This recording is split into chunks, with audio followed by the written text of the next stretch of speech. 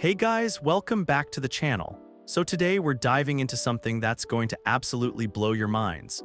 What if Monkey D. Luffy had eaten the Ope-Ope Nomi instead of the Gomu Gomu Nomi? Now hold up, let me explain why this concept is absolutely broken and why it changes everything about One Piece. The Ope-Ope Nomi, the surgery fruit, is literally one of the most overpowered devil fruits in existence. We're talking about spatial manipulation that can cut through anything. The ability to perform cellular-level surgery, teleportation through shambles, and get this, the ultimate surgery that can grant immortality. The world government was willing to pay 5 billion berries for this fruit. That's more than most Yonko bounties, and we've seen what Law can do with it. He went toe-to-toe with Doflamingo and Big Mom with these abilities. So we thought, what if we took this absolutely insane power set and gave it to the most compassionate, determined character in all of anime? What if instead of being the rubber man who punches his way through problems, Luffy became the ultimate healer who could literally perform surgery on reality itself? This epic masterpiece follows Luffy from eating the fruit as a kid to becoming the legendary Surgeon King, a pirate who uses the world's most dangerous devil fruit not for conquest, but for healing. We see him save entire kingdoms through impossible medical procedures, turn enemies into allies by healing their trauma, and ultimately redefine what it means to be the Pirate King. If this concept sounds as epic to you as it does to me, smash that like button, hit subscribe, and ring that notification bell because we're about to drop the most incredible fanfiction you've ever experienced. Alright, let's dive into this masterpiece. The salty breeze carried the sound of raucous laughter through the open doors of Party's bar, where the crew of the Red Hair Pirates had been celebrating for 3 days straight. Empty bottles clinked together like wind chimes as Makino swept around the tables, her patient smile never wavering despite the chaos that had become her daily routine since Shanks and his crew had docked in Fuchsia Village. 7-year-old Monkey D. Luffy pressed his face against the window, his breath fogging the glass as he watched the pirates inside. His grandfather had forbidden him from entering the bar during their adult celebrations, but that had never stopped Luffy from dreaming. Today felt different though. Today, something electric seemed to buzz in the air, and Luffy's instincts, sharp even at his young age, told him that something important was about to happen. Oi, anchor. You're blocking my light? Luffy spun around to find Shanks approaching, his trademark grin wide beneath his straw hat. The captain carried a peculiar wooden chest under his arm, its surface carved with intricate patterns that seemed to shift and swirl when Luffy wasn't looking directly at them. Shanks, what's in the box? Is it treasure? Can I see? Can I? Whoa there, little guy, Shanks laughed, ruffling Luffy's black hair. It's something very special, but definitely not for kids. Come on, let's get you something to eat instead. The bar's interior hit Luffy like a wall of sound and smell, pipe smoke, spilled ale, and the indefinable scent of adventure that seemed to cling to all pirates. Lucky Roo was in the middle of telling an increasingly embellished story about their recent encounter with a marine transport ship, his meat on the bone gesticulating wildly as he spoke. And then I said to the marine captain, "You want this devil fruit, come and take it," Lucky Roo declared, pointing at the chest Shanks now set carefully on the bar. But of course he was too yellow to even try. Yasopp nearly choked on his drink. "Lucky, you were hiding behind the mast the entire time." Details, Lucky Roo waved dismissively. "The important thing is we got away with one of the rarest devil fruits in existence." Luffy's eyes went wide as he climbed onto a bar stool. "A devil fruit like the ones in the stories, the ones that give you amazing powers." Shanks' expression grew more serious though his smile remained. "That's right, Luffy. This particular one is called the Ope-Ope Nomi, the surgery fruit. They say it can grant its user the ability to create a spherical territory where they can manipulate anything inside it like a master surgeon." "Surgery?" Luffy tilted his head, confused. "You mean like fixing people?" "Among other things," Ben Beckman interjected, lighting his cigarette. "In the right hands, it's said to be one of the most versatile and powerful abilities in the world. The world government was willing to pay 5 billion berries for it." 5 billion? Luffy's jaw dropped. "That's like a lot of meat." The crew burst into laughter at Luffy's innocent comparison, but Shanks noticed something else in the boy's eyes, a spark of genuine interest that went beyond mere curiosity about the fruit's value. "More than that though," Shanks said, his voice taking on an almost mystical quality. "Legend says that the ultimate technique of the Ope-Ope Nomi can grant eternal life to another person, at the cost of the user's own life." "Eternal life?" Luffy repeated, his brow furrowing as he tried to process the concept. "So someone could live forever?" "Theoretically, yes. That's why it's sometimes called the ultimate devil fruit." Shanks carefully opened the chest, revealing a heart-shaped fruit with a spiral pattern that seemed to pulse like a real heartbeat. Pretty incredible, right? Luffy stared at the fruit with an intensity that surprised the adults around him. Unlike his usual impulsive excitement, something deeper seemed to be working in his young mind. If someone could fix anything, he said slowly, they could help everyone who's hurt. They could make sure no one has to be sad or sick anymore. Makino, who had been listening while cleaning glasses, felt her heart tighten at the pure compassion in the boy's voice. This was so typically Luffy. Even at 7 years old, his first thought about incredible power was how he could use it to help others. That's a beautiful thought, Luffy, Shanks said softly. But power like this? His words were cut off as the bar's doors slammed open with enough force to rattle the windows. Higuma the bear stood silhouetted against the afternoon sun, his massive frame blocking out the light as he sneered at the celebrating pirates.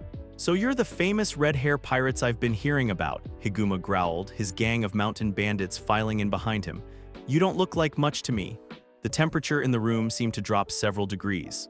Conversations died mid-sentence as 20 pairs of eyes turned toward the intruders.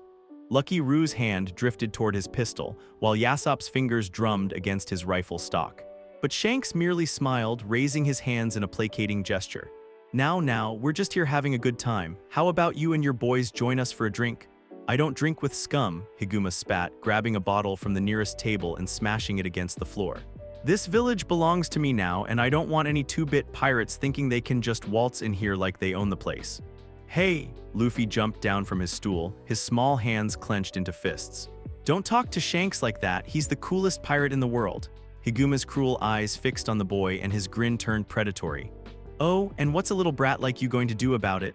The bandit chief took a threatening step toward Luffy, but as he moved, his elbow knocked against the bar. The chest containing the Ope-Ope Nomi teetered dangerously on the edge. "The fruit!"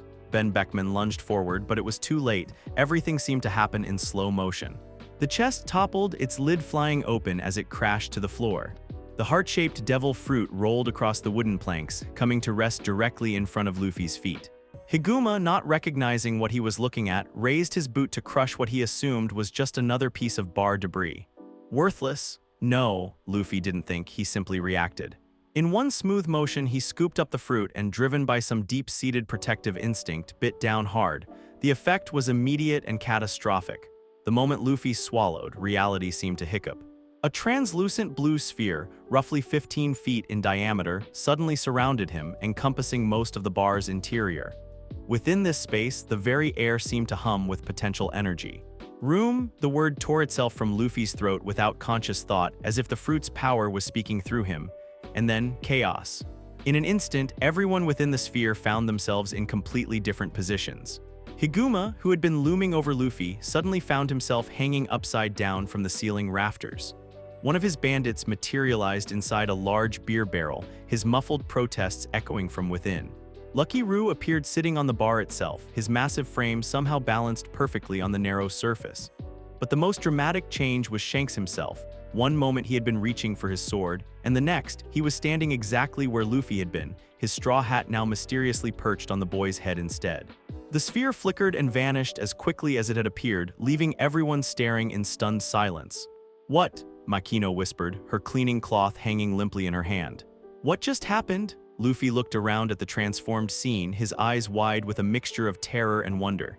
He could feel something new inside him, a presence, an awareness that hadn't been there moments before. It was as if someone had switched on a light in a room he'd never known existed. "The fruit," Shanks breathed, and for the first time since Luffy had known him, the pirate captain looked genuinely shaken. "Luffy, you just ate a devil fruit." "I can feel it," Luffy said, his voice small and confused. "It's like there's a bubble around me that I can pop whenever I want. And inside the bubble, I can move things around." Higuma, still hanging from the rafters and now thoroughly convinced he was dealing with something far beyond his understanding, began struggling frantically to free himself. "What kind of monster is this kid?" "The kind you don't want to mess with," Yasopp said grimly, helping his captain to his feet. "Kid just activated one of the most dangerous devil fruit abilities on the planet on his first try." Shanks knelt down to Luffy's eye level, his expression serious but not unkind. "Luffy, listen to me carefully. What you just did, that was the power of the Ope-Ope Nomi. Do you understand what this means?" Luffy nodded slowly, though his understanding was still forming. "I can help people now. I can fix them if they're broken. Among other things, yes, but Luffy, Shanks gripped the boy's shoulders gently. This power comes with enormous responsibility. The world government would do terrible things to get their hands on someone with your ability. You can never let anyone know about this unless you absolutely trust them. But what about my dream? Luffy asked, his voice suddenly urgent. I still want to be a pirate. I still want to sail the seas and find the One Piece. Shanks' smile returned, though it was tinged with something that might have been pride or worry, perhaps both. Oh, you'll still be a pirate, Luffy. But now you'll be a very different kind of pirate than I originally imagined. The sound of Higuma finally managing to untangle himself from the rafters interrupted their conversation. The bandit chief dropped heavily to the floor, his face red with embarrassment and rage. I don't care what kind of freak powers you have, kid, he snarled, drawing a wicked-looking knife. I'm not letting some 7-year-old make a fool out of me. But as Higuma lunged forward, Luffy's instincts kicked in again. The blue sphere flickered into existence around them once more, and this time, Luffy's control was more refined. Room, the word was quieter now, more focused. Within the sphere, Higuma's knife suddenly appeared in Shanks' hand, while the bandit found himself holding nothing but air. His momentum carried him forward into what he expected to be a collision with Luffy, but instead, he passed harmlessly through the space where the boy had been standing a moment before. Luffy was now safely behind Shanks, his small hand gripping the pirate's coat. I think it's time for you gentlemen to leave, Shanks said mildly, examining Higuma's knife with professional interest. Don't you? The bandits didn't need to be told twice. They scrambled toward the exit, Higuma himself backing away with his hands raised in surrender. But as they reached the door, the bandit chief's expression twisted with spite. This isn't over, brat, he called back. Next time I see you, there won't be any pirates around to protect you. The threat hung in the air long after the bandits had disappeared into the village streets. Luffy, still within his room, looked up at Shanks with troubled eyes. He's going to hurt someone, isn't he? Luffy said. It wasn't really a question. Shanks nodded gravely. Probably, men like Higuma don't handle humiliation well, then I have to stop him. The determination in Luffy's voice was startling in its intensity. That's what this power is for, right? To protect people. Luffy, you're 7 years old, Ben Beckman pointed out gently, and you literally just got these abilities 5 minutes ago. So, Luffy's room expanded slightly as his emotions intensified. If I can help and I don't, then I'm no better than the bullies, right? Makino stepped forward, her maternal instincts overriding her awe at what she'd witnessed. Luffy, honey, why don't we call the Marines? Surely they can, the nearest Marine base is 3 days away, Yasopp interrupted.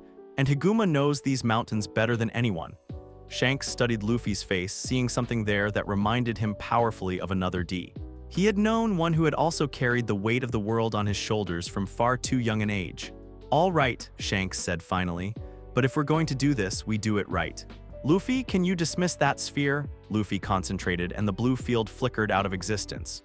Immediately, he staggered slightly, maintaining the room, even for those few minutes, had taken more out of him than he'd realized. First lesson, Shanks said, steadying the boy with a gentle hand.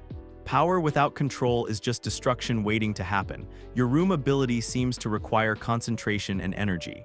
Use it sparingly until you understand your limits. Over the next hour, Shanks and his crew gave Luffy a crash course in the basics of devil fruit abilities. They explained that he would never be able to swim again, the sea would reject him as it did all devil fruit users. They taught him about the 3 basic techniques that seemed to be hardwired into the Ope Nomi. Room, his spherical territory. Shambles, the ability to switch positions of objects within his room, and Scan, using his room to sense everything within its boundaries. Most importantly, Shanks emphasized, your fruit responds to your will and intent. The stronger your desire to help or protect someone, the more precisely your abilities will respond. As if summoned by their preparations, a commotion erupted from the docks. Through the bar's windows, they could see smoke rising from the direction of the harbor. Higuma, Lucky Roo growled, checking his pistols. He's making his move. But when they reached the harbor, they found something worse than simple revenge. Higuma hadn't just decided to take out his humiliation on the village he had taken a hostage. Luffy, Makino's scream cut through the afternoon air. The scene that greeted them was every adult's nightmare. Higuma stood on the deck of a small boat just offshore, holding what appeared to be a child-sized bundle. But as they got closer, Shanks realized with growing horror that it wasn't Luffy the bandit had taken. It was Luffy's friend, Kobe, a small, pink-haired boy who worked at the docks and had apparently gotten in the bandit's way. That's right, red hair, Higuma called across the water. Your little monster isn't the only kid in this village. Give me that devil fruit power or this one goes swimming. Kobe can't swim, Luffy shouted, his small fists clenched at his sides. You let him go right now, make me freak. Without hesitation, Luffy activated his room. The blue sphere expanded outward, stretching across the water to encompass Higuma's boat. But as he prepared to use Shambles to switch Kobe with something safe, disaster struck from an unexpected direction. The sea itself seemed to rebel against Luffy's power. The moment his room touched the ocean's surface, massive waves began churning beneath Higuma's boat. And rising from those depths, drawn by the commotion and the scent of fear, came something far more dangerous than any bandit. A sea king, a massive serpentine creature with jaws that could swallow a ship whole, erupted from the water directly beneath Higuma's vessel. Sea King, Shanks shouted, drawing his sword. Everyone back, but Luffy was frozen in horror, not for himself, but for what his inexperience had just unleashed. His room flickered and destabilized as panic overwhelmed his concentration. Higuma's boat capsized, throwing both the bandit and his hostage into the churning water. Kobe, Luffy started forward, but Shanks' hand on his shoulder stopped him. Your powers don't work well over water and you can't swim anymore, Shanks said grimly. This one's mine. Without another word, the pirate captain dove into the turbulent sea. What followed was the longest 30 seconds of Luffy's life. He watched helplessly as Shanks swam toward the capsized boat, the Sea King's massive form circling like a predator. Kobe's pink hair appeared and disappeared among the waves as he struggled to stay afloat. Shanks reached the boy first, hauling him up with one arm while treading water. But the Sea King had noticed the new arrivals, and its ancient, predatory intelligence fixed on what it perceived as the greatest threat. The creature's massive jaws opened wide as it lunged toward Shanks and Kobe. Room! Luffy's desperate scream tore across the harbor as his power exploded outward with unprecedented force. The blue sphere encompassed not just the immediate area but stretched nearly 100 meters in every direction. Within that space, Luffy could feel everything, every wave, every piece of debris, every heartbeat, including the Sea King's. For a moment that stretched like eternity, Luffy held the creature frozen in his room, its jaws mere feet from Shanks and Kobe. But the strain was enormous. The Sea King was partially submerged, and water was still the enemy of all devil fruit users. Luffy could feel his power slipping, his inexperience battling against his desperate will to save his friends. Shambles, he whispered, pouring every ounce of his determination into the technique. In an instant, positions shifted within the room. Shanks and Kobe materialized safely on the dock beside Luffy, dripping and gasping but alive. The Sea King, suddenly finding its prey gone and confused by the spatial displacement, thrashed angrily before diving back into the depths. But the technique had cost Luffy more than he had to give. His room collapsed and he fell to his knees, breathing heavily. It was only then that he noticed the blood in the water. Shanks, Luffy scrambled to where the pirate captain sat on the dock's edge and his heart stopped. Shanks' left arm, the arm he had used to hold Kobe above the water, was gone from the elbow down. The Sea King had managed to take it in those final moments before Luffy's Shambles technique had activated. No, no, no, Luffy whispered, his hands glowing with the faint blue energy of his awakening medical abilities. I can fix this, I can fix you. The fruit, it's supposed to be able to heal anything. But Shanks caught Luffy's wrist gently with his remaining hand, stopping the boy's frantic attempts to activate his power.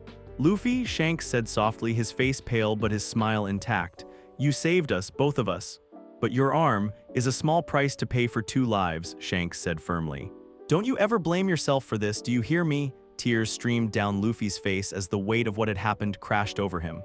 I should have been faster, I should have been stronger. You should have nothing, Shanks interrupted, his voice carrying the authority of a captain. You're 7 years old, Luffy. You just awakened one of the world's most powerful abilities, and the first thing you did with it was try to save others. That tells me everything I need to know about the kind of person you're going to become. As the sun began to set over Fuchsia Village, painting the harbor in shades of gold and crimson, Shanks made a decision that would echo through history. He took off his treasured straw hat, the one that had been given to him by his own captain years before, and placed it gently on Luffy's head. This hat means everything to me, Shanks said, his voice carrying the weight of promises and dreams. It was given to me by the man who changed my life, and someday, when you've become the great pirate I know you'll be, I want you to give it back to me.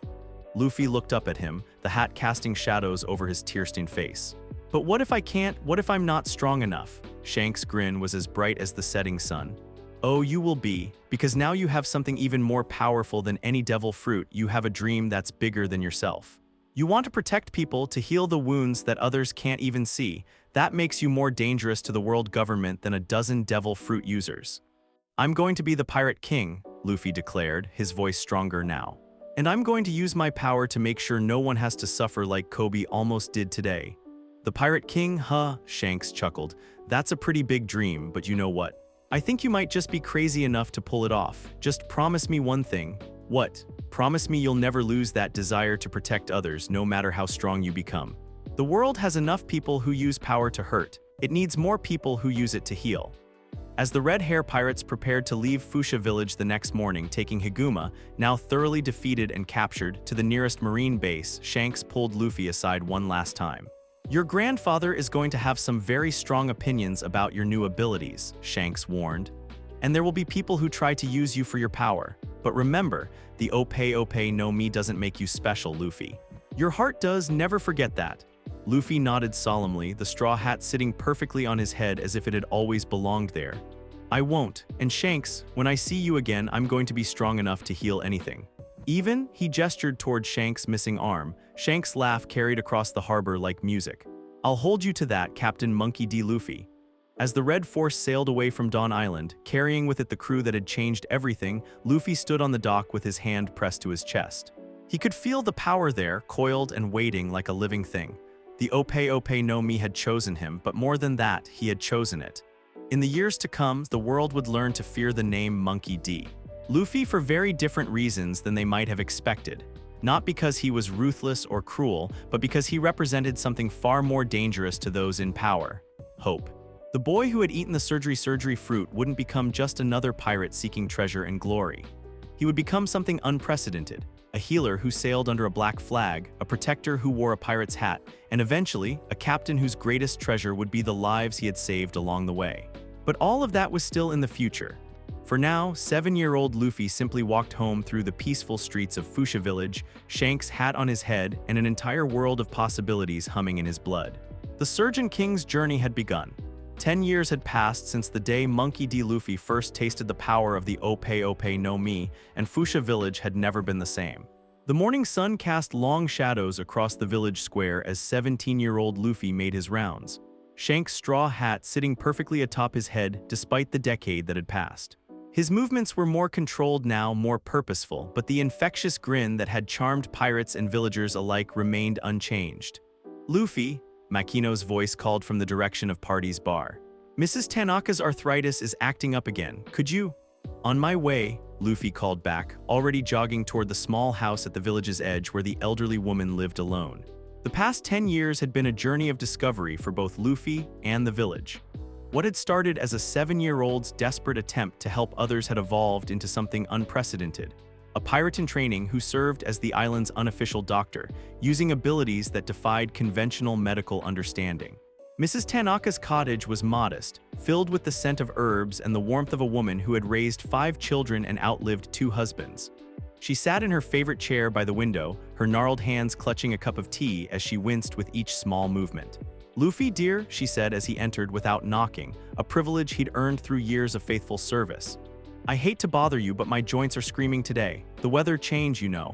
"No problem, Grandma Tanaka," Luffy said, settling into the chair beside her with the easy familiarity of a decade of such visits.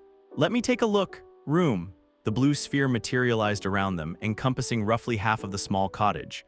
Within that space, Luffy's awareness expanded to encompass every detail of Mrs. Tanaka's physical condition. The inflammation in her joints appeared to his enhanced senses like tiny fires burning throughout her body, concentrated heavily in her hands and knees. "The inflammation is worse today," Luffy observed, his voice taking on the focused tone he'd developed when using his abilities for healing. "But it's localized, I can help with that." His hands began to glow with the faint blue energy that had become as familiar to the villagers as sunshine. With precise, almost surgical movements, Luffy began to manipulate the inflammatory responses within Mrs. Tanaka's joints. Not removing them entirely.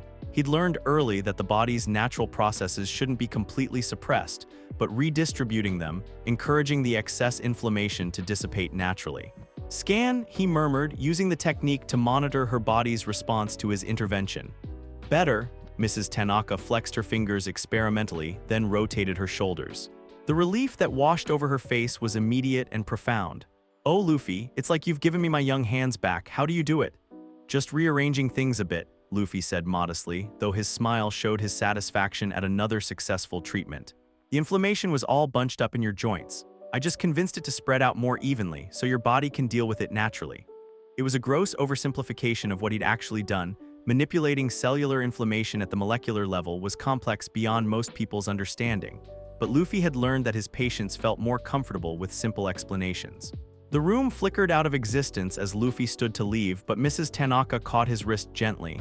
"Luffy," she said, her aged eyes serious, "you know that what you do for us, it's not normal, isn't it? This power of yours." Luffy's expression grew thoughtful. Over the years, he'd had variations of this conversation with many of the villagers. They weren't stupid, they understood that their young doctor possessed abilities that defied explanation. "Yeah," he said simply, "it's not normal, but you know what? Neither is letting people suffer when you can help them." Mrs. Tanaka squeezed his wrist affectionately. "That's what I thought you'd say, just be careful, dear. The world isn't as kind as Fuchsia Village." As Luffy left the cottage, her words echoed in his mind. The world isn't as kind as Fuchsia Village. He'd been hearing variations of that warning more frequently as his 17th birthday approached, the age when young men typically left their home islands to seek their fortunes. His next stop was the docks, where a group of fishermen had returned from an early morning expedition. One of them, a grizzled man named Haruto, was nursing a deep gash on his forearm from a particularly aggressive catch. "Let me guess," Luffy said, approaching the injured man. "The yellowfin fought back. Damn thing had teeth like razors," Haruto grumbled, but he was already rolling up his sleeve. Like the rest of the village, he'd learned to trust Luffy's unconventional medical methods. Room. This time, Luffy's sphere encompassed the entire dock area. Several other fishermen were cleaning their catch nearby, and he'd learned to maintain awareness of multiple potential patients simultaneously. The gash on Haruto's arm was clean but deep, requiring more than simple inflammation management. Luffy placed his hands over the wound, his blue energy intensifying. "Suture," he murmured, one of the techniques he'd developed by combining the Ope-Ope's cellular manipulation abilities with his instinctive understanding of how bodies should work. To an outside observer, it looked like magic. The edges of Haruto's wound began to knit together, not through accelerated healing, but through precise repositioning of damaged tissue. Luffy was essentially performing microsurgery without making incisions, guiding cells back to their proper positions and encouraging natural healing responses. "I still can't get over watching you work," said Kenji, another fisherman. "It's like you're conducting an orchestra, but the instruments are inside people's bodies." Luffy grinned at the comparison. "That's actually not a bad way to think about it. Everyone's body has its own rhythm. I just help them get back in tune." As he finished treating Haruto's wound, now reduced to a faint pink line that would disappear completely within days, a commotion erupted from the village center. Shouting voices, running footsteps, and underneath it all, a sound that made every villager's blood run cold, the heavy, measured tread of marine boots. "Garp," Luffy muttered, his expression shifting from contentment to resignation. Vice Admiral Monkey D. Garp had been making increasingly frequent visits to Fuchsia Village over the past 3 years, ever since Luffy's abilities had become too obvious to ignore. What had started as routine family visits had evolved into something that felt more like inspections, with Garp's sharp eyes cataloging every development in his grandson's growing powers. Luffy found his grandfather in the village square, surrounded by a contingent of Marines who looked distinctly uncomfortable with their assignment. Garp himself stood with his arms crossed, his expression unreadable as he surveyed the peaceful village scene. "Luffy," Garp said without preamble as his grandson approached, "we need to talk." "Hello to you too, Gramps," Luffy replied, but his usual casual tone was tempered with wariness. These conversations with Garp had grown progressively more tense as Luffy's 17th birthday approached. "Don't get smart with me, boy." Garp's voice carried the authority of a man who had spent decades commanding respect from pirates and Marines alike. "I've been hearing stories about miraculous healings, about impossible medical procedures performed by a teenager with no formal training." "I help people," Luffy said simply. "Same as I always have." "You manipulate matter at the cellular level," Garp corrected, his voice dropping to a growl. "You possess one of the most strategically valuable devil fruit abilities in existence, and you use it to treat arthritis and fishing accidents." The other villagers had begun to gather at a respectful distance, drawn by the confrontation but wise enough to stay out of direct involvement. Luffy could feel their eyes on him, their concern radiating like heat. "What else should I use it for?" Luffy challenged, his own voice gaining strength. "Should I use it to hurt people instead?" "Would that make you happier, Gramps?" Garp's expression flickered just for a moment with something that might have been pride or regret, but it was quickly replaced by the stern mask of a Marine officer. "What I want," Garp said carefully, "is for you to understand the position you're putting yourself in. The world government has been monitoring unusual activities throughout the Grand Line. Reports of miraculous healings on a backwater East Blue Island have a way of attracting attention. Let them come," Luffy said with the fearless confidence of youth. "I'm not afraid of the world government." "You should be." Garp's voice was deadly serious now. "Do you know what they do to people with your abilities, Luffy? Do you understand what the Ope-Ope Nomi represents to them?" Luffy's hand instinctively went to the straw hat on his head, remembering Shanks' warnings from years past.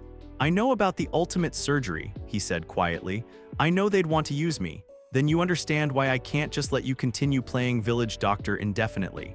Garp's tone softened slightly, showing a glimpse of the grandfather beneath the Marine officer.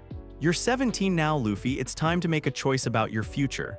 "I've already made my choice." Luffy's voice carried absolute conviction. "I'm going to be the Pirate King." The words hit the assembled crowd like a physical blow.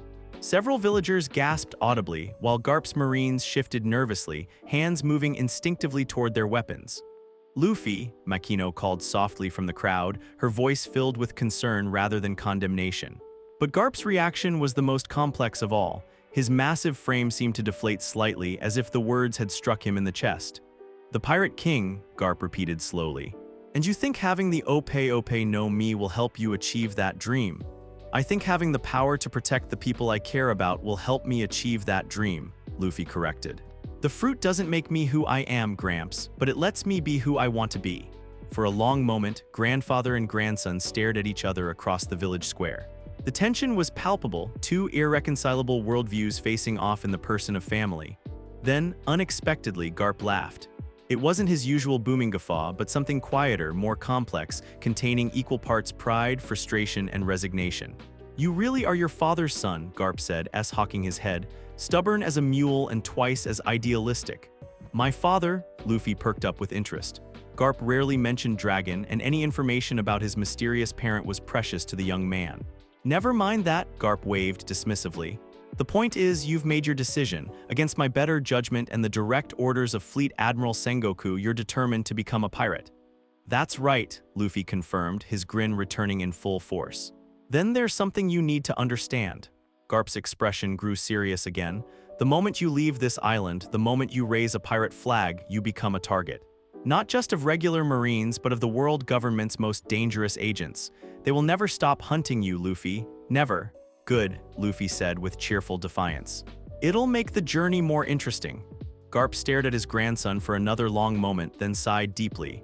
"Room," he said quietly. Luffy blinked in surprise, but instinctively activated his ability. The blue sphere expanded to encompass both of them, creating a private space within the public confrontation. "I want you to show me," Garp said, his voice now carrying the tone of a teacher rather than an opponent. "Show me what you've learned to do with your powers." "Why?" "Because if you're really determined to become a pirate, you're going to need every advantage you can get. And despite what my uniform might suggest, I'd rather have a living grandson who's a pirate than a dead grandson who was a Marine." The admission hung in the air between them, heavy with implication. Luffy felt something shift in his understanding of his grandfather, not just as the Marine hero, but as a man caught between duty and family. "Okay," Luffy said softly, "but not here. Too many people watching." Garp nodded, then addressed his Marines without looking away from Luffy. "Set up camp at the harbor. I'll be conducting a private training session with my grandson." As the Marines moved to comply, Garp and Luffy walked toward the outskirts of the village where the forest met the shoreline. The room moved with them, a bubble of privacy in a world full of watching eyes. "Tell me about the rubber surgery technique," Garp said once they were alone.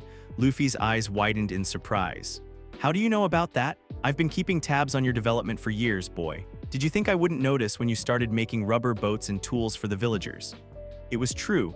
One of Luffy's most popular applications of his power was his ability to temporarily alter the molecular structure of materials, making them elastic like rubber. It was incredibly useful for creating flexible tools, waterproof containers, and emergency repairs to fishing equipment. "It started as an accident," Luffy admitted, settling onto a fallen log. I was trying to help fix old man Kenshin's fishing net, and I was frustrated because the Ope-Ope's abilities are so precise, but the net needed to be flexible. I wished I still had rubber powers like I used to think I wanted, and suddenly, the net became elastic, Garp finished. Yeah, it took me months to figure out how I'd done it.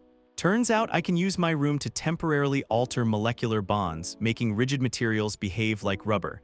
It only lasts for a few hours, but it's really useful. Demonstrate, Garp ordered, picking up a sturdy branch from the ground. Luffy expanded his room to include the branch, then concentrated. His blue energy flowed around the piece of wood, and suddenly Garp found himself holding something that stretched and compressed like rubber. Impressive, Garp admitted, testing the transformed wood's flexibility. You've essentially created a temporary paramecia effect using spatial manipulation. That's not supposed to be possible. A lot of things I do aren't supposed to be possible, Luffy said with a shrug. The fruit seems to respond to what I need it to do, not just what it's supposed to be able to do. Garp's expression grew thoughtful. Show me your combat applications. For the next hour, Luffy demonstrated the fighting techniques he'd developed over the years. His scalpel storm, rapid, precise cuts that could disable opponents without causing permanent damage. His counter-shock, defibrillator, electrical attacks enhanced by the Ope-Ope's bioelectric manipulation. His emergency room, the ability to create a mobile medical station that could stabilize injured allies while he continued fighting.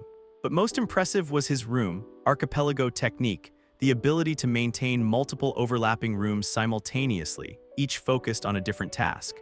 It was mentally exhausting and required enormous concentration, but it effectively made him a one-man army capable of controlling an entire battlefield. You've been busy, Garp said when the demonstration was complete. The branch he'd been holding had returned to its normal wooden state, but his expression remained thoughtful. These techniques, they're not just applications of the Ope-Ope's known abilities, you're pushing the boundaries of what that fruit can do. Is that bad? Luffy asked, suddenly uncertain. It's dangerous, Garp said bluntly. But it might also be the only thing that keeps you alive once you leave this island. They walked back toward the village in comfortable silence, the room dissolved and normal sound returning to the world around them. As they approached the harbor where Garp's Marines were setting up their temporary camp, the Vice Admiral stopped suddenly. There's something else you need to know, he said, his voice carrying a weight that made Luffy look up sharply. About your father, Dragon. Luffy's attention focused completely on his grandfather. Monkey D. Dragon, leader of the Revolutionary Army and the world government's most wanted man. Garp's voice was carefully neutral. Your father has spent his life fighting against the same organization that will now be hunting you. Luffy absorbed this information quietly. He'd always known his father was someone important and dangerous. Garp's reluctance to discuss him had made that clear, but this was the first concrete information he'd ever received.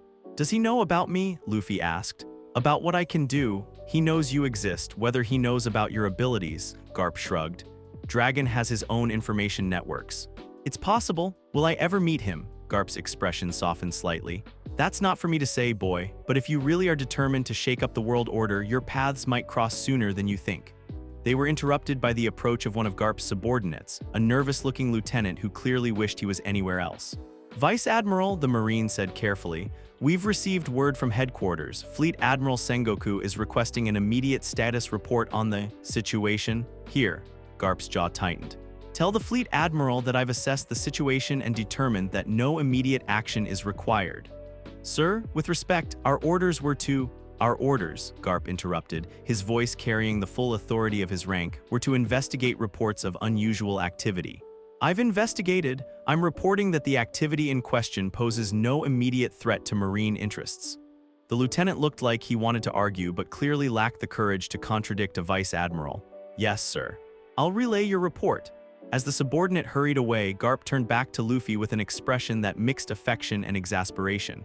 You have no idea how much trouble you're causing me, boy. Sorry, Gramps, Luffy said, but his grin suggested he wasn't particularly remorseful. No, you're not. Garp ruffled his grandson's hair with the same casual affection he'd shown when Luffy was 7 years old. But that's probably for the best. The world needs more people who are willing to cause the right kind of trouble. As evening approached and Garp's Marines prepared to depart, the Vice Admiral pulled Luffy aside one final time. I won't be able to protect you once you leave this island, he said quietly. My duty as a Marine has limits even when it comes to family. I understand, Luffy replied. I don't want you to compromise your beliefs for me, Gramps. We'll just have to be enemies when we meet on the seas.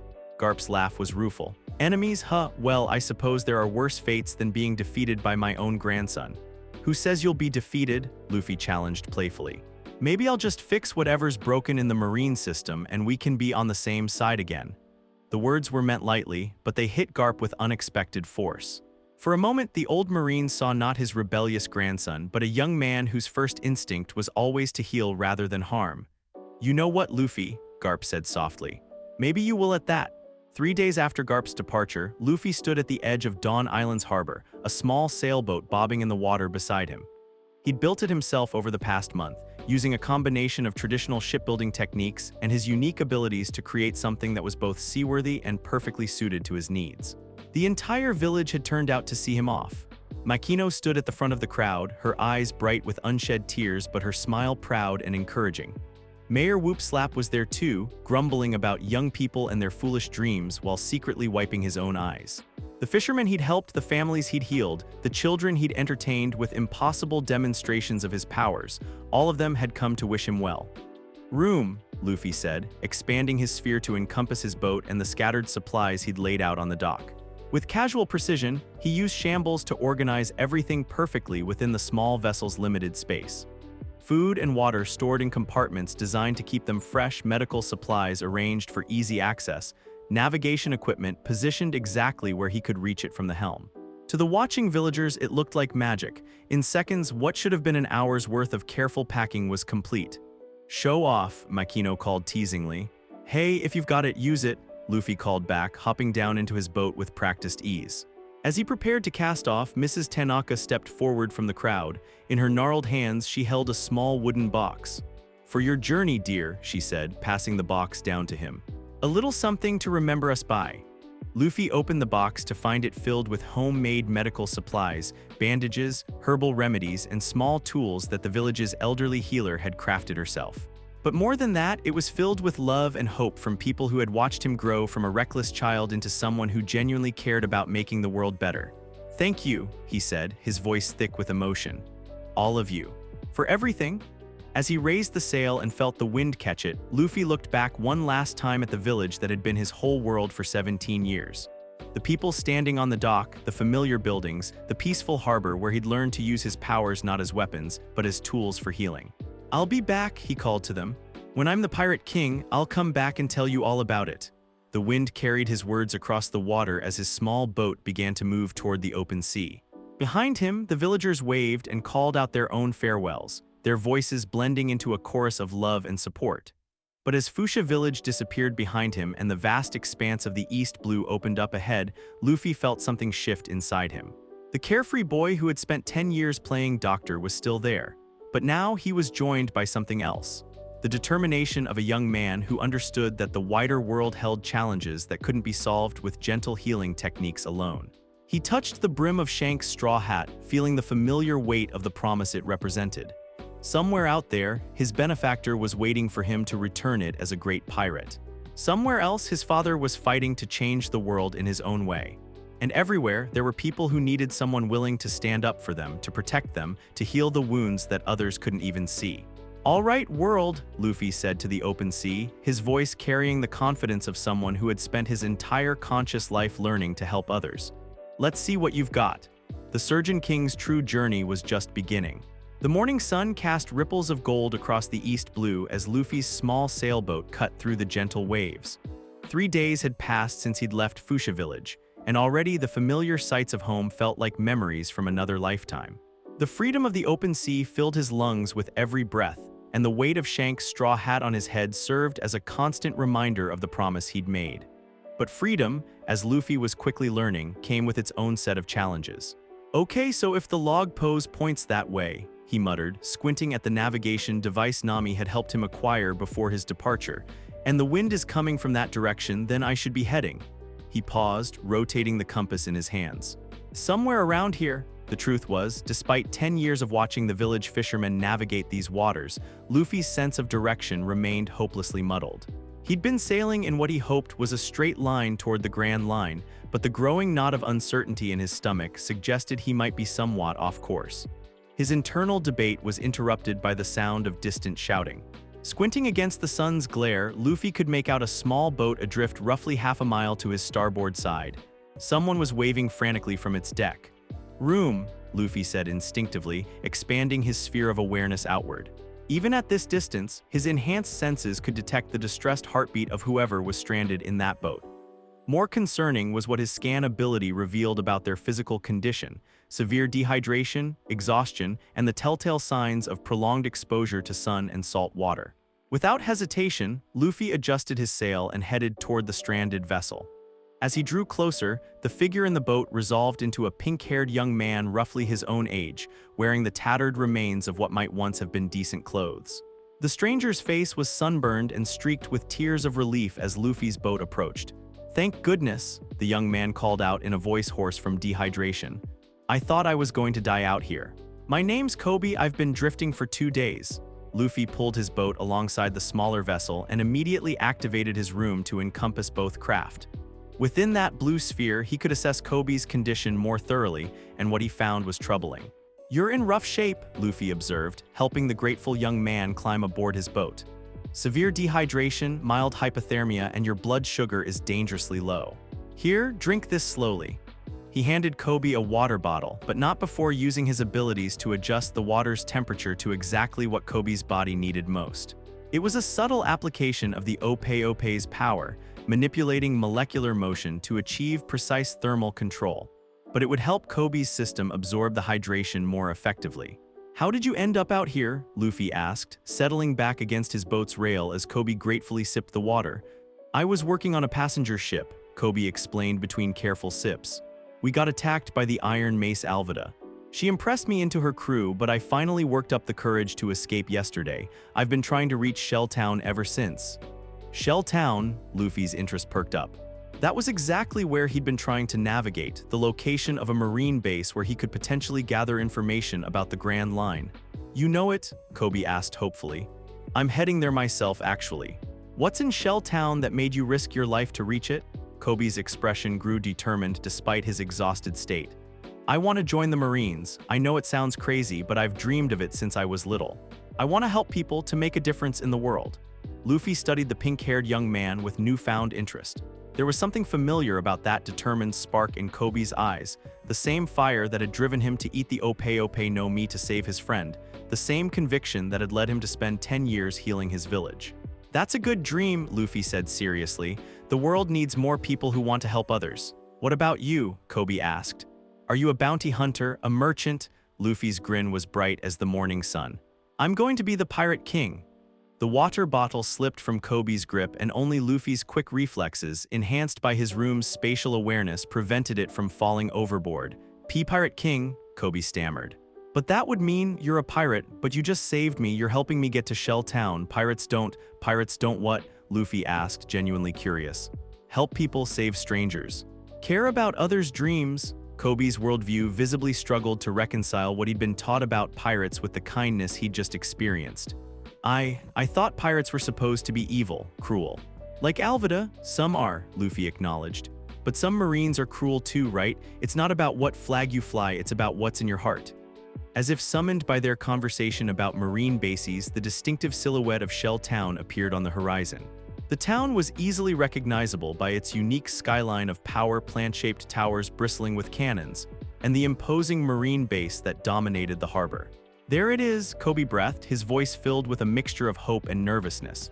But as they sailed closer to the harbor, something felt wrong. Luffy's enhanced senses, still active within his room, detected an unusual tension in the air.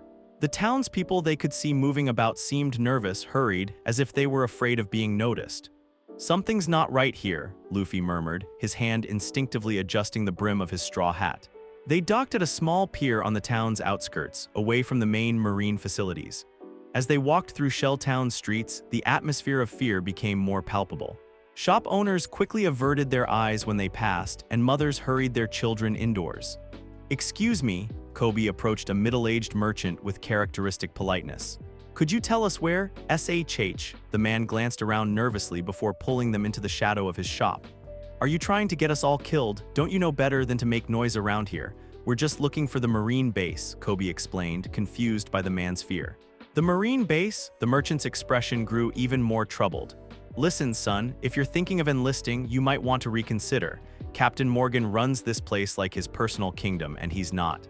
Stable, Captain Morgan? Luffy asked. Axehand Morgan, the merchant whispered. He replaced his right hand with a giant axe after losing it in battle, and ever since then, he's been ruling this town with an iron fist. Anyone who crosses him or his son Helmeppo disappears.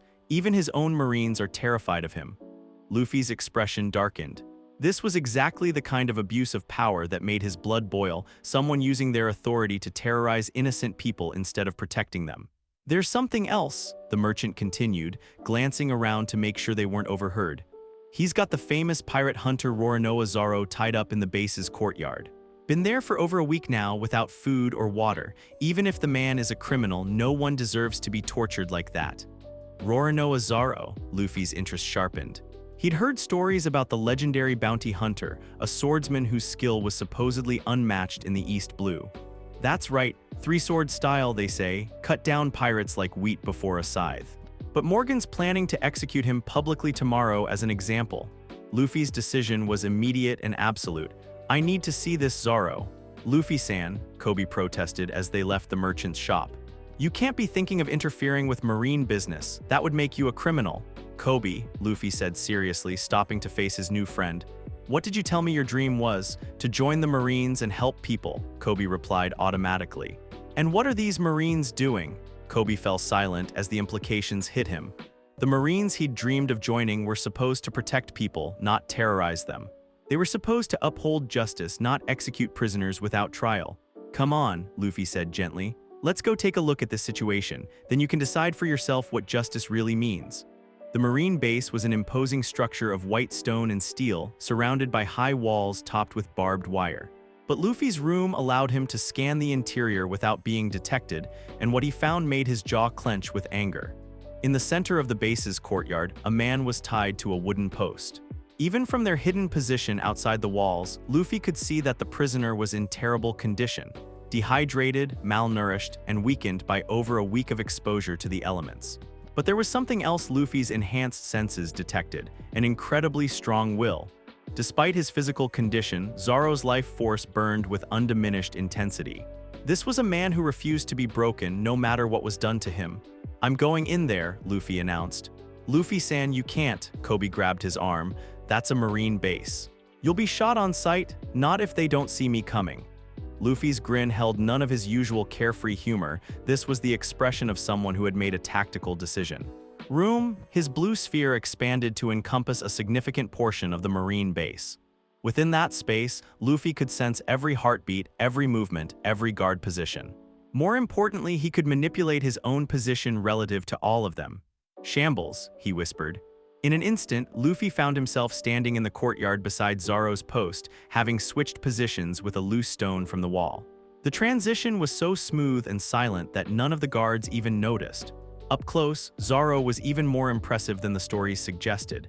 Despite being bound and weakened, he radiated an aura of quiet strength. His green hair was matted with sweat and dirt, but his dark eyes remained sharp and alert. Well, Zoro said without looking up, his voice hoarse but steady. I was wondering when someone would finally show up. Though I have to admit I wasn't expecting a kid in a straw hat. You know I'm here, Luffy asked, impressed despite himself. Your presence changed the air pressure when you appeared. Plus, whoever you are, you don't move like a Marine.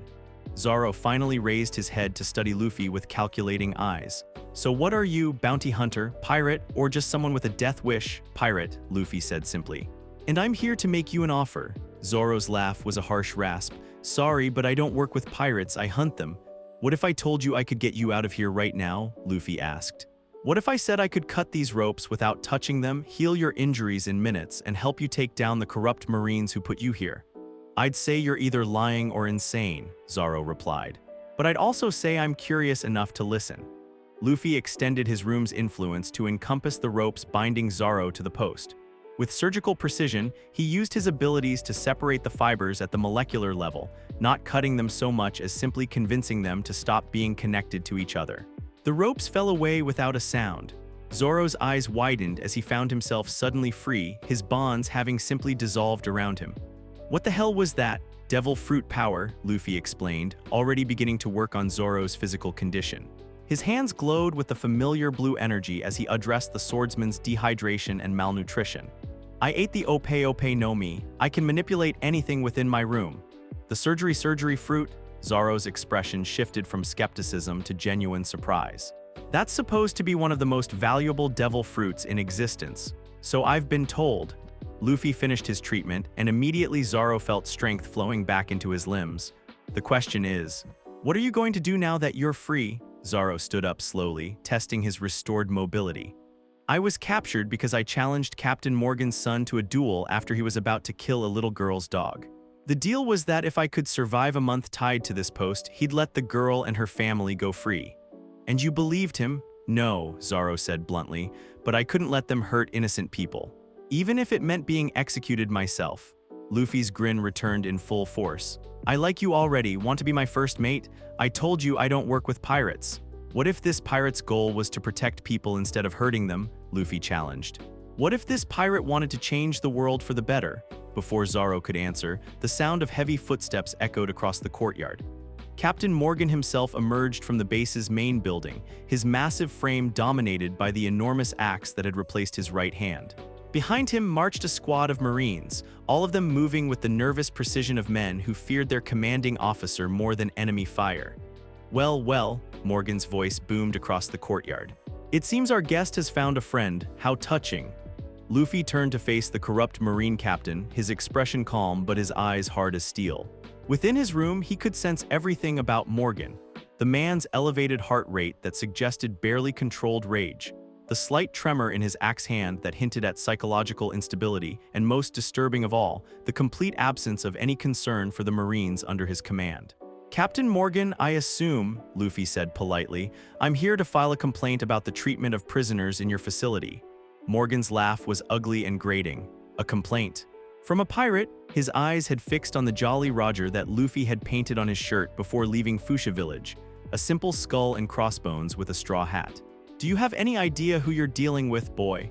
A corrupt Marine officer who's been terrorizing innocent civilians and torturing prisoners, Luffy replied matter-of-factly. Did I miss anything? The Marines behind Morgan shifted nervously. Several of them exchanged glances that suggested Luffy had voiced thoughts they'd never dared express themselves. Insolent brat, Morgan raised his axe hand high above his head.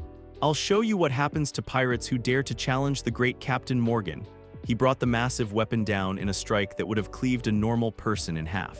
But Luffy was far from normal. Room, surgical suite, he said calmly. The blue sphere that materialized around them was different from his usual technique, more focused, more precise. Within this specialized version of his ability, Luffy's spatial control reached surgical levels of accuracy. Morgan's axe stopped mere inches from Luffy's head, frozen in mid-swing. The corrupt captain struggled against the invisible force holding him in place, his face turning red with exertion and fury. What is this? Morgan snarled. This, Luffy said, his voice taking on the focused tone he used when performing complex medical procedures, is what happens when you threaten someone under my protection. With movements that looked more like a conductor directing an orchestra than a fighter in combat, Luffy began to demonstrate why the Ope-Ope Nomi was considered one of the world's most dangerous abilities. Scalpel, the technique manifested as a blade of pure spatial distortion, invisible to the naked eye but capable of cutting through virtually anything. With surgical precision, Luffy used it to sever the leather straps that held Morgan's axe hand prosthetic in place. The massive metal appendage fell to the ground with a resounding clang, leaving Morgan staring in shock at his suddenly empty sleeve. Injection shot, anesthetic.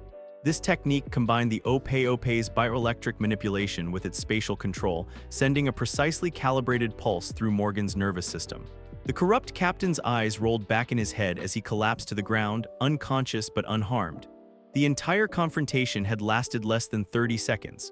The Marines who had been following Morgan stood frozen in amazement, their weapons half-drawn but their minds struggling to process what they had just witnessed. Is he? One of them asked hesitantly. He's fine, Luffy assured them, kneeling beside Morgan's unconscious form. Just sedated. He'll wake up in a few hours with nothing worse than a headache and a missing prosthetic. He stood and addressed the Marines directly. You're all free now. Morgan can't hurt you or the townspeople anymore. What you do next is up to you. A young Marine lieutenant stepped forward, his face showing a mixture of relief and uncertainty. But what about our orders? Our duty, your duty, Luffy said firmly, is to protect innocent people and uphold justice, not to follow the orders of a madman who's forgotten what those words mean. Zoro, who had been watching the entire confrontation with growing respect, finally spoke up. That was impressive. I've never seen anyone take down an opponent that cleanly. I don't like causing unnecessary pain, Luffy explained, even to people who probably deserve it. And the offer you made earlier, Zoro asked. About being your first mate, Luffy's grin was infectious. Still stands. What do you say? Want to help me become the Pirate King? Zoro was quiet for a long moment, studying Luffy's face with the intensity of someone making a life-changing decision. Finally, he nodded slowly. I was planning to become the world's greatest swordsman anyway, he said. I suppose helping the future Pirate King achieve his dream isn't incompatible with that goal. Great. Luffy's enthusiasm was genuine and overwhelming. This is going to be amazing. We'll need a ship and supplies and maybe a cook and definitely a navigator. About that navigator, Kobe interrupted, appearing at the courtyard entrance with a nervous-looking townsperson beside him. This man says there's a situation in Orange Town that might interest you. The townsperson, a merchant who had clearly traveled hard and fast, was breathing heavily as he addressed them. Please, if you're really pirates who help people, Orange Town needs your help. We're under attack by Buggy the Clown and his crew. They're tearing the town apart and there's a young woman trying to stop them, but she's outnumbered. Luffy's expression immediately grew serious. How far is Orange Town? Half a day's sail if the wind is good, the merchant replied. But please hurry, that girl won't be able to hold them off much longer. Luffy looked at Zoro, who was already strapping his 3 swords to his side. What do you think, partner? Ready for our first adventure together? Lead the way, Captain, Zoro replied, and there was something in the way he said the word captain that suggested he truly meant it. As they prepared to leave Shell Town, now free from Morgan's tyranny and under the temporary command of the young lieutenant who had spoken up, Luffy felt a surge of excitement unlike anything he'd experienced during his quiet years in Fuchsia Village. This was what Shanks had meant about the freedom of the seas. This was what it felt like to make a real difference in the world. And with Zoro at his side, Luffy was beginning to understand that his dream of becoming Pirate King wasn't just about personal achievement. It was about having the power to protect people who couldn't protect themselves. The journey to Orange Town passed quickly, filled with conversation as Luffy and Zoro got to know each other. Kobe had decided to remain in Shell Town to help the Marines rebuild their organization without Morgan's corrupting influence, but not before extracting a promise from Luffy to try not to cause too much trouble. As Orange Town's harbor came into view, the extent of the damage became clear. Several buildings showed signs of cannon fire, smoke rose from multiple locations, and the distinctive skull and crossbones flag of the Buggy Pirates flew over what appeared to be the town's central square. Room. Reconnaissance, Luffy said, expanding his awareness to encompass the entire town. What he found was both encouraging and troubling. Most of the townspeople had evacuated or were hiding in their homes, which meant fewer innocents at risk. But there was definitely a battle in progress. He could sense multiple combatants engaged in conflict near the town center. Most interesting of all was a particular life force that burned with determination and tactical intelligence. Someone was fighting a guerrilla campaign against the Buggy Pirates, using hit-and-run tactics to stay ahead of superior numbers. There's someone down there fighting them, Luffy reported as they approached the dock. Someone good. But they're outnumbered and outgunned. Then we'd better even the odds, Zoro said, checking his swords one final time. They made landfall quickly and quietly, using Luffy's spatial abilities to move through the town without alerting the pirates to their presence. As they got closer to the town center, the sounds of combat grew louder. The clash of steel, the occasional explosion, and most prominently, the angry shouting of what could only be Buggy himself. Where is she? The voice boomed across the square. Find that orange-haired witch and bring her to me. No one steals from the great Captain Buggy. Luffy and Zoro reached a position where they could observe the central square without being seen. What they found was a scene of controlled chaos. Buggy the Clown stood in the middle of the square, his blue hair wild and his red nose glowing with fury. His crew, a motley collection of pirates dressed in circus-themed costumes, was spread throughout the area, clearly searching for someone. Several buildings around the square showed signs of Buggy's explosive buggy balls, and the smell of gunpowder hung heavy in the air. But most impressive was the evidence of the running battle that had been taking place. Pirates lay unconscious in strategic positions, their weapons scattered and their supplies raided. Someone had been systematically outmaneuvering Buggy's crew, using superior tactics to compensate for being outnumbered. Impressive, Zoro murmured, studying the tactical situation with professional interest. Whoever's been fighting them knows what they're doing. Captain Buggy, one of the pirates, came running from a side street. We found her trail. She's holed up in the old warehouse district. Excellent. Buggy's grin was manic and unpleasant. Prepare the Buggy special, we'll blow that entire district to smithereens. No one embarrasses the great Captain Buggy and lives to tell about it. Luffy's expression hardened. The warehouse district, his enhanced senses told him there were still civilians hiding in that area, people who hadn't been able to evacuate in time. Change of plans, he said to Zoro. We're not just evening the odds, we're ending this. Works for me, Zoro replied, drawing his swords. What's the strategy? Luffy studied the battlefield with the tactical mind he'd developed through years of using the Ope-Ope's surgical precision. Buggy's crew is spread out, which works in our favor. You take the perimeter, your swordsmanship should handle the regular pirates easily. I'll deal with Buggy himself. Any particular reason you want to face him personally? Luffy's grin was sharp as a blade. He ate the chop-chop fruit, right? His body can separate into pieces. That's what the stories say. Then he's about to learn why spatial manipulation beats physical separation every time. They split up, Zoro moving to circle around the square's perimeter while Luffy approached Buggy's position directly. The clown captain was busy shouting orders at his crew, completely unaware that he was now within range of one of the world's most dangerous devil fruit abilities. Room. Operating theater. Luffy's blue sphere materialized around the entire central square, encompassing Buggy, most of his crew, and all the civilians still hiding in nearby buildings. Within that space, Luffy's awareness became absolute. What the hell? Buggy spun around, trying to locate the source of the strange energy he could suddenly feel pressing against his consciousness. Captain Buggy, Luffy called out, stepping into the open square with his hands relaxed at his sides. I'm here to discuss your immediate departure from Orange Town. Buggy's eyes fixed on Luffy's Jolly Roger, and his expression shifted from confusion to manic glee. Another rookie pirate? Oh, this is rich. Do you have any idea who you're dealing with, brat? Buggy the Clown, former crew member of Gold Roger, current captain of a third-rate pirate crew that terrorizes defenseless towns, Luffy recited calmly. Did I miss anything? The mention of Gold Roger hit Buggy like a physical blow. His jovial expression vanished, replaced by genuine fury. How dare you speak that name? How dare you? How dare I what? Luffy interrupted. Tell the truth, point out that you've dishonored the memory of the Pirate King by becoming exactly the kind of pirate he fought against. Buggy's rage exploded outward. Bara Bara Festival. His body separated into dozens of pieces, each one attacking Luffy from a different angle. It was an impressive display. Most opponents would have been overwhelmed by the sheer impossibility of fighting someone whose body parts could move independently.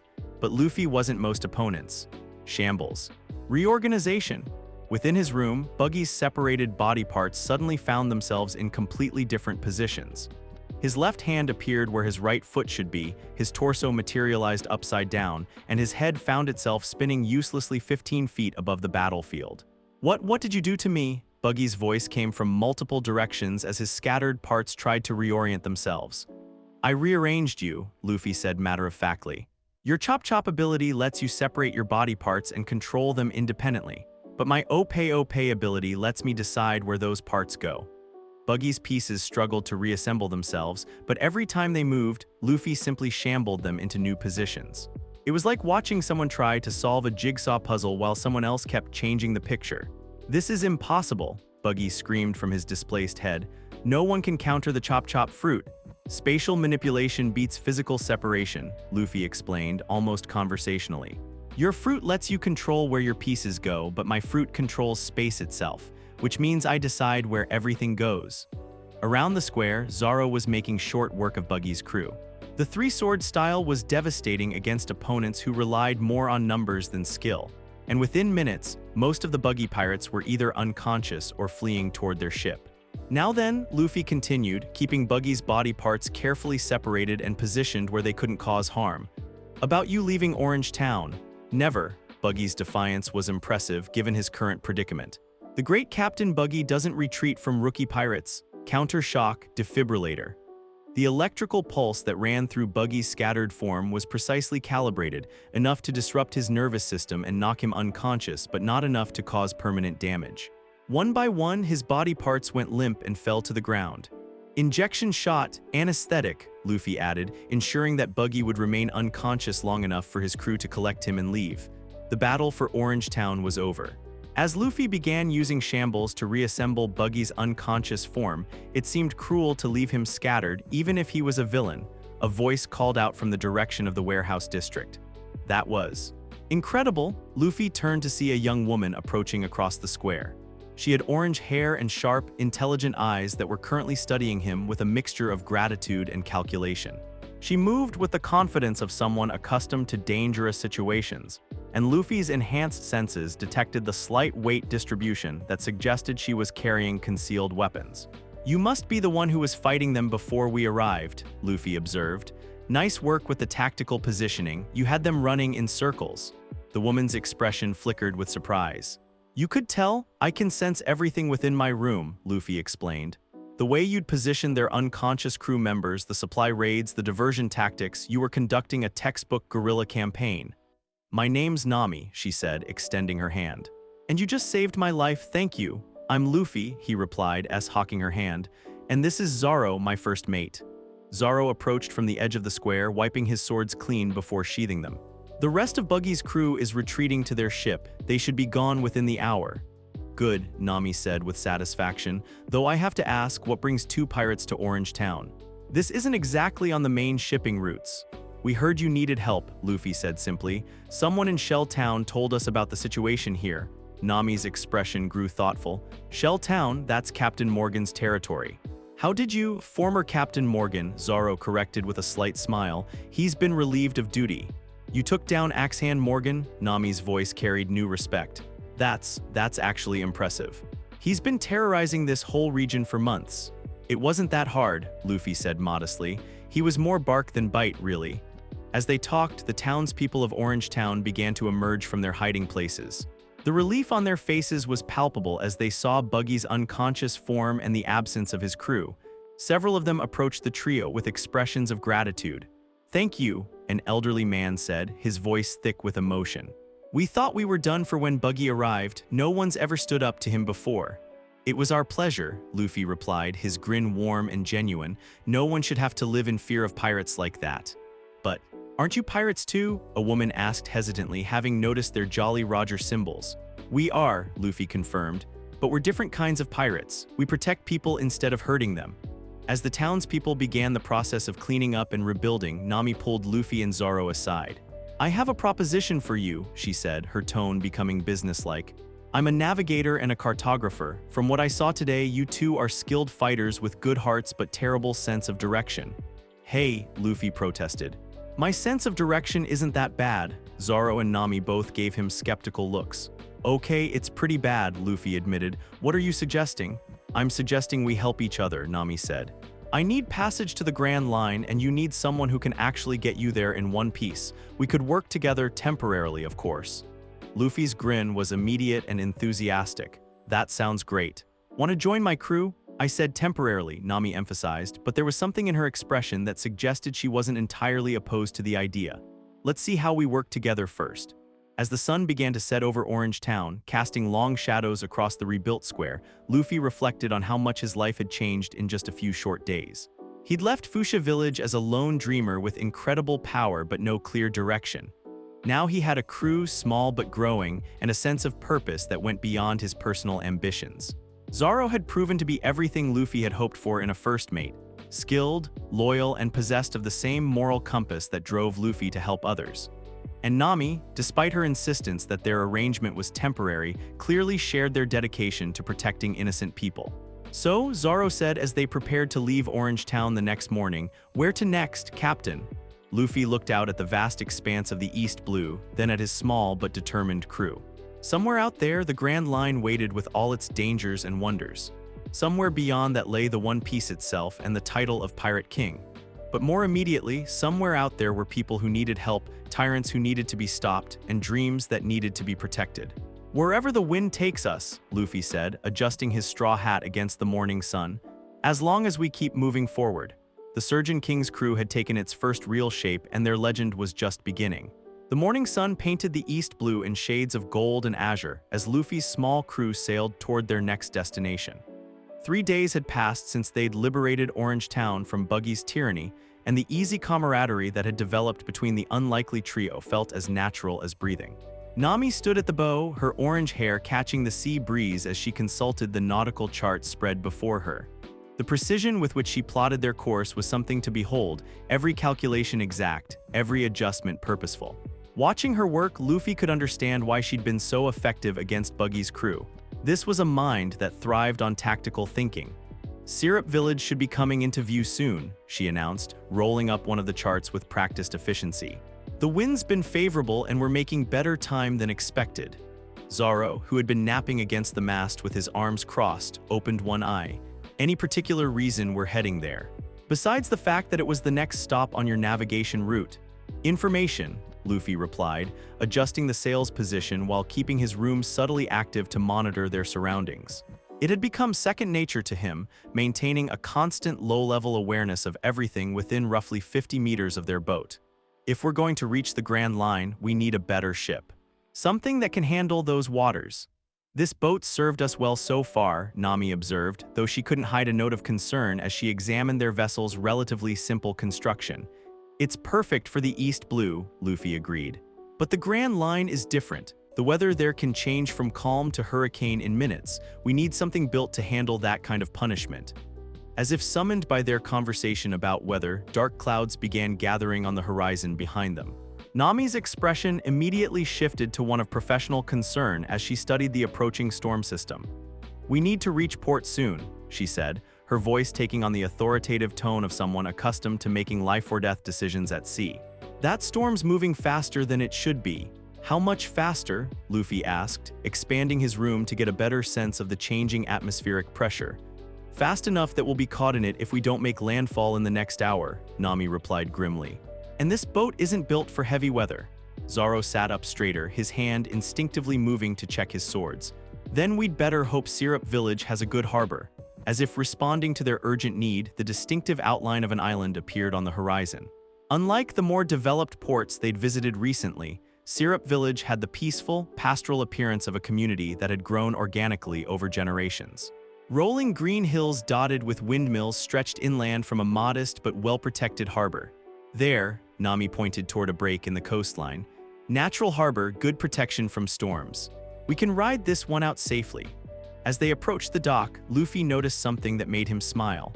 A young man with a long nose was standing at the harbor's edge, apparently in the middle of delivering what sounded like an incredibly dramatic story to a group of enthralled children.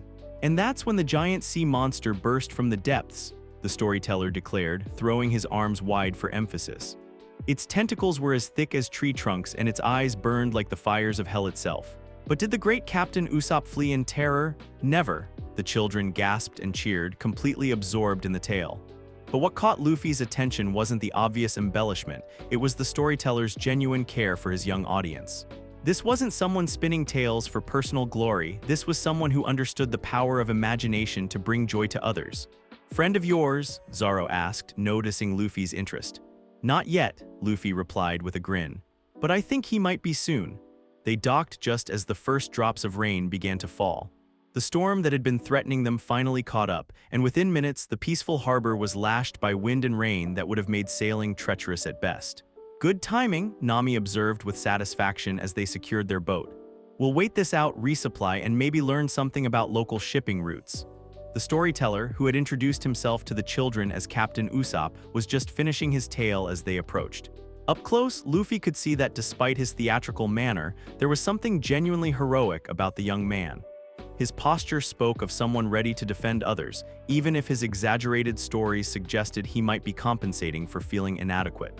"And that, my brave crew," Usopp concluded with a flourish, "is how Captain Usopp defeated the terror of the eastern depths." The children applauded enthusiastically before scampering off to find shelter from the rain, leaving Usopp alone with the three strangers who had just arrived.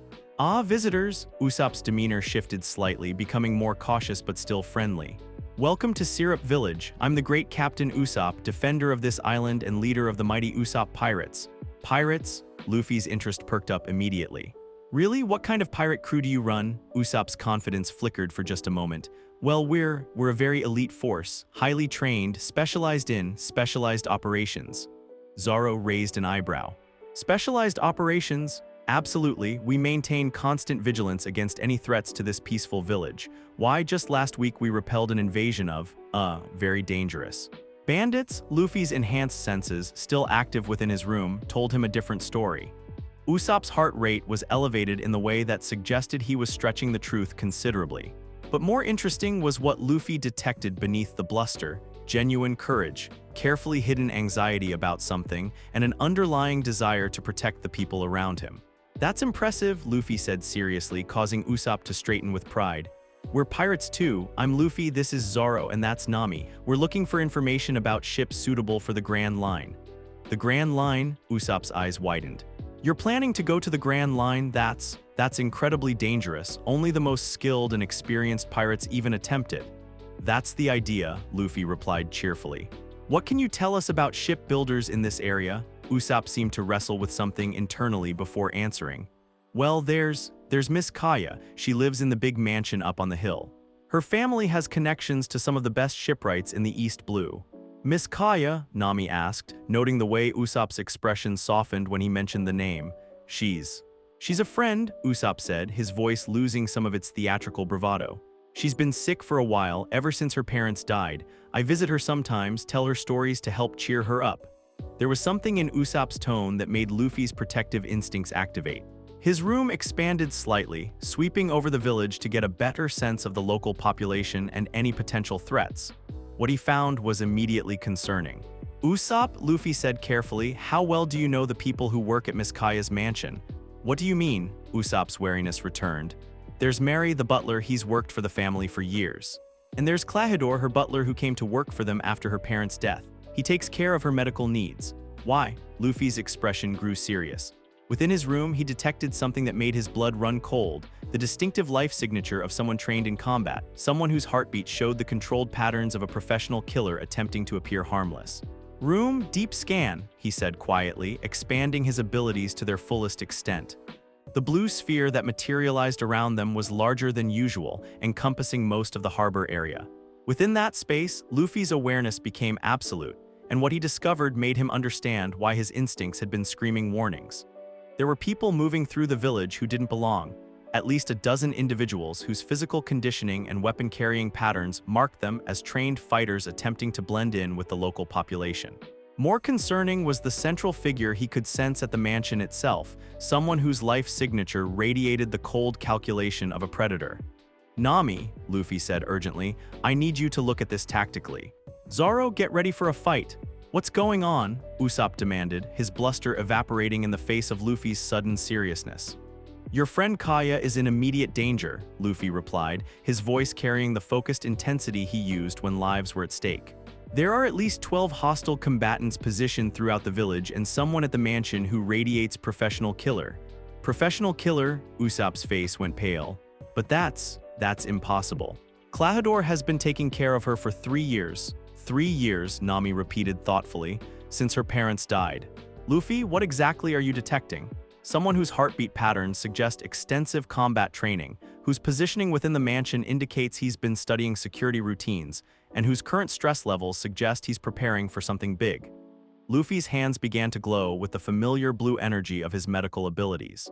"Also, Miss Kaya's physical condition isn't natural illness. There are traces of something toxic in her system." "Poison?" Usopp's voice cracked with rage and fear. "Someone's been poisoning Kaya, slowly over time," Luffy confirmed grimly. "Designed to look like wasting illness, but actually a gradual weakening that would eventually prove fatal." Usopp's transformation was immediate and dramatic. Gone was the bombastic storyteller, replaced by someone whose protective fury burned like a forge fire. "Where are they? Where are these bastards who have been hurting her?" "Usopp, wait," Nami interjected, her tactical mind already working. "If what Luffy's detecting is accurate, this is a coordinated operation. We need a plan." "She's right," Zoro agreed, his hand resting on his sword hilts. "Rushing in blindly will just get everyone killed." Luffy expanded his room further, pushing his abilities to encompass the entire village and the mansion on the hill. The strain was considerable, but the tactical information he gained was invaluable. "There are 3 main groups," he reported, his voice taking on the clinical tone he used when analyzing complex medical situations. 12 fighters positioned to control the village if things go violent, 4 more at the mansion itself positioned to prevent escape routes, and the central figure, he's in Miss Kaya's room right now." "Klahadore," Usopp snarled. "I trusted him, we all trusted him." The question is, what's his endgame? Nami asked. If he wanted to kill her, he could have done it years ago with the poison. Why the elaborate setup? Luffy's enhanced awareness provided the answer.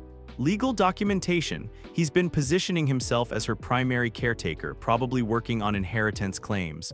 A slow death from illness would leave him in control of her family's wealth. And the dozen fighters? Zoro asked. Insurance, Luffy replied grimly, in case anyone tried to interfere with his plans.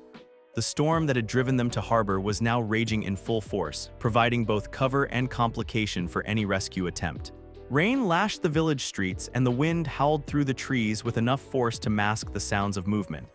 We have advantages, Nami observed, studying the situation with the tactical acumen that had served her so well against Buggy. The storm gives us concealment, and Luffy's abilities provide intelligence they can't match. More than that, Luffy said, his grin returning despite the serious situation. I can coordinate our entire operation without them ever knowing we're coming. How? Usopp asked. Room, tactical command, Luffy replied, and suddenly all three of his companions found themselves within a specialized version of his spatial field. This technique was something Luffy had developed during his years in Fuchsia Village, but had never had occasion to use in combat. Within this particular manifestation of his room, he could share his enhanced awareness with others, allowing them to perceive everything he could detect. Suddenly, Nami, Zoro, and Usopp could sense the positions of every hostile fighter in the village. They could feel the layout of the mansion, the location of Miss Kaya, and the predatory presence of the man they now knew was their primary enemy. This is incredible, Nami breathed, her eyes wide as she processed the tactical information flooding her consciousness. I can see the entire battlefield. It's like having eyes everywhere, Usopp added, his earlier fear transforming into determination as he understood the scope of what they were dealing with. Can you maintain this during combat? Zoro asked, already beginning to plan his approach based on the enemy positions he could now perceive. For a while, Luffy confirmed, but it's taxing. We need to move fast and hit them before they realize what's happening. Nami's mind was already working on the tactical possibilities. The fighters in the village are positioned to control escape routes, but they're not expecting an attack from within their perimeter. If we can take them out quietly, we can reach the mansion without alerting the main target. Leave the village fighters to me, Zoro said confidently. I can move through this storm without being detected. What about the mansion team? Usopp asked. That's where you come in, Luffy said, turning to the young man with a serious expression. You know the mansion's layout better than any of us. You can guide Nami and me to Miss Kaya while Zoro handles the perimeter. But I'm not a real fighter, Usopp protested. I just tell stories. You've been protecting this village for years, Luffy interrupted firmly. Maybe not in the dramatic way you describe in your tales, but you've been watching for threats, caring for the people here, ready to stand up for them when it mattered. That makes you exactly the kind of fighter we need. The conviction in Luffy's voice seemed to bolster Usopp's confidence. You really think so? I know so, Luffy replied. Now, are you ready to save your friend? The plan they developed was elegantly simple. Zoro would use the storm as cover to systematically neutralize the fighters positioned throughout the village, working his way from the harbor toward the mansion. Meanwhile, Luffy, Nami, and Usopp would approach the mansion directly, using Luffy's spatial abilities to bypass the external guards. Remember, Luffy said as they prepared to move, our primary objective is Miss Kaya's safety. Everything else is secondary. They split up at the village's main square, Zoro disappearing into the storm-lashed streets with the fluid grace of a predator. Within Luffy's shared room, they could all sense his progress as he moved from target to target, each hostile fighter falling to precise, non-lethal sword techniques before they even knew they were under attack. He's incredibly efficient, Nami observed as they made their way toward the mansion. He's the best swordsman in the East Blue, Luffy replied with quiet pride, possibly the best anywhere. The mansion loomed ahead of them through the rain, its windows glowing warmly against the storm's fury. But Luffy's enhanced senses revealed the darker truth. 4 guards positioned at strategic points around the building. And inside, the tense confrontation that was already beginning between Miss Kaya and the man who had been slowly killing her. Shambles infiltration, Luffy whispered. In an instant, all 3 of them found themselves inside the mansion's main hallway, having switched positions with decorative objects that Luffy had detected through his room. The transition was so smooth and silent that the guards outside never noticed the displacement. This way, Usopp whispered, leading them through corridors he knew by heart. As they moved through the mansion, Luffy could hear the conversation taking place in Miss Kaya's room, and what he heard made his blood boil. Really, my dear, you should be grateful, a cultured voice was saying. 3 years I've spent caring for you, managing your affairs, ensuring your comfort. The least you could do is sign these final documents before your unfortunate passing. I know what you are, came a weak but defiant female voice, Miss Kaya, clearly fighting against both illness and fear. I know what you've been doing to me. Oh, my dear child, the man's voice carried mock sympathy. The illness has clearly affected your mind. These paranoid delusions, Captain Kuro of the Black Cat Pirates, Miss Kaya interrupted, her voice growing stronger with anger.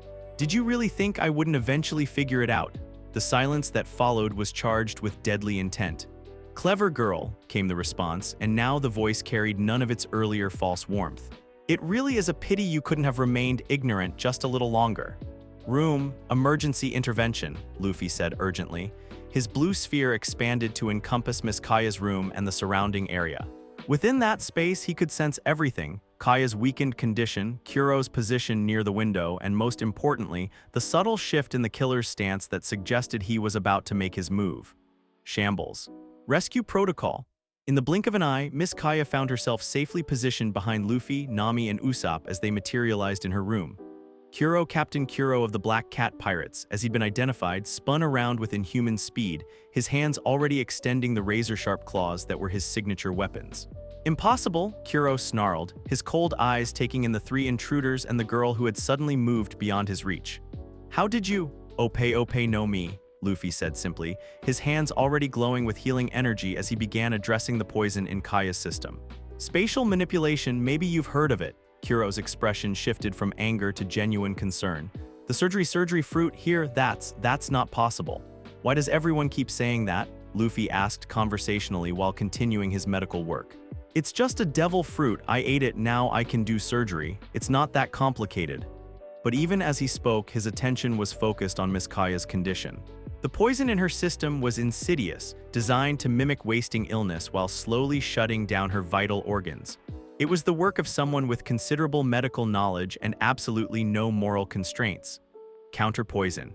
Cellular restoration, Luffy murmured, using a technique he developed specifically for dealing with toxins. Within his room, he began the delicate process of identifying and neutralizing the foreign substances in Kaya's bloodstream. It was complex work, requiring him to essentially perform molecular-level surgery while maintaining awareness of the tactical situation around him.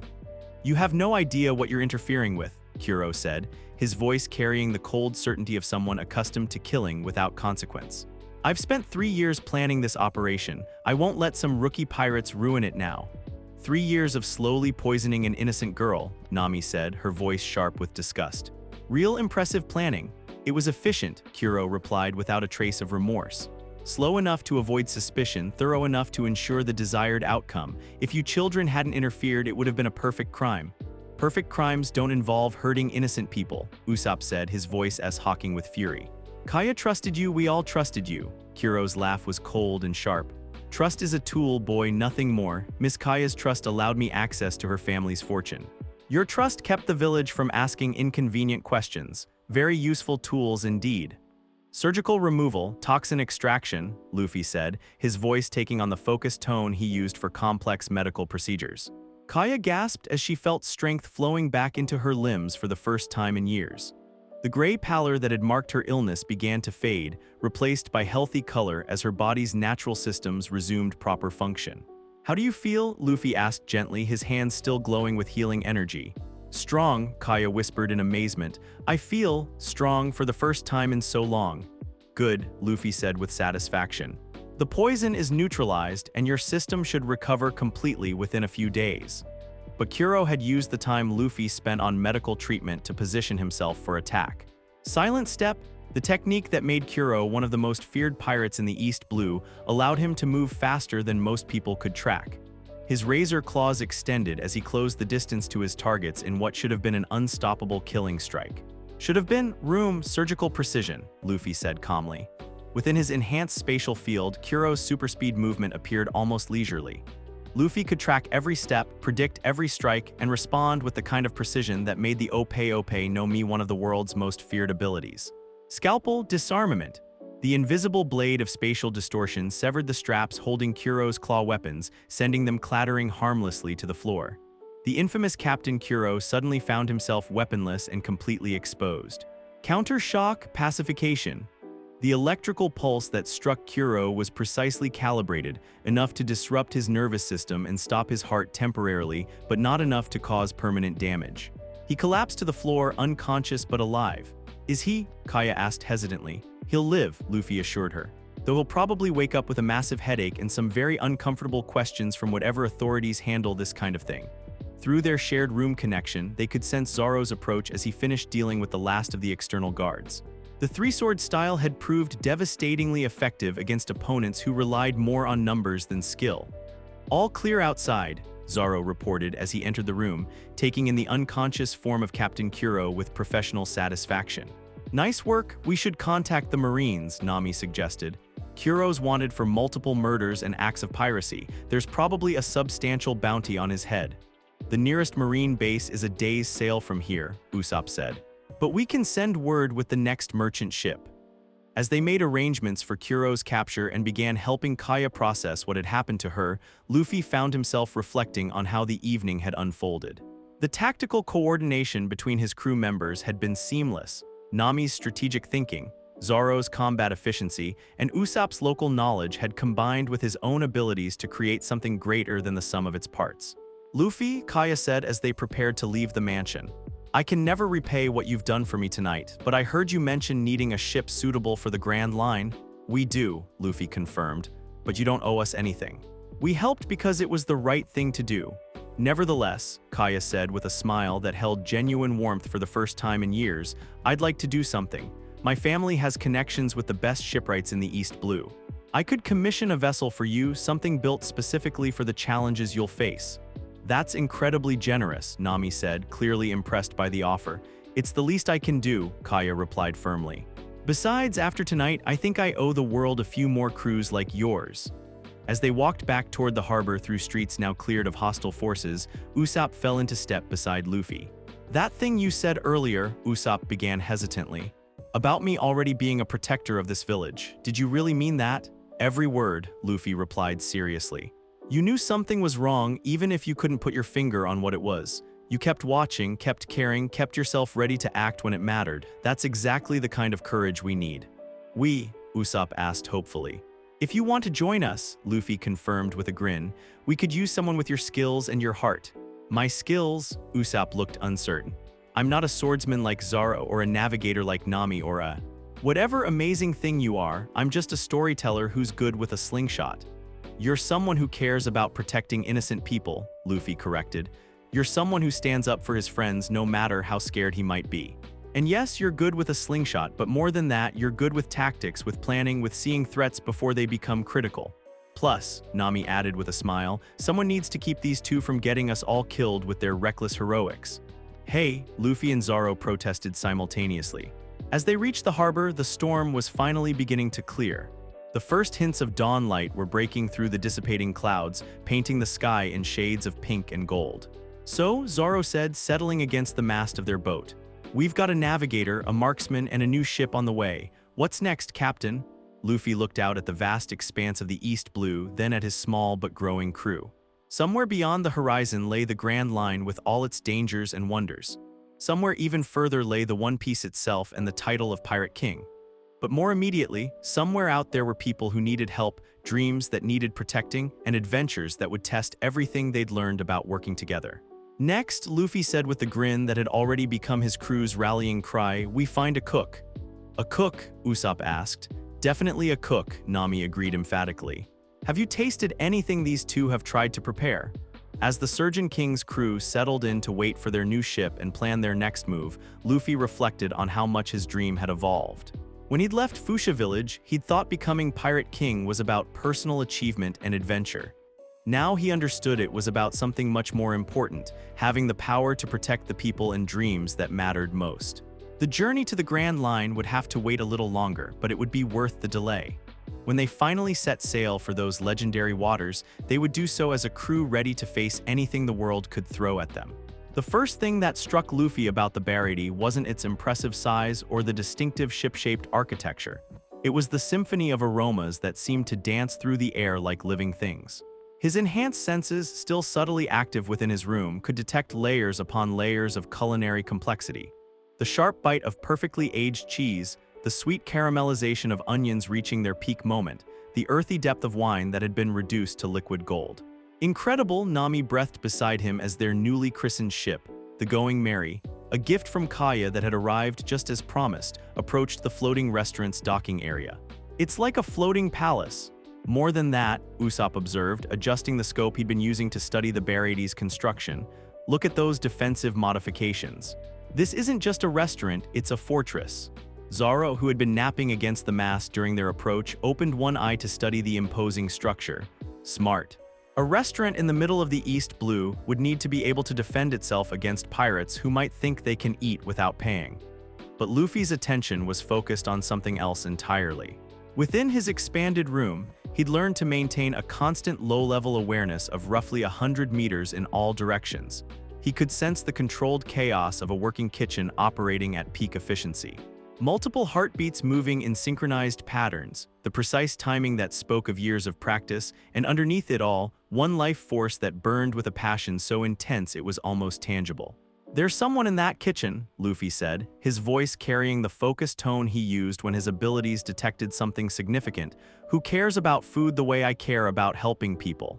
His crew exchanged glances. They'd learned to pay attention when their captain's enhanced senses picked up on things that normal observation might miss. As they docked the Going Merry and made their way toward the Barades' main entrance, they could hear the sounds of controlled chaos from within, the clatter of plates, the sizzle of pans, and the sharp commands of chefs working under pressure. "Welcome to the Barades," a cheerful voice greeted them as they entered the main dining room. A portly man with a chef's hat approached with the practiced smile of someone accustomed to handling all manner of customers. "I'm Patty, one of the sous chefs. Table for 4. "Actually," Luffy said, his eyes already scanning the restaurant's interior with obvious fascination, "we were hoping to meet your head chef. We've heard amazing things about this place." Patty's expression shifted slightly. "Well, that would be the old man Zeph, but he's not exactly sociable with customers, especially not pirates." His eyes had caught sight of the Jolly Roger on Luffy's shirt. "Pirates?" A new voice cut through the conversation like a blade. All heads turned toward the kitchen's swing doors as a young man emerged, wiping his hands on a pristine white towel. Luffy's enhanced senses immediately told him this was the source of the passionate life force he detected earlier. The newcomer was tall and lean, with blonde hair that swept elegantly over one eye, and despite his youth, he moved with the fluid confidence of someone completely at home in his environment. But what caught Luffy's attention most was the way the other staff members unconsciously deferred to this young man despite his apparent age. This wasn't just another cook, this was someone whose skill commanded respect from seasoned professionals. "Pirates?" the blonde repeated, studying Luffy's group with sharp, intelligent eyes. "What kind of pirates visit floating restaurants instead of robbing them?" "The kind that appreciate good food," Luffy replied with his characteristic grin. "I'm Luffy, these are my friends Zoro, Nami, and Usopp. We're looking for information about the Grand Line and maybe—" He paused, his enhanced awareness picking up the subtle sense that clung to the blonde chef's jacket. "Maybe to learn something about cooking that goes beyond just feeding people." The young chef's eyebrow arched with interest. "Oh, and what would a pirate know about cooking beyond stuff food in mouth until hunger goes away?" "Room," Luffy said quietly. The familiar blue sphere materialized around them, encompassing roughly half of the restaurant's main dining area. But this wasn't the combat-focused version of his ability that his crew had grown accustomed to. This was something subtler, more refined. Within his room, Luffy's awareness expanded to encompass every ingredient in the nearby kitchen, every spice, every cooking process currently underway. More than that, he could sense the molecular structures of foods, the chemical reactions taking place as heat transformed raw ingredients into something greater than the sum of their parts. "Cooking," Luffy said, his voice taking on the focused intensity he used when discussing his abilities, "is just surgery performed on ingredients instead of people. Both require precision, understanding of how different elements interact, and the knowledge of how to transform something damaged into something healthy and whole." The blonde chef's expression shifted from casual interest to genuine surprise. That's actually a remarkably sophisticated way to think about it. Who taught you that?" "The Ope-Ope Nomi," Luffy replied simply. "It lets me manipulate anything within my room at the molecular level, including food." Several nearby diners and staff members stopped what they were doing to stare. The Ope-Ope Nomi was legendary even among those who knew little about devil fruits. Impossible, Patty breathed. The surgery fruit, but that's worth 5 billion berries. Yeah, I know, Luffy interrupted with a dismissive wave. Everyone always mentions the money, but watch this. He gestured toward a nearby table where a customer was picking unenthusiastically at what appeared to be a perfectly prepared meal. What's wrong with his dish? The blonde chef, who still hadn't introduced himself, glanced over with professional assessment. Nothing's wrong with it, it's prepared exactly to standard. But he paused, his culinary instincts picking up on something most people would miss. The customer ordered it well done, but his body language suggests he actually prefers medium rare. He just doesn't know how to ask for what he really wants. Molecular revision, temperature redistribution, Luffy said softly. Within his room, the perfectly cooked but overly done steak began to undergo a subtle transformation. Luffy carefully manipulated the proteins that had been tightened by overcooking, encouraging them to relax back toward their medium-rare state. The result looked identical to the naked eye, but the texture and flavor profile had been fundamentally altered. The customer took another bite and immediately straightened, his expression shifting from polite disappointment to genuine surprise and pleasure. How did you, the blonde chef started, then stopped himself. You actually reversed the cooking process, that should be impossible. Not reversed, Luffy corrected. Redirected, the proteins were still there, just arranged differently by the heat. I convinced them to rearrange themselves into a more pleasant configuration. For a long moment, the chef stared at Luffy with an expression that mixed professional amazement with something that might have been hunger, not for food, but for knowledge. Sanji, he said finally, extending his hand. Sous chef of the Barady and probably the most curious cook you're ever going to meet. Luffy, came the reply as they shook hands. Captain of the Straw Hat Pirates and probably the most curious surgeon you're going to meet. Surgeon, Sanji's eyebrow climbed higher, but you're a pirate. I'm both, Luffy said simply. Being a pirate is about freedom, freedom to help people without having to follow someone else's rules about who deserves help and who doesn't. Their conversation was interrupted by a commotion from the restaurant's entrance. A man had stumbled through the doors, clearly in the final stages of starvation, his body hawking with exhaustion and his eyes carrying the hollow look of someone who had given up hope. Please, the stranger gasped, collapsing to his knees just inside the doorway. Food, anything, I can work to pay for it, Several of the restaurant staff moved to intercept the obvious non-paying customer, but Sanji was already in motion. Without hesitation, he knelt beside the starving man and helped him to a nearby table. Patty, get me a bowl of soup, the mild one, not too rich, Sanji called out. And some bread, soft stuff that won't be hard on his stomach. Sanji, you can't just, Patty started to protest. I can and I will, Sanji replied firmly. No one starves while I'm around. That's not negotiable. Luffy watched this exchange with growing respect.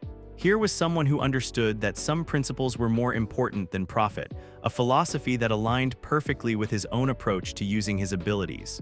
Room, nutritional assessment, Luffy said quietly, expanding his awareness to encompass the starving man. What he found was concerning but manageable. Severe malnutrition, dangerous dehydration, and the kind of systemic stress that came from the body beginning to consume its own muscle mass for survival. Without intervention, the man would die within days. Sanji, Luffy called softly, when you bring that soup, mix in about a teaspoon of salt and make sure it's exactly body temperature. His system is too stressed for anything more complex. Sanji paused in his preparations, looking back at Luffy with surprise. How did you, devil fruit ability, Luffy explained. I can assess his physical condition. He's further gone than he looks, but we can stabilize him if we're careful about what we feed him and how fast. For the next 20 minutes, Luffy and Sanji worked together in a collaboration that felt as natural as breathing. Sanji's culinary expertise combined with Luffy's medical knowledge created a treatment plan that was part meal, part medicine, and entirely focused on bringing the starving man back from the brink. Molecular enhancement. Nutrient absorption, Luffy murmured as Sanji presented each carefully chosen dish. Within his room, Luffy subtly adjusted the molecular structure of the food to make it easier for the man's compromised digestive system to process. Not changing the flavor or texture, Sanji's cooking was perfect as it was, but optimizing it for someone whose body had forgotten how to properly handle nutrition. This is incredible, Sanji whispered as they watched color slowly return to their patient's face. You're not just treating his starvation, you're helping his body remember how to be healthy. Food is medicine, Luffy replied. And medicine is just another way of caring for people. You understand that better than most chefs I've met. Their successful collaboration was interrupted by the restaurant's doors being flung open with enough force to rattle the windows. A massive figure filled the doorway, nearly 7 feet tall and wearing a golden armor that caught the light like a beacon. "Well, well," the newcomer said, his voice carrying the kind of arrogance that made Luffy's protective instincts flare. "Looks like little Jin found himself a nice restaurant to waste time in." The man Luffy and Sanji had been treating, Jin, looked up with an expression of terror and resignation. Captain Krieg, Don Krieg, because that's who this obviously was, stepped into the restaurant with the swagger of someone accustomed to taking whatever he wanted. Behind him, armed pirates began filing through the entrance, their weapons drawn and their intentions clear. "Food," Krieg announced to the restaurant at large, "for me and my crew, and after that this ship belongs to me." The transformation in the restaurant's atmosphere was immediate and dramatic.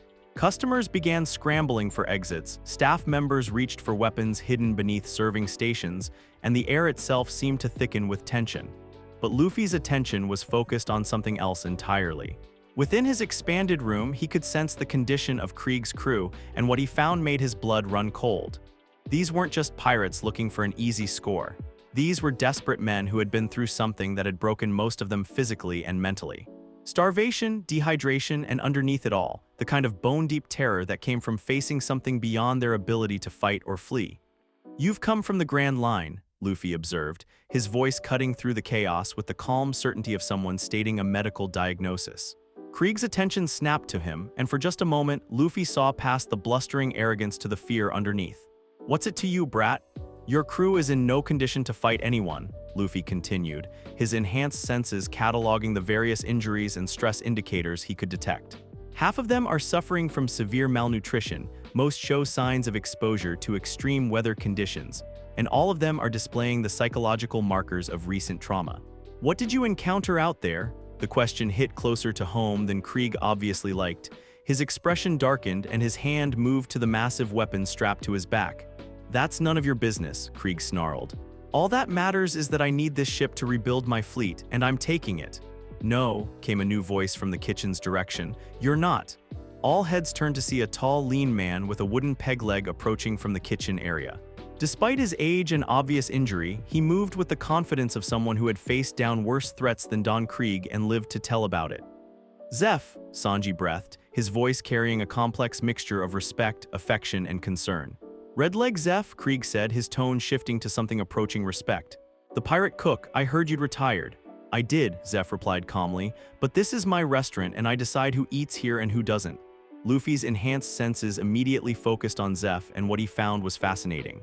This was a man who had once been incredibly powerful. The muscle memory and skeletal structure spoke of decades of high-level combat. But more than that, there was something about his missing leg that didn't quite fit the pattern of a normal injury or amputation. "Room, deep scan," Luffy said quietly, expanding his awareness to encompass both Zeph and Sanji. What he discovered made him understand immediately why Sanji had been so adamant about feeding Jin despite the obvious risk. The connection between these two men went far deeper than employer and employee. There was a shared history of desperation, sacrifice, and survival that bound them together. More specifically, Luffy could detect the subtle signs that Zeph's missing leg hadn't been lost in battle. The bone structure and healing patterns suggested a deliberate amputation, performed under desperate circumstances without proper medical care.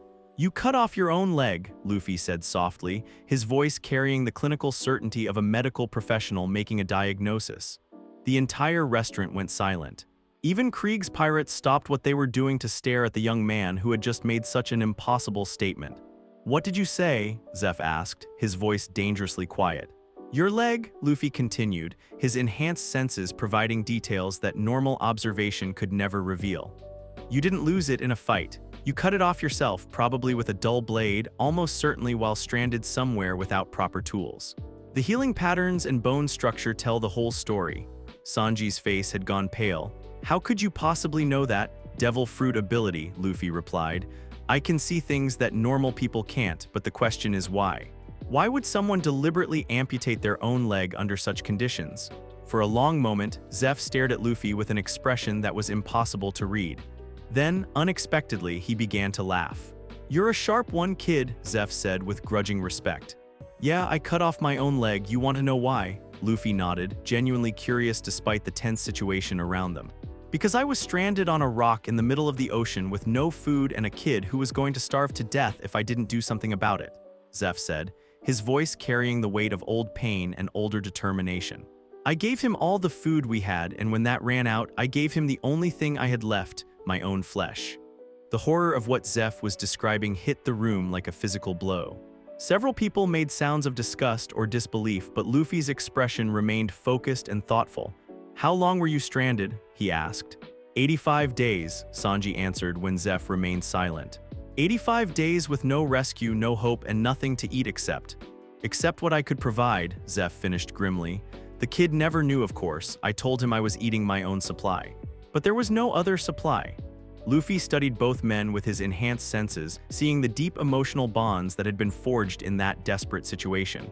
Sanji's absolute loyalty to Zeph, Zeph's protective instincts towards Sanji, it all made perfect sense now. "I could fix it," Luffy said quietly. "Your leg, I could regrow it." The statement hit the room like a thunderbolt. Even Krieg's pirates stopped their threatening postures to stare at the young man who had just claimed he could regrow a limb. "That's impossible," Krieg scoffed. "Even the most advanced medical technology can't." "Cellular regeneration, limb restoration," Luffy said, his hands beginning to glow with the familiar blue energy of his medical abilities. "I can encourage your body's stem cells to remember their original blueprint and rebuild what was lost. It would take time and a lot of energy, but it's definitely possible." Zeph stared at Luffy for a long moment, his expression unreadable. Then slowly he shook his head. "No," he said firmly. "No," Luffy asked, genuinely surprised. "Most people would jump at the chance to regain a lost limb." "That leg represents the most important decision I ever made," Zeph explained. "It reminds me every day that some things are more important than personal comfort or convenience. I won't have that lesson healed away." Luffy studied Zeph's face for another moment, then nodded slowly. "I understand. Sometimes scars are important." It was Sanji who broke the moment of reflection by stepping forward, his expression determined. "Captain Krieg," he said formally. "I'll make you a deal." "I don't make deals with restaurant staff," Krieg sneered. "You'll make this one," Sanji replied confidently. "I'll cook a feast for you and your crew, the best meal you've ever had in your lives. But if I do that, you leave this restaurant alone and find somewhere else to rebuild your fleet." Krieg's laugh was harsh and unpleasant. "Or I could just take what I want and kill anyone who tries to stop me." "You could try," Luffy said, stepping forward to stand beside Sanji. "But you'd have to go through me first." "And me," Zoro added, his hand resting casually on his sword hilts. "Us," Nami corrected, moving to join the group. "All of us," Usopp finished, despite the obvious nervousness in his voice. Krieg looked around the restaurant, taking in the determined faces of the Straw Hat Pirates, the protective stance of the Barades staff, and the growing crowd of customers who had decided to stay and see how this confrontation would play out. "Fine," he said finally, "but when your little cook fails to impress me, I'm taking this ship and everyone on it becomes fish food." "Deal," Sanji said immediately. "But I have one condition of my own. You're not in a position to make conditions." "I am if you want the best meal of your life," Sanji replied smoothly. "I want to work with him," he gestured toward Luffy. "His abilities can enhance cooking in ways you can't imagine." Krieg looked skeptical, but his crew's desperate hunger was obvious. "Fine, but you have 2 hours. After that, we take this ship by force." As Krieg and his pirates settled in to wait, Luffy and Sanji made their way to the kitchen. The moment they were out of earshot, Sanji turned to Luffy with an expression of intense curiosity. "You really can enhance food at the molecular level?" he asked. "I can," Luffy confirmed. "But I've never tried anything as complex as what we're about to attempt. This is going to require perfect coordination between your culinary knowledge and my spatial abilities." "Then let's make history," Sanji said with a grin that matched Luffy's own. What followed was the most intense cooking session either of them had ever experienced. Sanji worked with the fluid grace of a master chef, his movements economical and precise as he transformed raw ingredients into culinary art. But alongside his traditional techniques, Luffy provided enhancements that defied conventional cooking wisdom. "Molecular alignment, flavor intensification," Luffy would murmur, optimizing the chemical compounds that created taste and aroma. "Cellular restructuring, texture perfection," he'd add, adjusting protein structures to achieve impossible tenderness while maintaining structural integrity. "Temperature gradient. Precision control, allowing them to cook different parts of the same ingredient to different levels of doneness simultaneously." The result was a feast that transcended normal culinary boundaries. Each dish was perfectly prepared according to traditional standards, but enhanced in ways that elevated them to something approaching art. When they finally presented the meal to Krieg and his crew, the reaction was immediate and profound. Hardened pirates who had probably never said please or thank you in their lives found themselves speechless with appreciation. "This is," Krieg began, then stopped, apparently unable to find words for what he was experiencing. "This is what food can be when it's prepared by someone who truly cares about the people they're feeding," Luffy said simply. For nearly an hour, the restaurant was filled with nothing but the sounds of appreciation as Krieg's crew experienced what may have been the first truly satisfying meal of their adult lives. But as the feast wound down, Luffy could sense a shift in the atmosphere. Krieg's initial satisfaction was being replaced by something darker, the realization that he now wanted this ship and its resources more than ever. "You've kept your end of the bargain," Krieg admitted as he pushed back from the table. "That was indeed the best meal I've ever had, which is exactly why I can't let this opportunity slip away." "You're going back on your word?" Sanji asked, though he didn't sound particularly surprised. "I'm being practical," Krieg replied, standing to his full imposing height. "A cook who can prepare food like that, combined with a ship like this, represents the foundation of the greatest pirate empire the world has ever seen." "Room. Tactical assessment," Luffy said quietly. His blue sphere expanded to encompass the entire restaurant and the surrounding water. Within that space, he could sense the positions of every person present, the structural details of the ship itself, and most importantly, the various weapons and defensive systems that Krieg's crew had brought with them. What he found was concerning. Despite their recent feast, Krieg's pirates were positioning themselves for a coordinated attack. More than that, Luffy could detect the distinctive energy signatures of several devil fruit users among the crew. "Sanji," he said quietly, "get ready to duck." "What, Dangan?" Krieg's attack came without warning, 10 gun barrels emerging from concealed compartments in his golden armor, firing 14 rounds per second in a devastating barrage that should have killed everyone in the immediate area. "Should have room projectile redirection." Every bullet fired suddenly found its trajectory altered. Instead of striking their intended targets, they embedded themselves harmlessly in the restaurant's wooden walls, forming a perfect pattern that spelled out "nice try" in bullet holes. "Impossible," Krieg snarled. "Nothing can deflect that many projectiles." "Spatial manipulation can," Luffy replied calmly. "I didn't deflect them, I redirected them." "There's a difference." The battle that followed was unlike anything the Barady had ever witnessed.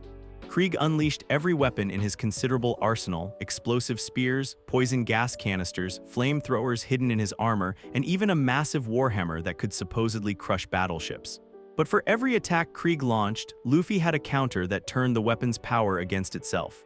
"Scalpel, structural dismantling," he'd say, using invisible blades of spatial distortion to dismantle Krieg's weapons without harming the man himself. "Shambles, environmental hazard," redirecting Krieg's own poison gas back toward the pirate captain while keeping it away from everyone else. "Counter shock, system overload," using precisely calibrated electrical pulses to disrupt the mechanical systems in Krieg's armor without causing permanent damage to Krieg himself. But the most impressive technique came when Krieg, in desperation, activated what he called his final strategy: a massive net designed to drag his opponent into the ocean where devil fruit users couldn't survive. Room. Archipelago. Suddenly, multiple blue spheres appeared throughout the restaurant and the surrounding water. Luffy was maintaining not one room, but dozens of smaller ones, each focused on a specific task. One room managed the restaurant's structural integrity as the battle raged around it. Another protected the civilian customers and staff from collateral damage. A third guided Krieg's net away from any potential drowning victims, while a fourth ensured that the kitchen fires didn't spread to the rest of the ship. "This is impossible," Krieg gasped as he found himself thoroughly outmaneuvered by an opponent who seemed to be everywhere at once. "No one can maintain that many techniques simultaneously. Someone who truly cares about protecting others can do things that seem impossible," Luffy replied, his voice carrying the calm certainty of someone who had spent his entire life learning to help others. The final technique was almost anticlimactic in its simplicity. Injection shot, deep sleep. The precisely calibrated pulse that struck Krieg sent him into immediate unconsciousness, not through violence or trauma, but through the same kind of anesthetic effect that Luffy might use to prepare a patient for surgery. Don Krieg collapsed to the deck of the Barady, breathing peacefully in what appeared to be the most restful sleep he'd had in years. His crew, seeing their invincible captain defeated so decisively, lost their will to fight. Within minutes, they were loading their unconscious leader onto their ship and preparing to depart. "He'll wake up in a few hours," Luffy assured the watching crowd. "Probably with the first good night's sleep he's had since whatever traumatized him on the Grand Line." As Krieg's crew sailed away, presumably to find a new career path that didn't involve terrorizing restaurants, the Barriere slowly returned to normal operations. But the atmosphere had changed in ways that went beyond the obvious excitement of having witnessed such an unusual battle. "Luffy," Sanji said as they stood on the restaurant's deck, watching the pirate ship disappear into the distance. "That thing you did with the food, enhancing it at the molecular level, could you teach me to do something like that?" "Not exactly," Luffy replied. "It requires devil fruit powers that you don't have, but I could work with you if you wanted. We could discover things about cooking that no one has ever imagined." Sanji was quiet for a long moment, his eyes fixed on the horizon where adventure awaited. "There's a legend," he said finally. "A place called All Blue where all the oceans meet and every fish in the world can be found. It's supposed to be in the Grand Line." "Sounds like a cook's paradise," Luffy observed. "It is. And it's been my dream since I was a kid to find it." Sanji turned to face Luffy directly. "If I joined your crew, would you help me look for it?" "Of course," Luffy replied without hesitation. "Finding your dreams is what being part of my crew is all about. Even if it means going to the most dangerous ocean in the world." Luffy's grin was bright as the morning sun. "Especially then." As they prepared to leave the Barriere the next morning, Sanji having made his decision and said his emotional farewells to Zeph and the other cooks, Luffy reflected on how much his crew had grown. Zoro brought strength and unwavering loyalty. Nami provided navigation and tactical brilliance. Usopp offered courage and technical skills, and now Sanji would add culinary mastery and the kind of compassion that insisted on feeding even one's enemies. But more than that, each member brought their own dreams and their own reasons for pushing forward into unknown waters. They weren't just a crew anymore, they were a family united by the shared goal of making the world a better place. "So," Zoro said as they set sail from the Barriere, "where to next, Captain?" Luffy looked out at the vast expanse of the East Blue, then at his growing crew. Somewhere beyond the horizon lay the Grand Line with all its wonders and terrors. Somewhere beyond that lay the One Piece itself and the title of Pirate King. But more immediately, somewhere out there was Nami, who had left them during the battle with Krieg, sailing away with their treasure and ship's resources for reasons none of them understood. "We find Nami," Luffy said with quiet determination. "Whatever made her leave, whatever she's afraid of, we're going to fix it." "Even if she doesn't want our help?" Sanji asked. "Especially then," Luffy replied. "That's what family does." As the Surgeon King's crew sailed toward their next adventure, Luffy felt a familiar weight settling on his shoulders, not the burden of responsibility, but the comfortable certainty of purpose. They were more than just pirates now. They were healers, protectors, and dreamers, sailing toward a future where their combined strengths could reshape the world itself. The Grand Line was waiting, but first, they had a friend to save. The trail that led them to Kakasi village was written in pain, both physical and emotional.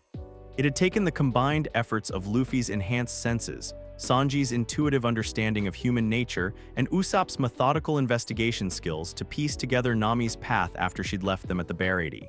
Now, as the Going Merry approached the dock of what should have been a peaceful East Blue fishing village, Luffy's room encompassed the entire settlement, and what he found there made his hands clench into fists. "Room. Deep scan," he said quietly, his voice carrying the clinical tone that had become familiar to his crew over the past weeks. The blue sphere that materialized around the village was larger than any he'd maintained before, nearly a kilometer in diameter. Within that space, his awareness became absolute, and the story it told was more horrifying than anything he'd encountered in his journey so far. "Luffy," Zoro asked, noting the tension in his captain's posture.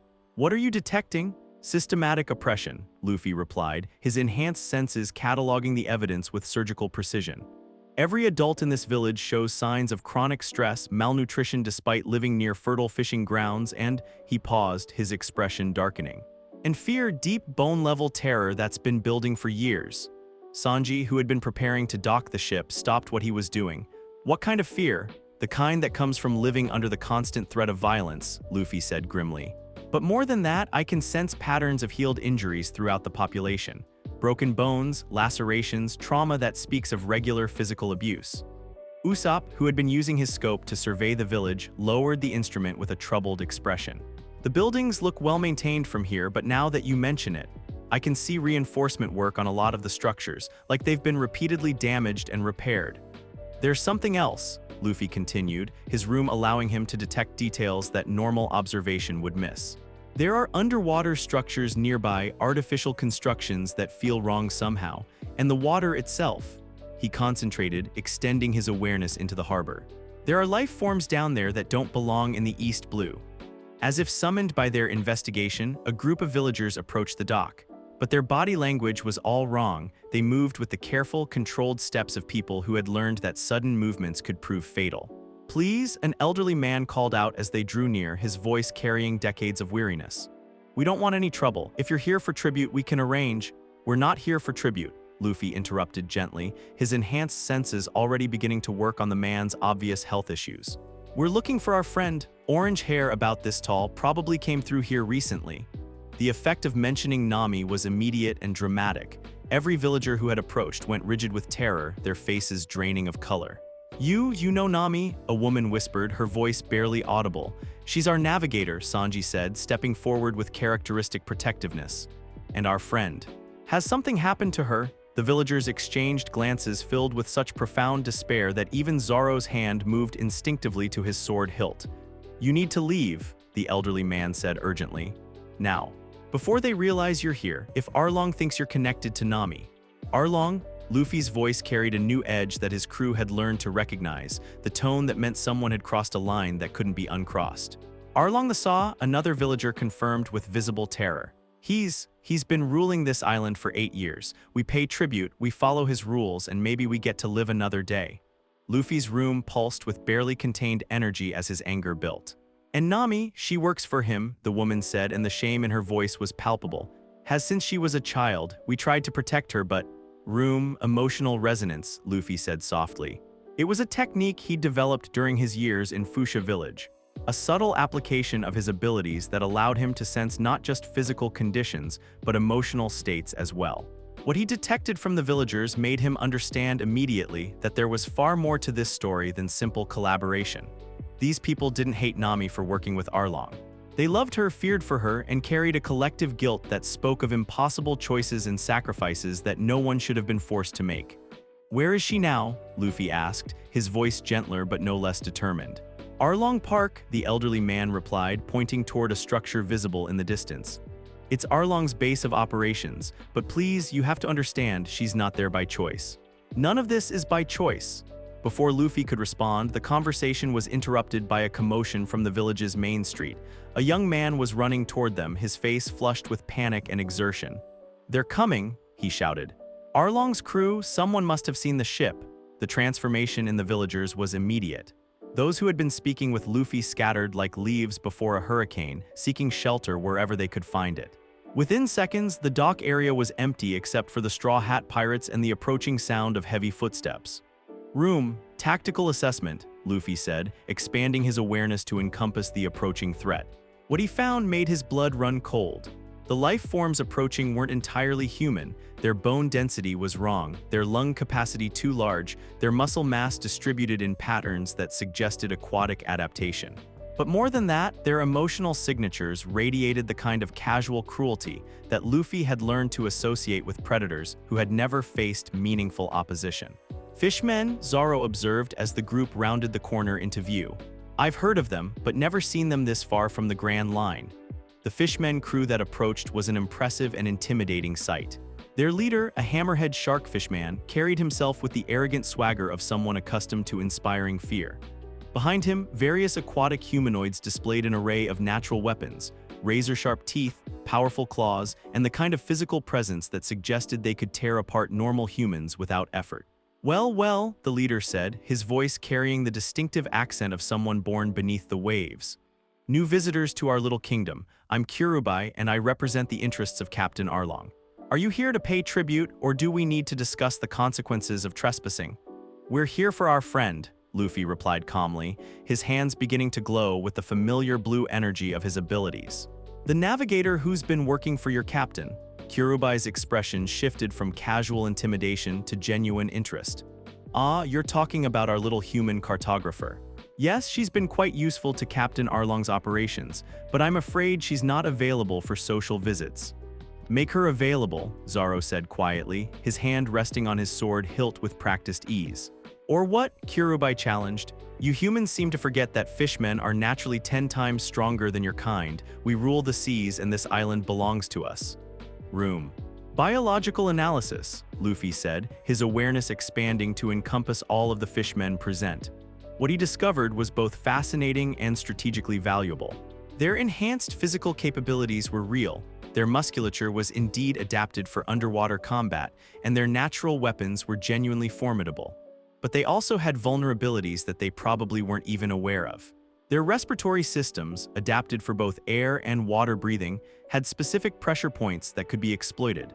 Their enhanced muscle mass required correspondingly enhanced circulation, creating potential targets for someone who could manipulate biological functions at the cellular level.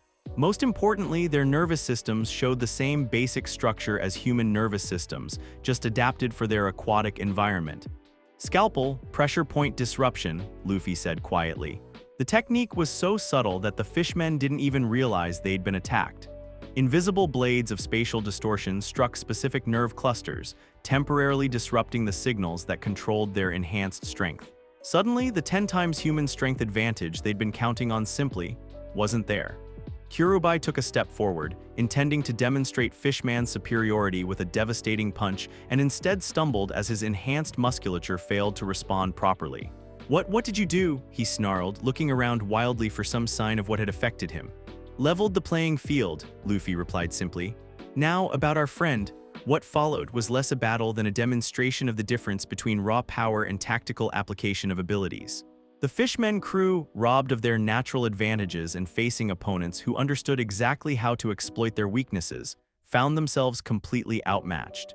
Zoro's swordsmanship, no longer facing superhuman strength, cut through their defenses like water. Sanji's kicks, enhanced by his understanding of anatomy, struck pressure points that even the Fishmen's tough skin couldn't protect.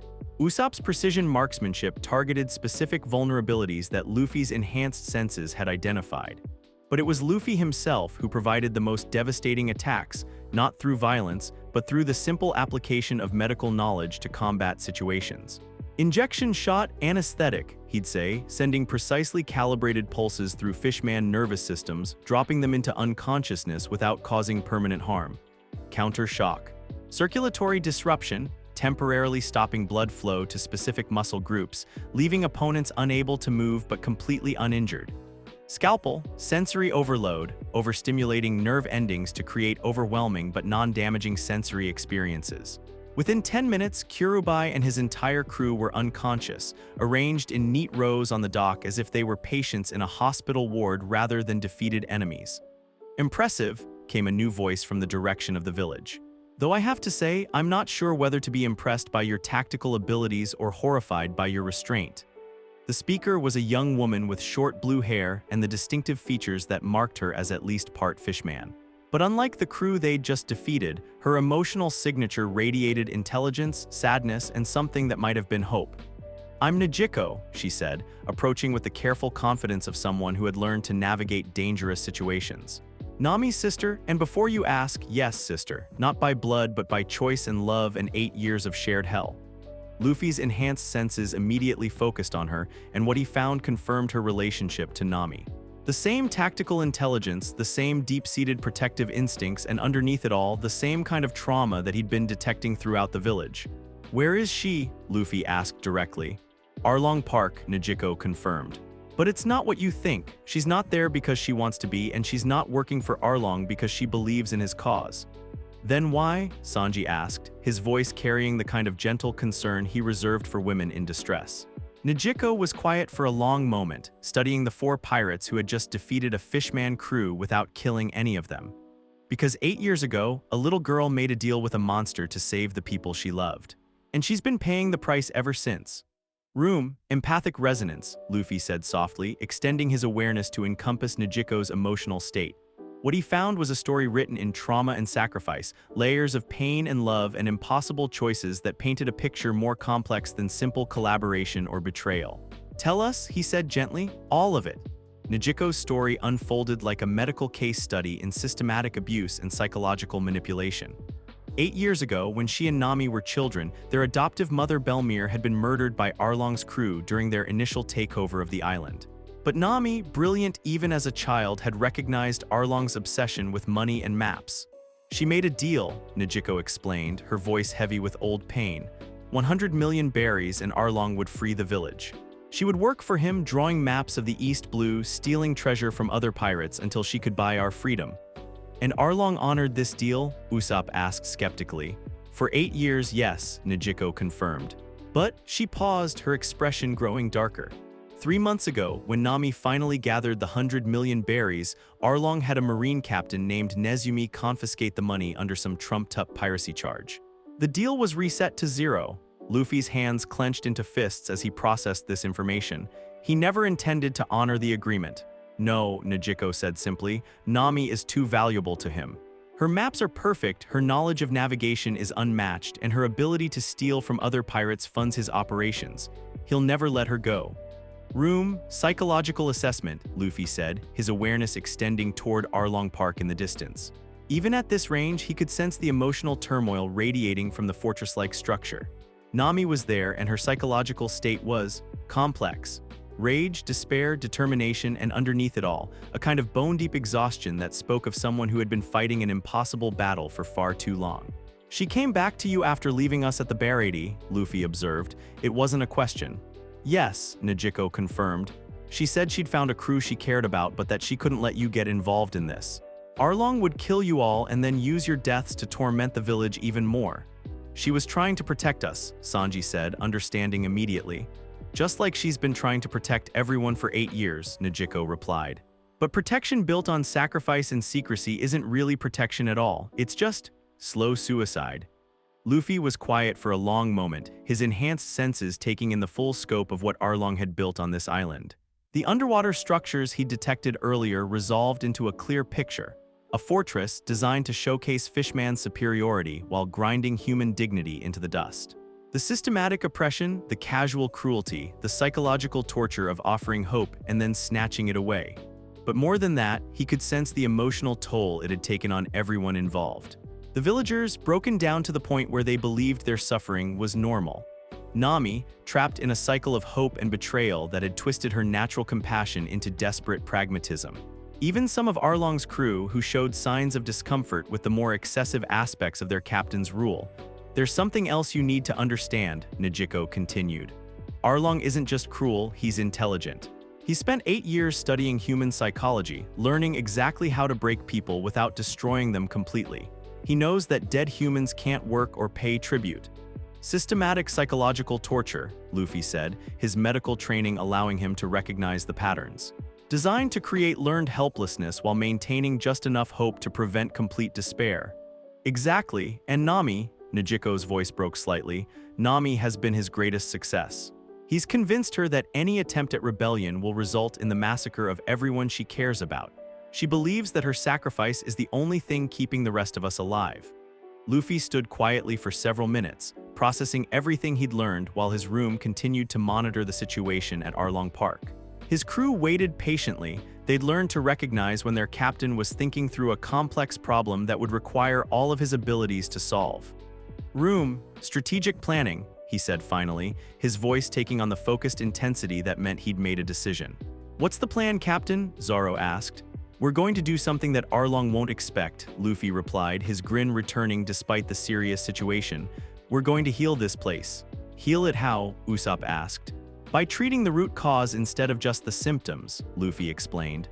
Arlong's power comes from fear, fear of his strength, fear of his cruelty, fear of what he'll do if anyone stands up to him.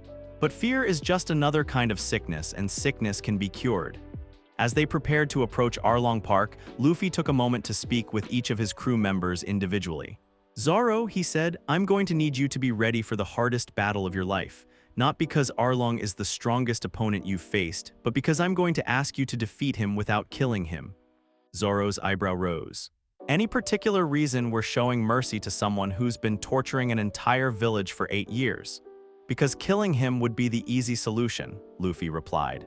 And easy solutions don't heal the psychological damage he's caused. The people of this village need to see that monsters can be defeated without becoming monsters ourselves. Understood, Zoro said simply. Though I reserve the right to make him wish he was dead.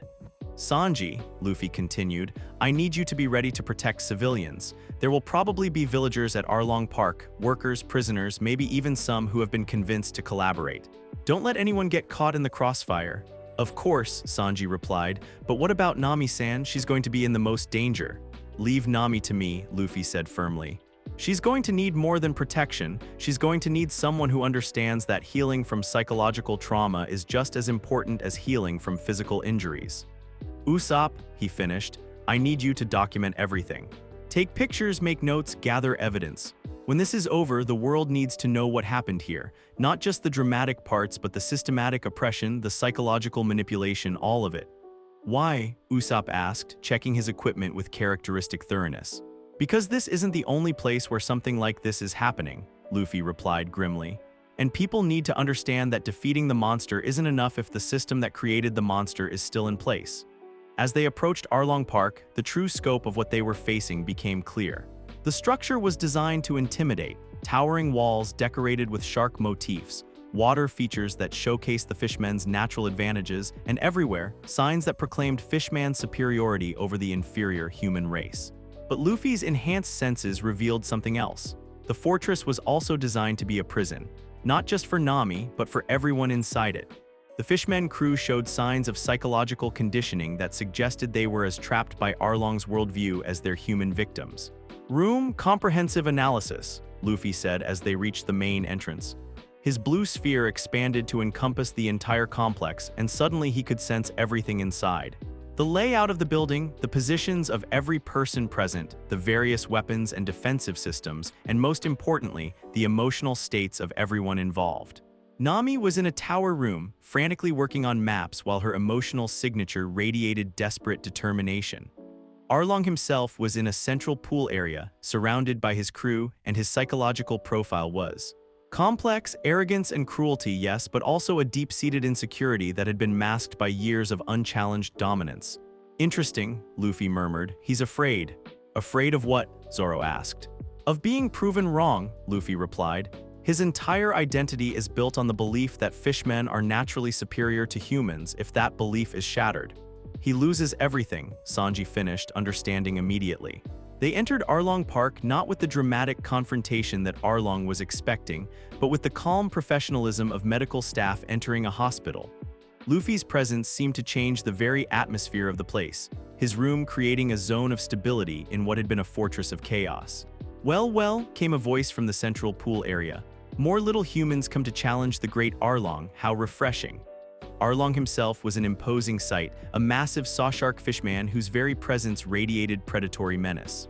But Luffy's enhanced senses revealed the truth beneath the intimidating exterior. This was someone whose strength came from never having faced an opponent who understood his weaknesses. I'm not here to challenge you, Luffy said calmly. I'm here to treat a disease. A disease? Arlong's laugh was harsh and grating.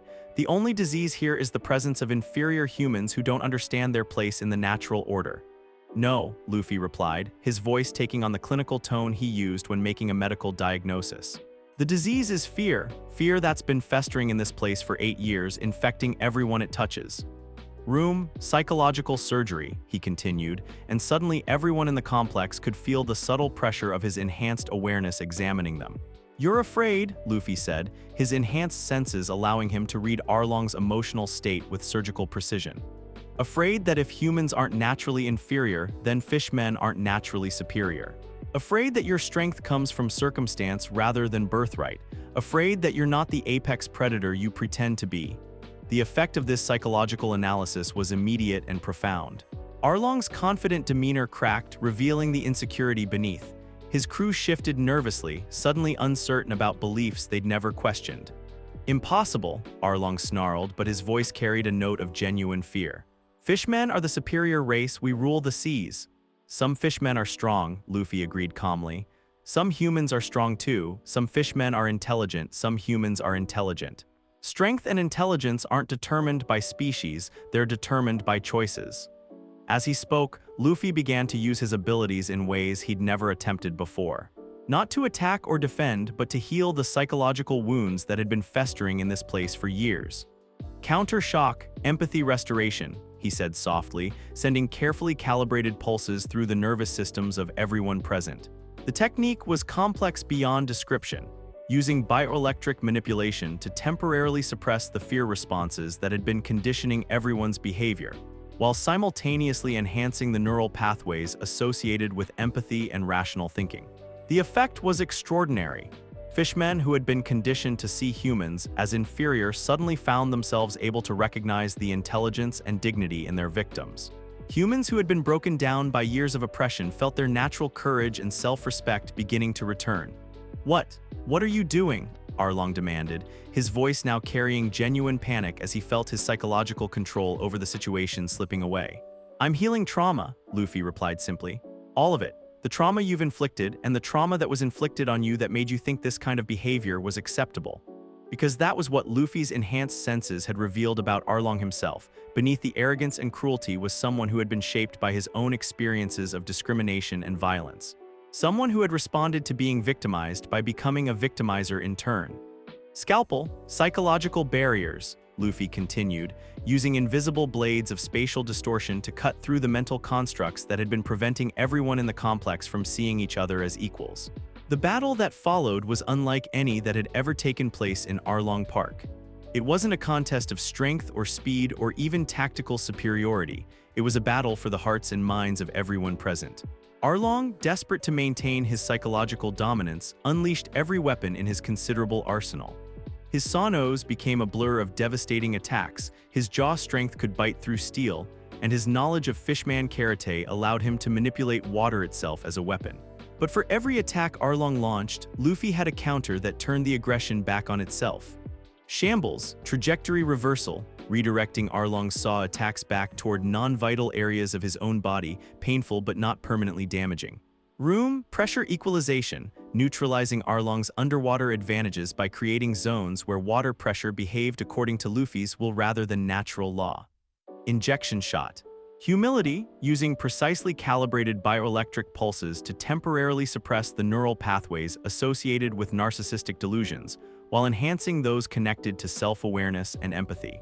The most devastating technique came when Arlong, in desperation, tried to destroy the tower where Nami was imprisoned, intending to use her death as leverage against Luffy. Room. Architectural surgery, Luffy said, his voice carrying absolute conviction. His blue sphere expanded to encompass the entire tower, and suddenly the building's structure became as malleable as living tissue. Walls flowed like water to protect Nami from debris, support beams reformed themselves to maintain structural integrity, and the room where she had been imprisoned simply opened up like a flower blooming in fast forward. Nami found herself standing in the center of Arlong Park, surrounded by the crew she had tried to protect by leaving, facing the monster who had controlled her life for 8 years. "Luffy," she whispered, her voice carrying 8 years of suppressed hope and fear. "Hey Nami," Luffy replied with his characteristic grin. "Sorry we're late, had to make a few stops to pick up some friends." The emotional reunion was interrupted by Arlong's final, desperate attack. Consumed by rage at seeing his psychological control completely shattered, he launched himself at Nami with his jaws wide, intending to end the situation by destroying what he couldn't control.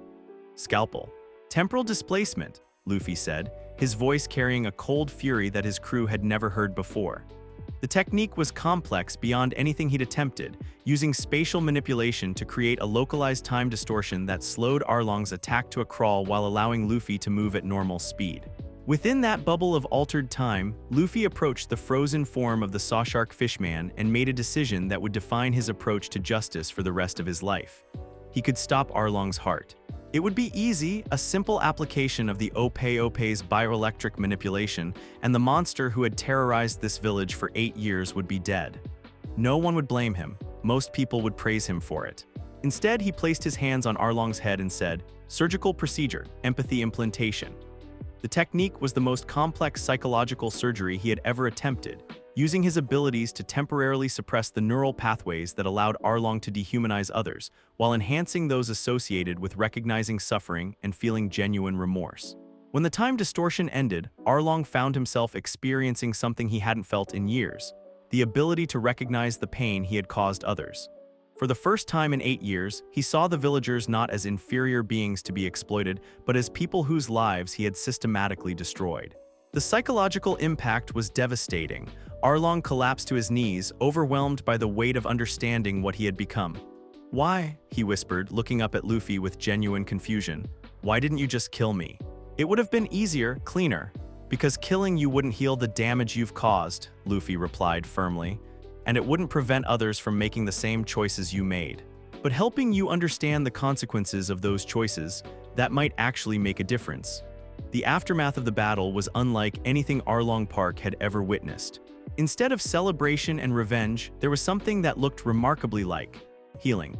Luffy spent hours working with his abilities to address not just the physical injuries that had accumulated over 8 years of oppression, but the psychological trauma that had affected everyone involved. Fishmen crew members who found themselves able to feel genuine remorse for their actions. Villagers who rediscovered their capacity for hope and dignity. Even Arlong himself, forced to confront the reality of what his choices had created. Community therapy, Luffy said, creating a specialized version of his ability that allowed everyone present to share their experiences and emotions in a controlled, healing environment. It was exhausting work, more draining than any physical battle could have been. But as the sun set over Ope-Ope village, something remarkable had happened. The systematic oppression that had defined this place for 8 years was being replaced by something unprecedented. Genuine understanding between former enemies. "What happens now?" Nami asked as they prepared to leave. Her emotional state had improved dramatically as Luffy's techniques helped her process years of suppressed trauma, but the healing process would take time. "Now you choose," Luffy replied simply. "You can stay here and help rebuild what was broken, or you can come with us and help prevent this kind of thing from happening elsewhere. And if I choose to stay, then we'll support that choice completely," Luffy said with absolute sincerity. "You don't owe us anything, Nami, you never did." Nami was quiet for a long moment, looking around at the village that had been her prison and her responsibility for so many years. Then she looked at the crew that had risked everything to free her, not from physical captivity, but from the psychological chains that had been far more restrictive. "I choose both," she said finally. "I want to travel with you to see the world and help people the way you helped us here, but I also want to come back to make sure the healing continues, to be part of rebuilding something better." "That sounds perfect," Luffy replied with a grin. "After all, the best cure is prevention." As the Straw Hat Pirates sailed away from Ope-Ope village the next morning, they left behind something unprecedented in the annals of piracy.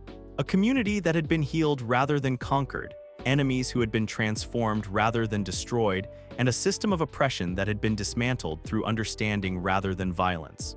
But they also carried something new with them, the knowledge that Luffy's abilities could address not just physical ailments, but the deeper wounds that societies inflict on each other.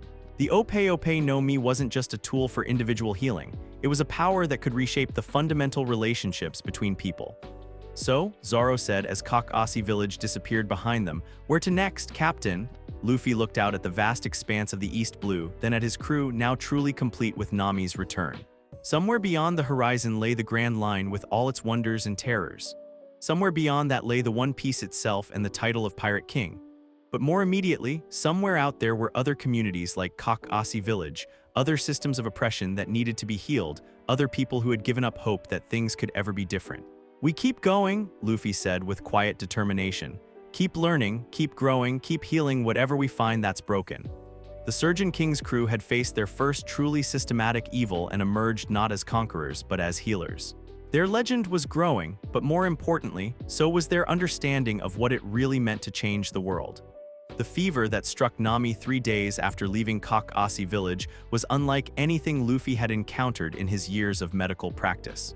It had started as simple fatigue, understandable after the emotional and physical toll of confronting Arlong, but had rapidly escalated into something that defied his enhanced diagnostic abilities. "Deep scan," Luffy said for the dozenth time that morning, his blue sphere encompassing Nami's sick bed aboard the Going Merry. His enhanced senses revealed the same troubling information they'd been providing for the past 72 hours. Nami's immune system was fighting something, but not in any pattern Luffy recognized. Her white blood cell count was elevated, her body temperature fluctuated wildly, and most concerning of all, there were microscopic organisms in her bloodstream that his abilities couldn't identify. Any change? Sanji asked, approaching with another bowl of the specially prepared broth that Luffy had designed to support Nami's compromised system. It's not getting worse, Luffy replied, wiping sweat from his brow. Maintaining continuous medical monitoring for 3 days straight was taking its toll, even on someone with his abilities. But it's not getting better either. Whatever this is, it's beyond what I can treat with the Ope-Ope alone. Zoro looked up from where he'd been sharpening his swords with mechanical precision, his way of dealing with situations where fighting wasn't an option. So what do? We find someone who knows more than I do, Luffy said, the admission clearly difficult for someone who had spent his entire life being his village's primary medical resource. We need a real doctor. But you are a real doctor, Usopp protested from his position at the ship's wheel. You've healed more people than most trained physicians ever will. I'm a surgeon with enhanced abilities, Luffy corrected, his voice carrying the clinical precision he used when making difficult diagnoses. I can manipulate biological systems, but I don't have formal medical training. There's a difference between being able to fix something and understanding why it broke in the first place. As if summoned by their conversation about finding medical help, a ship appeared on the horizon, or rather, what remained of a ship. The vessel approaching them was clearly in distress, its sails tattered and its hull showing signs of recent damage. Room, naval assessment, Luffy said, expanding his awareness to encompass the approaching vessel. What he found was immediately concerning. The ship carried a crew of roughly 24 people, most of whom were showing signs of malnutrition and exhaustion. But more troubling was the emotional signature radiating from the vessel, not the panic of people in immediate danger, but the cold calculation of predators who had spotted potential prey. Pirates, Zoro observed, his hand moving instinctively to his sword hilt. Desperate ones, Luffy added grimly. They're planning to attack us. The approaching vessel flew a Jolly Roger that featured a distinctive hippo design, and as it drew closer, a rotund figure became visible on its bow. The man was unusually large, with a distinctive cylindrical jaw that immediately reminded Luffy of the massive mountains they could see in the distance. "Ahoy there!" the figure called out as the ships came within hailing distance. "I am the great King Wapol. Surrender your vessel immediately or face the consequences." "King?" Nami asked weakly from her sick bed, the fever making her voice barely audible. "Former king more likely," Luffy replied, his enhanced senses reading the complex mixture of entitlement and desperation in Wapol's emotional signature. "And currently a pirate looking for easy targets." Wapol's ship moved to intercept the Going Merry, and the would-be king himself leaped across the gap between vessels with surprising agility for someone of his size. His jaw unhinged to an impossible degree, revealing rows of metallic teeth that looked capable of chewing through steel. "Baku Nomi," Luffy observed, recognizing the devil fruit ability immediately. "He can eat anything." "Correct," Wapol declared with obvious pride. "I am Wapol the Tin Tyrant, and He was interrupted as his massive jaws clamped down on the Going Merry's railing, tearing off a chunk of wood and metal that he chewed and swallowed with obvious satisfaction. "Hey," Usopp shouted indignantly, "that's our ship." "Not anymore," Wapol replied with a grin that revealed his metallic teeth. "Everything I eat becomes part of me, and everything I want becomes food. Including this entire vessel." Luffy's expression hardened as he stepped forward, his hands beginning to glow with the familiar blue energy of his abilities. Room. The sphere that materialized around them was different from his usual technique, more focused, more aggressive. Within that space, Luffy could sense every detail of Wapol's physical condition, including the unique modifications that his devil fruit had made to his digestive system. "Fascinating," Luffy said, his voice taking on the clinical tone that his crew had learned meant their captain was analyzing an opponent like a medical specimen. "Your entire digestive tract has been restructured to accommodate non-organic materials. Your stomach acid is probably 10 times stronger than normal, and your intestinal walls show metallic reinforcement." Wapol blinked in surprise. "How could you possibly know that?" "Devil fruit ability," Luffy replied simply. "I can see everything about your body's structure and function, including your weaknesses." "Weaknesses?" Wapol laughed, opening his jaws wide to take another bite out of the ship. "I have no weaknesses, I can eat anything." Scalpel. Digestive disruption. The invisible blade of spatial distortion struck specific nerve clusters in Wapol's modified digestive system, temporarily severing the connections that allowed him to process the materials he consumed. Suddenly, the chunk of ship he'd just bitten off became stuck in his throat, neither going down nor coming back up. What did you do?" Wapol gasped, clutching at his throat. "Temporarily disconnected your enhanced digestive reflexes," Luffy explained calmly. Your body can still eat normal food, but those metallic modifications aren't responding properly. You might want to cough that up before you choke. The humiliation of being forced to spit out his intended meal in front of his crew clearly enraged Wapol. You insolent brat. Do you have any idea who you're dealing with? A former king who lost his kingdom and turned to piracy, Luffy replied matter-of-factly. Someone whose devil fruit abilities have made him overconfident and whose leadership skills were probably inadequate to begin with. The psychological assessment hit closer to home than Wapol obviously liked. His face flushed with rage as he gestured toward his crew. Attack! Take this ship and feed these impudent fools to the sea. What followed was less a battle than a demonstration of why the Ope-Ope Nomi was considered one of the world's most dangerous abilities. Wapol's crew was competent enough, but they were facing an opponent who could manipulate the battlefield itself. Tactical displacement, Luffy said, and suddenly the attacking pirates found themselves scattered across both vessels in completely different positions from where they'd started. Shambles, weapon redistribution, he continued, and every sword, gun, and cannon that the enemy crew had been carrying appeared neatly stacked on the Going Merry's deck, well out of their reach. Injection shot. Deep sleep, he finished, sending precisely calibrated pulses through the nervous systems of the now helpless pirates. Within 5 minutes, Wapol's entire crew was unconscious and disarmed, arranged in neat rows on their own ship's deck as if they were patients in a hospital ward. Impossible, Wapol snarled, his earlier confidence evaporating as he found himself alone and facing an opponent whose abilities he couldn't counter. Not impossible, Luffy corrected. Just a matter of understanding how different systems work and knowing where to apply pressure. He paused, studying Wapol with the kind of clinical assessment he might give to a particularly interesting medical case. You're from Drum Island, aren't you? Wapol's eyes widened in surprise. How did you? Your bone density suggests you grew up in a high-altitude environment with extreme cold, Luffy explained, his enhanced senses providing details that normal observation would miss. Your muscle development patterns indicate someone accustomed to mountainous terrain, and your psychological profile matches someone who held absolute power and lost it traumatically. I am the rightful king of Drum Island, Wapol declared, though his voice carried more desperation than conviction. That throne belongs to me, then why aren't you sitting on it? Luffy asked simply. The question seemed to deflate Wapol completely. Because of Blackbeard, he admitted with obvious shame. Marshal D. Teach and his crew attacked the island. I fled. Luffy's expression softened slightly as he processed this information. Blackbeard, even he had heard the stories about that particular pirate. Someone dangerous enough to make even a devil fruit user like Wapol abandon his kingdom. Medical analysis, Luffy said, extending his awareness to encompass Wapol more thoroughly. What he found was troubling but not entirely unexpected. Beneath the bluster and arrogance, Wapol was suffering from what Luffy recognized as severe psychological trauma. The kind that came from having one's entire worldview shattered by an encounter with overwhelming force. You're not evil, Luffy observed, his voice carrying the same clinical certainty he used when diagnosing physical ailments. You're terrified. Turning to piracy isn't about greed or cruelty, it's about trying to regain some sense of control after losing everything. The psychological accuracy of this assessment seemed to hit Wapol like a physical blow. What are you? Someone who understands that people do terrible things when they're hurt and scared, Luffy replied gently. The question is, do you want to keep running from what happened or do you want to do something about it? Wapol was quiet for a long moment, staring at this strange pirate who seemed to see right through him. Even if I wanted to go back, Drum Island doesn't need a king who abandoned it. Maybe not, Luffy agreed, but it might need someone who learned from his mistakes. Before Wapol could respond to this unexpected offer of understanding, Nami's voice called weakly from below deck.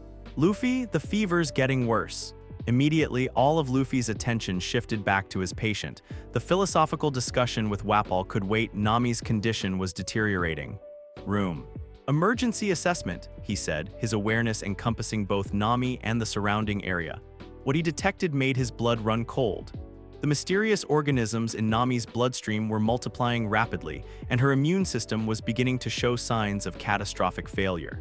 I need to get her to a doctor, Luffy said urgently, someone with more medical knowledge than I have. Drum Island, Wapol said quietly. There's a doctor there, Dr. Kureha. They call her a witch, but she's the best physician in the North Blue. If anyone can help your friend. How do we get there? Luffy asked immediately. It's that island, Wapol pointed toward the massive cylindrical mountains visible in the distance. But the route is treacherous and the cold will kill you if you're not prepared. Then you're coming with us, Luffy decided, as our guide. What? Wapol's jaw dropped. But I'm your enemy. I just tried to steal your ship. You're someone who knows the way to save my friend, Luffy corrected. That makes you exactly what we need right now. The journey to Drum Island took most of the day, with Wapol providing navigation advice while his unconscious crew remained under the effects of Luffy's anesthetic techniques. As they approached the winter island, the temperature dropped dramatically, and snow began to fall across the Going Merry's deck. There, Wapol pointed toward a cluster of buildings visible at the base of the massive mountains. That's Bighorn Village, but Dr. Kureha lives up there. He gestured toward the highest peak, where a castle-like structure was barely visible through the swirling snow. How do we get up there? Sanji asked, studying the impossibly steep mountainside. There's a cable car system, Wapol explained, but it's probably not working since I left. Luffy's enhanced senses were already scanning the village as they approached the harbor, and what he found was both encouraging and troubling. The population showed signs of resilience and community cooperation, but also the lingering effects of systematic oppression and inadequate medical care. Village assessment, he said, expanding his awareness to encompass the entire settlement. The life signs he detected painted a clear picture of a community that had been slowly recovering from trauma. Most of the villagers showed good physical health, but there were subtle signs of the kind of long-term stress that came from living under an oppressive regime. As they docked at the village's small harbor, a group of armed villagers approached with obvious wariness. Their leader was a tall, imposing man with the bearing of someone accustomed to making difficult decisions. "Pirates," the man observed grimly, "we don't welcome your kind here. We're not here to cause trouble," Luffy said, stepping forward with his hands raised peacefully. "We have a sick crew member who needs medical attention. We were told Dr. Kureha might be able to help." The villager's expression shifted from hostility to surprise. "You know about the witch? We know she's a doctor," Luffy replied, "and right now that's all that matters." Something in Luffy's tone, the genuine desperation of someone watching a friend suffer, seemed to resonate with the villager. "I'm Dalton," he said, his voice softening slightly. I suppose I'm the leader here now." "Now?" Luffy asked, his enhanced senses picking up the complex mixture of guilt and determination in Dalton's emotional signature. "Since King Wapol fled," Dalton explained, then stopped as he noticed the rotund figure standing behind Luffy. You brought him back." The tension in the air was immediately palpable as every villager present recognized their former king.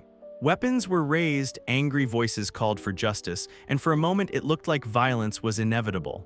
"Wait," Luffy said, stepping between Dalton and Wapol. "Before you do anything, you should know he's here to help save someone's life." "Help," Dalton's voice carried decades of bitter experience. "Wapol doesn't help anyone but himself. People can change," Luffy said firmly. "Especially when they realize the consequences of their choices." Wapol, who had been cowering behind Luffy, seemed to find some measure of courage.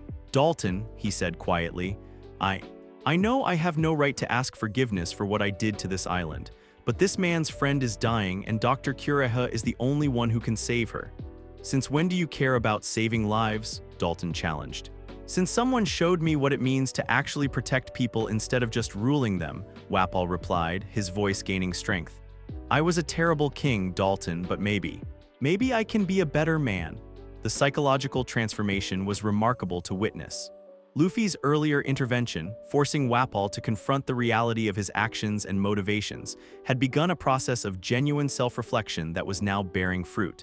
Emotional resonance," Luffy said softly, using his abilities to sense the truth behind Wapol's words. What he detected was genuine remorse, coupled with a determination to make amends that went beyond mere self-interest. The change wasn't complete. Psychological healing took time, but it was real. "He's telling the truth," Luffy announced to the gathered villagers. "Whatever he was before, right now he genuinely wants to help save my friend's life." Dalton studied both Luffy and Wapol for a long moment, then sighed deeply. "The cable car to the castle has been broken since the attack. The only way up is to climb, and in this weather—" "I'll manage," Luffy said immediately. "Just point me in the right direction." "You'll freeze to death before you're halfway up," Dalton warned. "Those mountains are treacherous even in good weather." "Then I'll have to be fast," Luffy replied, already moving toward where Nami lay bundled in blankets on the Going Merry's deck. But as he prepared to lift his patient, a commotion erupted from the village's main street. A group of massive, white-furred creatures was approaching, rabbits, but rabbits the size of bears, with expressions that suggested they were far from harmless. Lapons, Dalton breathed. Why are they coming down from the mountains? Luffy's enhanced senses immediately assessed the situation.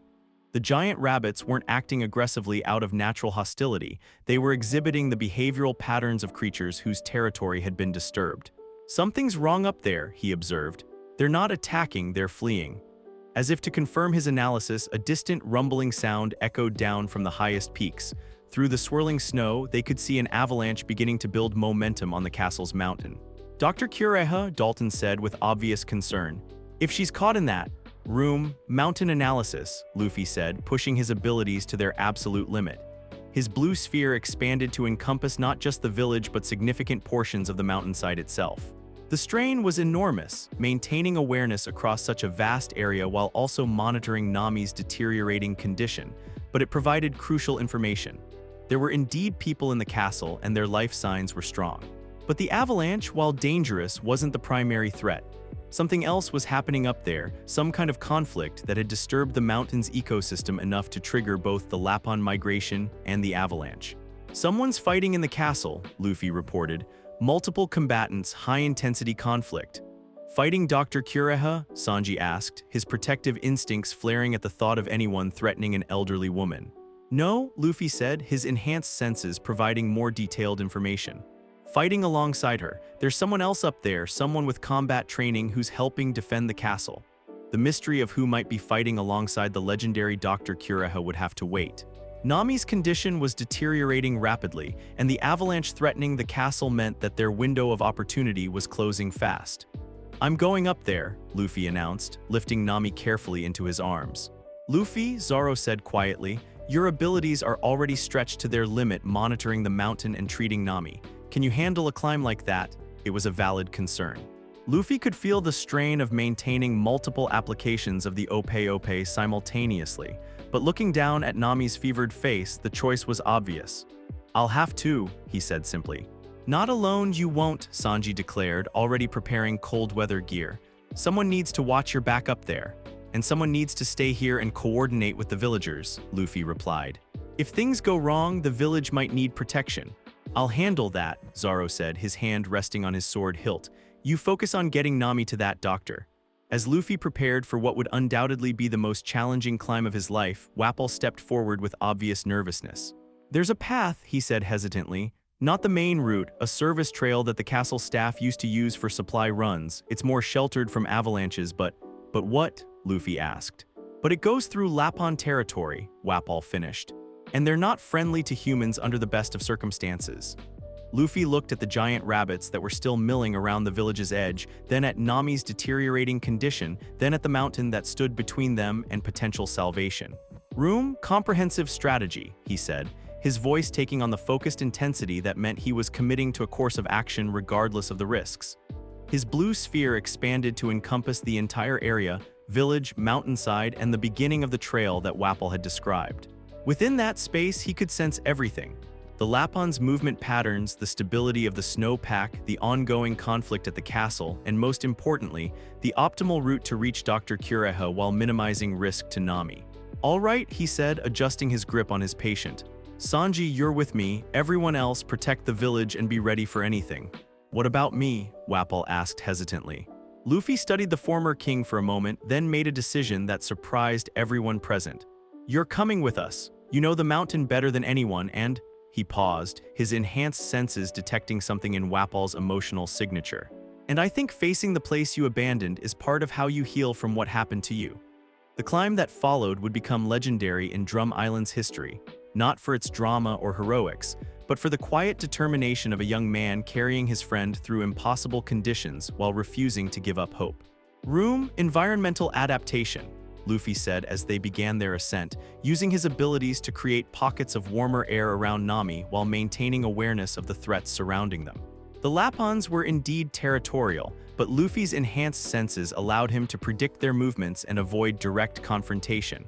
When conflict was unavoidable, his spatial manipulation provided non-violent solutions. Shambles, peaceful displacement, he'd say, relocating the giant rabbits to positions where they couldn't block the trail without harming them. Counter shock, sedation, he'd add when absolutely necessary, using bioelectric pulses to encourage aggressive Lapons to take naps instead of fights. Sanji, despite his injured leg from an earlier encounter with the creatures, kept pace through sheer determination and his own formidable physical conditioning. Wapol, surprising everyone including himself, proved to be an invaluable guide who knew every hidden path and shelter on the mountain. But it was Luffy's abilities that made the impossible climb achievable. As they ascended through increasingly treacherous conditions, he maintained a constant room around their group, monitoring everything from air pressure changes that might signal avalanches to Nami's deteriorating vital signs. Cellular stabilization, emergency protocol, he murmured continuously, using his medical abilities to keep Nami's condition from deteriorating further while they climbed. Molecular manipulation. Grip enhancement, he'd add, altering the surface tension of snow and ice to provide better traction. Room, avalanche prevention, he said during one particularly dangerous stretch, using spatial manipulation to redistribute unstable snow accumulations before they could become deadly slides. The castle, when they finally reached it, was unlike anything Luffy had expected. Instead of the forbidding fortress he'd imagined, it was clearly a place of healing, filled with medical equipment, research materials, and the distinctive atmosphere of somewhere dedicated to preserving life. But there was also evidence of the recent conflict his senses had detected. Furniture was overturned, walls showed impact damage, and the air carried the residual tension of a battle recently concluded. "Hello," Luffy called out as they entered the main hall. "Dr. Kureha, we have a patient who needs immediate medical attention." "Well, well," came a voice from the castle's upper levels. "Visitors in the middle of a blizzard. Either you're very brave or very stupid." The woman who descended the main staircase was nothing like the elderly witch Luffy had been expecting. Dr. Kureha appeared to be in her 40s or 50s, with sharp, intelligent eyes and the kind of confident bearing that spoke of someone completely comfortable with their own abilities. But Luffy's enhanced senses revealed the truth beneath appearances. This was indeed an elderly woman, probably well over a century old, whose apparent youth was the result of medical knowledge that bordered on the miraculous. "Fascinating," he said, his clinical training overriding social niceties. "You've found a way to significantly slow the aging process. Cellular regeneration therapy, hormonal manipulation. Or something more exotic." Dr. Kureha stopped mid-step, her eyebrows rising in surprise. "Well, that's direct. Most people ask about the weather first." "Most people don't have the Ope-Ope Nomi," Luffy replied, gently placing Nami on a nearby examination table. "And most people aren't watching their friend die from something they can't identify or treat." The mention of the surgery fruit clearly got Dr. Kureha's attention. She approached with the fluid grace of someone accustomed to making rapid medical assessments.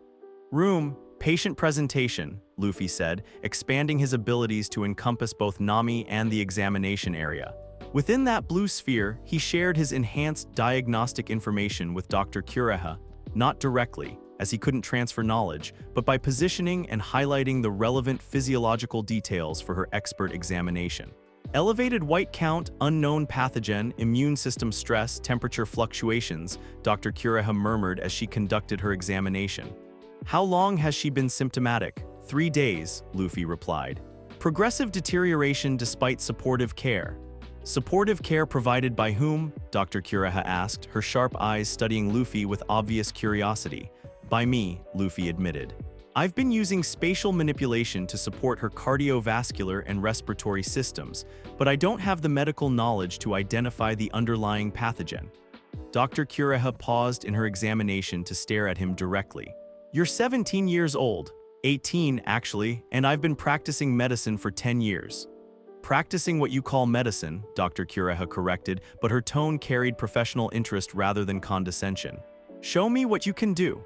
What followed was the most intensive medical collaboration of Luffy's life. Dr. Kureha's decades of formal training, combined with his spatial manipulation abilities, created diagnostic possibilities that neither could achieve alone. "Cellular sampling, non-invasive," Luffy would say, using his abilities to extract tissue samples without causing trauma. "Pathogen isolation, microscopic level," he'd add, spatially separating the unknown organisms from Nami's blood for detailed analysis. "Remarkable," Dr. Kureha observed as they worked. "You're performing cellular-level surgery without instruments. The precision is, well, it's impossible, but you're doing it." "What can you tell me about the pathogen?" Luffy asked, maintaining his focus on the medical crisis at hand. It's a strain of Kestia, a rare tropical disease, Dr. Kureha replied.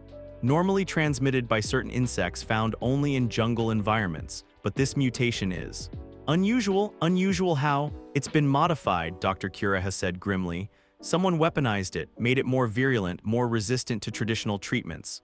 Luffy's expression darkened as he processed this information. Baroque works, most likely. They've been experimenting with biological weapons for months. This girl must have been exposed during your recent activities. The realization that Nami's illness was a direct consequence of their involvement in fighting Baroque works hit Luffy like a physical blow. She was suffering because she had chosen to help people, because she had joined his crew and his mission. Can you cure it? He asked, his voice carrying barely controlled desperation. With traditional methods. No, Dr. Kureha replied honestly. But with your abilities, maybe. It would require precision beyond anything attempted before, but theoretically. Tell me what to do, Luffy said immediately. What followed was the most complex medical procedure of Luffy's life. Under Dr. Kureha's guidance, he used his spatial manipulation abilities to perform surgery at the cellular level, identifying and destroying the weaponized pathogens while simultaneously repairing the damage they had caused to Nami's immune system. Scalpel pathogen excision, he said, using invisible blades of spatial distortion to cut the modified organisms out of Nami's bloodstream. Counter shock, immune restoration, he added, using bioelectric manipulation to restart her compromised immune responses. Cellular reconstruction, tissue repair, he continued, healing the damage the disease had caused to her internal organs. The procedure took hours, with Dr. Kureha providing guidance while Luffy pushed his abilities to their absolute limits.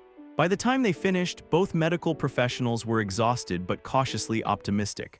Her fever's breaking, Dr. Kureha observed as Nami's vital signs began to stabilize. Colors returning to her skin, I think. I think it worked. Luffy collapsed into a nearby chair, the strain of maintaining such precise control for so long finally catching up with him. She's going to be okay. She's going to be fine, Dr. Kureha confirmed. Though she'll need several days of rest to fully recover.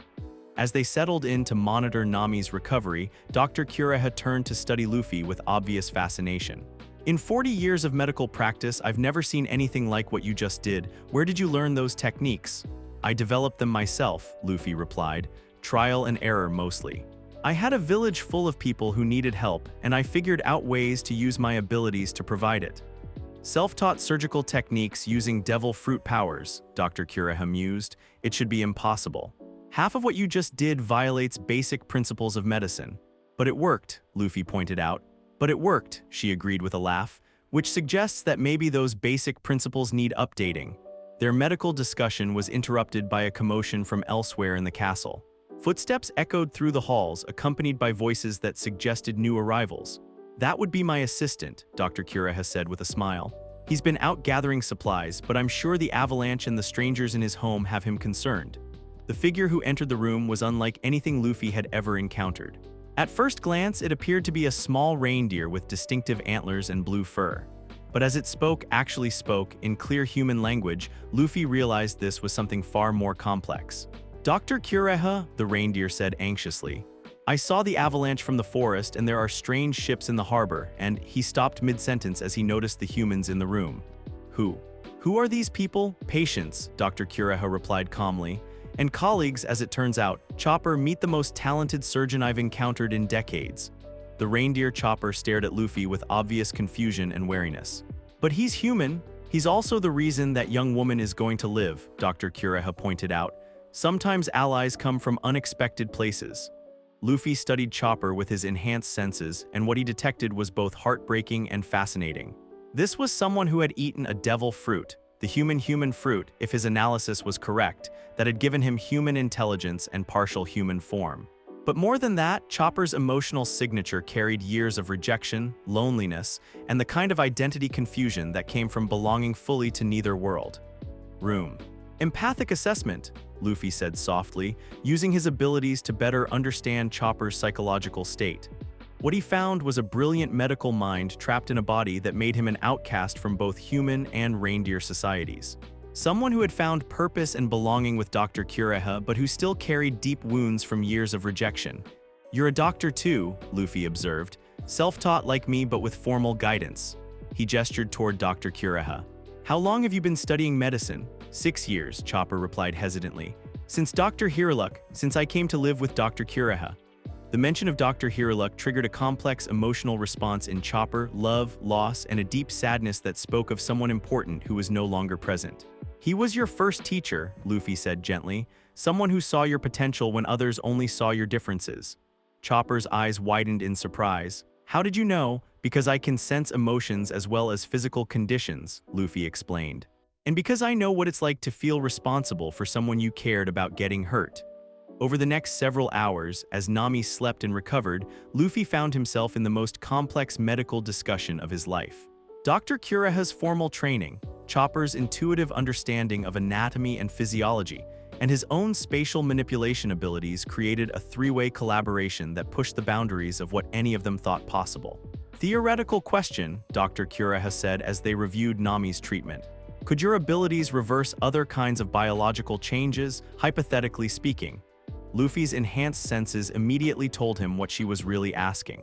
You mean could I reverse Chopper's devil fruit transformation, make him fully reindeer again? Chopper went rigid with a mixture of hope and terror. You could do that? Theoretically, yes, Luffy replied carefully. I could probably manipulate your cellular structure back to its original reindeer configuration. But what? Chopper asked, his voice barely audible. But why would you want me to? Luffy asked gently. Your current form lets you help people in ways that no pure reindeer could. You can study medicine, perform surgery, communicate with both humans and animals. You're not a mistake, Chopper, you're something new and valuable. But I don't belong anywhere, Chopper said, his voice breaking. Humans fear me, reindeer reject me, I'm neither one thing nor the other. Room. Identity assessment, Luffy said, using his abilities to encompass Chopper's emotional state more thoroughly. What he detected was the same kind of identity confusion he'd seen in other people who felt caught between worlds. But there was also something else, a deep-seated capacity for compassion and healing that transcended species boundaries. You belong with people who need healing, Luffy said firmly. You belong with people who understand that being different doesn't mean being wrong. You belong with people who appreciate what you can do rather than fearing what you look like. Like who? Chopper asked. Like us, Luffy said simply. My crew could use a doctor with your skills and your heart. The offer hung in the air like a physical presence. Dr. Kuraha watched with obvious interest, while Chopper stared at Luffy with an expression that mixed hope with terror. But I'm not human, Chopper said finally. Neither is our ship, Luffy replied with a grin. Neither are our dreams. Neither is the future we're trying to build. Being human isn't about what species you are, it's about choosing to care for others. Their conversation was interrupted by another commotion from outside the castle. Through the windows, they could see figures approaching through the snow, and Luffy's enhanced senses immediately identified them as hostile. Wapol's back, Dr. Kuraha observed grimly. And he's brought friends. But Luffy's analysis revealed something more complex than a simple revenge mission. Wapol was indeed approaching, but his emotional signature carried determination rather than malice. More concerning were the figures with him, people whose life signs suggested combat training and hostile intent. He's not coming to attack, Luffy said, his abilities providing details that visual observation couldn't. He's coming to warn us, those other people with him, they're the real threat. The attack, when it came, was swift and coordinated. Armed figures burst into the castle from multiple entrances, their weapons drawn and their intentions clearly hostile.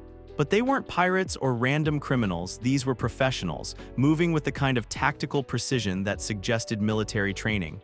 Baroque Works agents, Luffy identified grimly. They must have followed us here. The battle that followed showcased the full range of Luffy's abilities in a defensive context. Rather than simply overpowering the attackers, he had to protect both his patients and his new allies while neutralizing threats that could strike from any direction. Room, castle defense, he declared, his blue sphere expanding to encompass the entire structure. Within that space, he could monitor every hostile movement while coordinating defensive responses that kept civilians out of harm's way. Shambles, tactical repositioning, he'd say, relocating attacking agents to positions where they couldn't threaten non-combatants. Scalpel, equipment disarmament, he'd add, using spatial blades to destroy weapons without harming their wielders. Counter-shock, non-lethal suppression, he'd finish, using bioelectric pulses to render hostile agents unconscious. But the most impressive part of the defense was how it incorporated his new allies. Dr. Kuraha proved to be a formidable combatant in her own right. while Chopper's multiple transformation abilities provided tactical flexibility that the attackers couldn't counter. Rumble Ball, Chopper said, consuming a strange spherical pill that enhanced his devil fruit abilities. Suddenly, his transformations became more varied and powerful. A massive combat form that could overpower multiple opponents, a nimble speed form that could outmaneuver their attacks, and a tactical form that could coordinate with Luffy's spatial manipulations. Incredible, Luffy observed as they fought. You found a way to enhance devil fruit abilities beyond their normal parameters. Dr. Hiruluk's research, Chopper explained between transformations. He believed that medicine could improve anything, even devil fruit powers. The battle concluded when Wapol, who had been providing intelligence about the attackers' positions, finally confronted the agent's leader directly. "This island is under my protection now," he declared, his voice carrying a conviction that surprised everyone present. "And I won't let anyone threaten its people again." The psychological transformation was remarkable to witness. The cowardly king who had fled from Blackbeard had been replaced by someone willing to stand and fight for others, even against overwhelming odds. Conflict resolution, Luffy said, using his abilities to end the battle without unnecessary casualties. The surviving Baroque Works agents found themselves disarmed, restrained, and facing a situation they clearly hadn't been prepared for. Their mission had been to eliminate the Straw Hat Pirates before they could interfere further with the organization's plans, but they'd encountered resistance they couldn't overcome. "What do we do with them?" Chopper asked as they secured the defeated agents. "We give them the same choice everyone deserves," Luffy replied. "They can keep working for people who see them as expendable tools, or they can find something better to do with their lives." As the immediate crisis passed and Nami continued her recovery, Luffy found himself in conversation with Dr. Kureha about the broader implications of what they'd accomplished. "That technique you used, combining formal medical knowledge with devil fruit abilities," she said thoughtfully, "it represents a completely new approach to medicine." "Is that good or bad?" Luffy asked. "It's revolutionary," Dr. Kureha replied with a grin, "and revolution in medicine usually means more people get to live than would otherwise." "Speaking of people living," Luffy said, his enhanced senses detecting that Nami was beginning to wake up. "I think our patient is ready to rejoin the world." Nami's recovery was swift once the weaponized pathogen had been eliminated from her system. Within hours, she was sitting up, demanding explanations, and generally behaving like the strong-willed navigator they all knew and loved. "So let me understand this," she said as Luffy explained everything that had happened. "While I was unconscious, you climbed a mountain, performed impossible surgery, made friends with a talking reindeer, and convinced a former tyrant to become a better person?" "Pretty much," Luffy replied with his characteristic grin.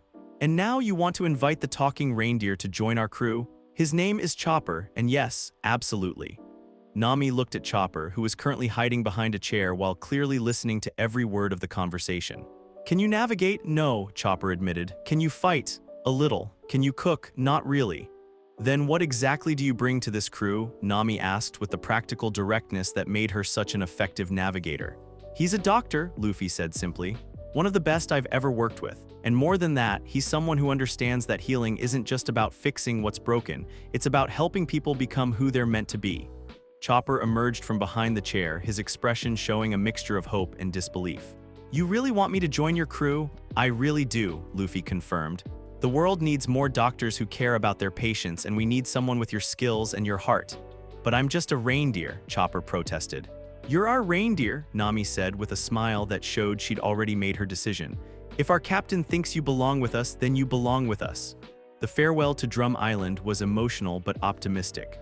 Dr. Kureha had agreed to continue sharing medical knowledge with Luffy through letters and occasional meetings, creating an ongoing collaboration that could benefit countless people.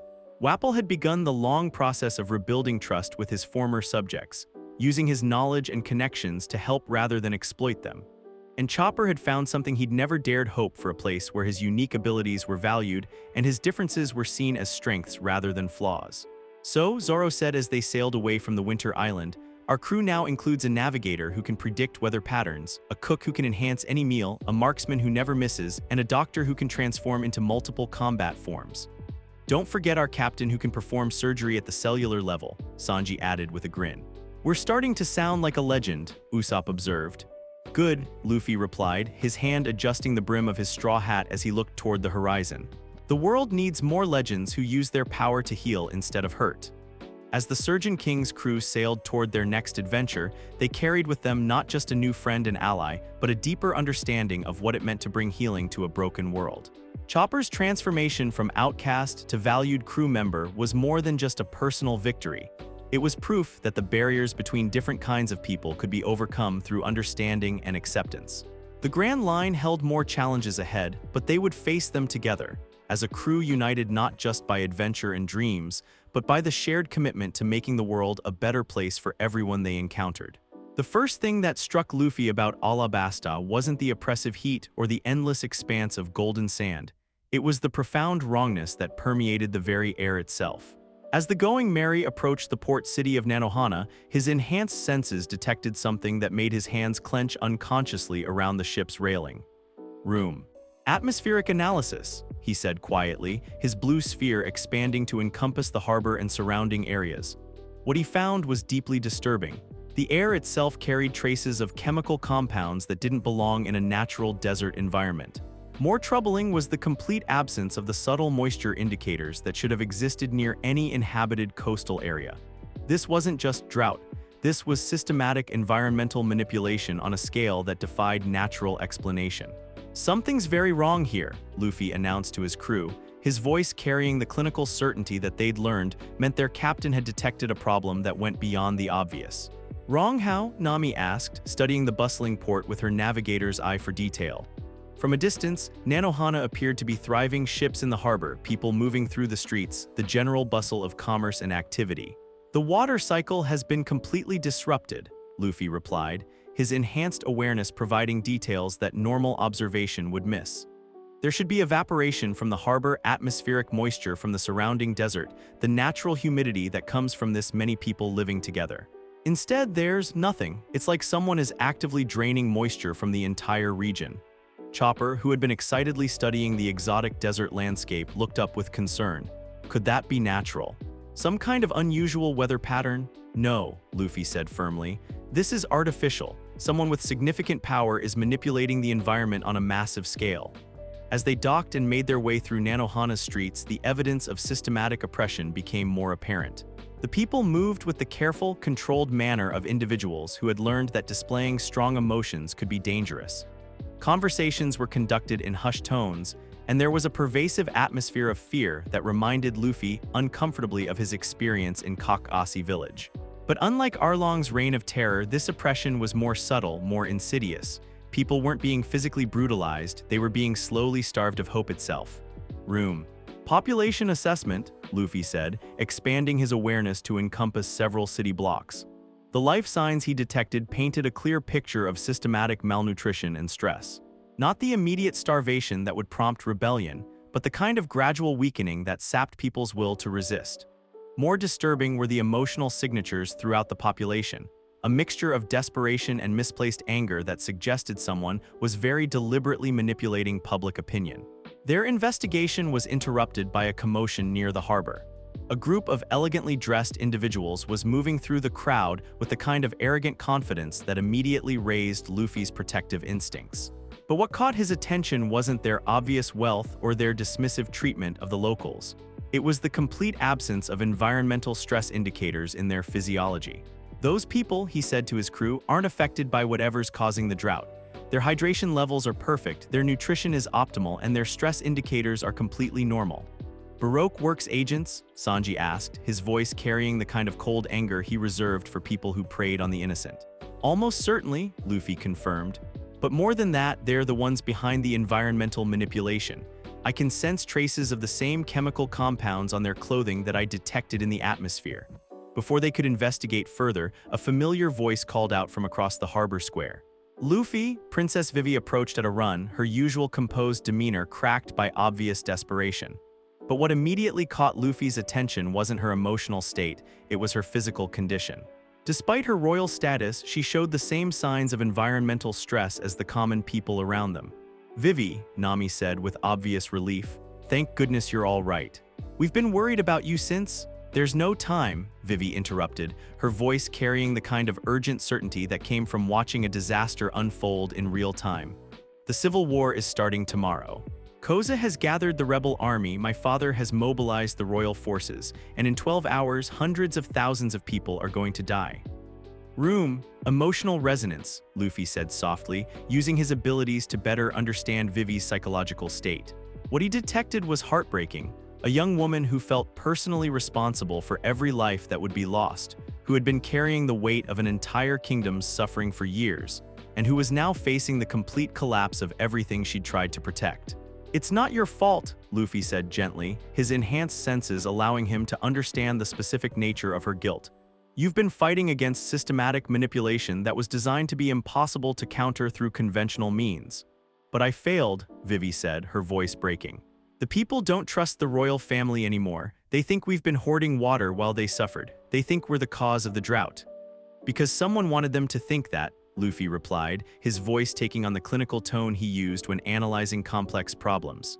Vivi, the drought isn't natural. Someone has been artificially manipulating your kingdom's water cycle. The real question is why.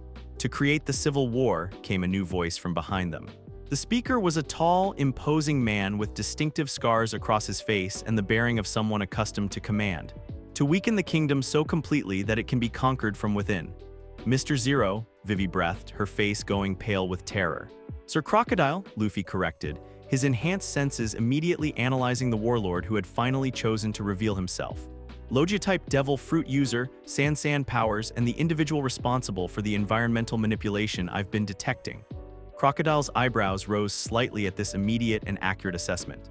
Impressive, most people take considerably longer to understand the scope of what I've accomplished here.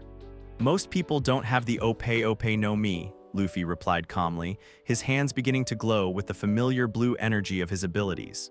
Most people can't sense the molecular-level changes you've been making to this kingdom's atmosphere.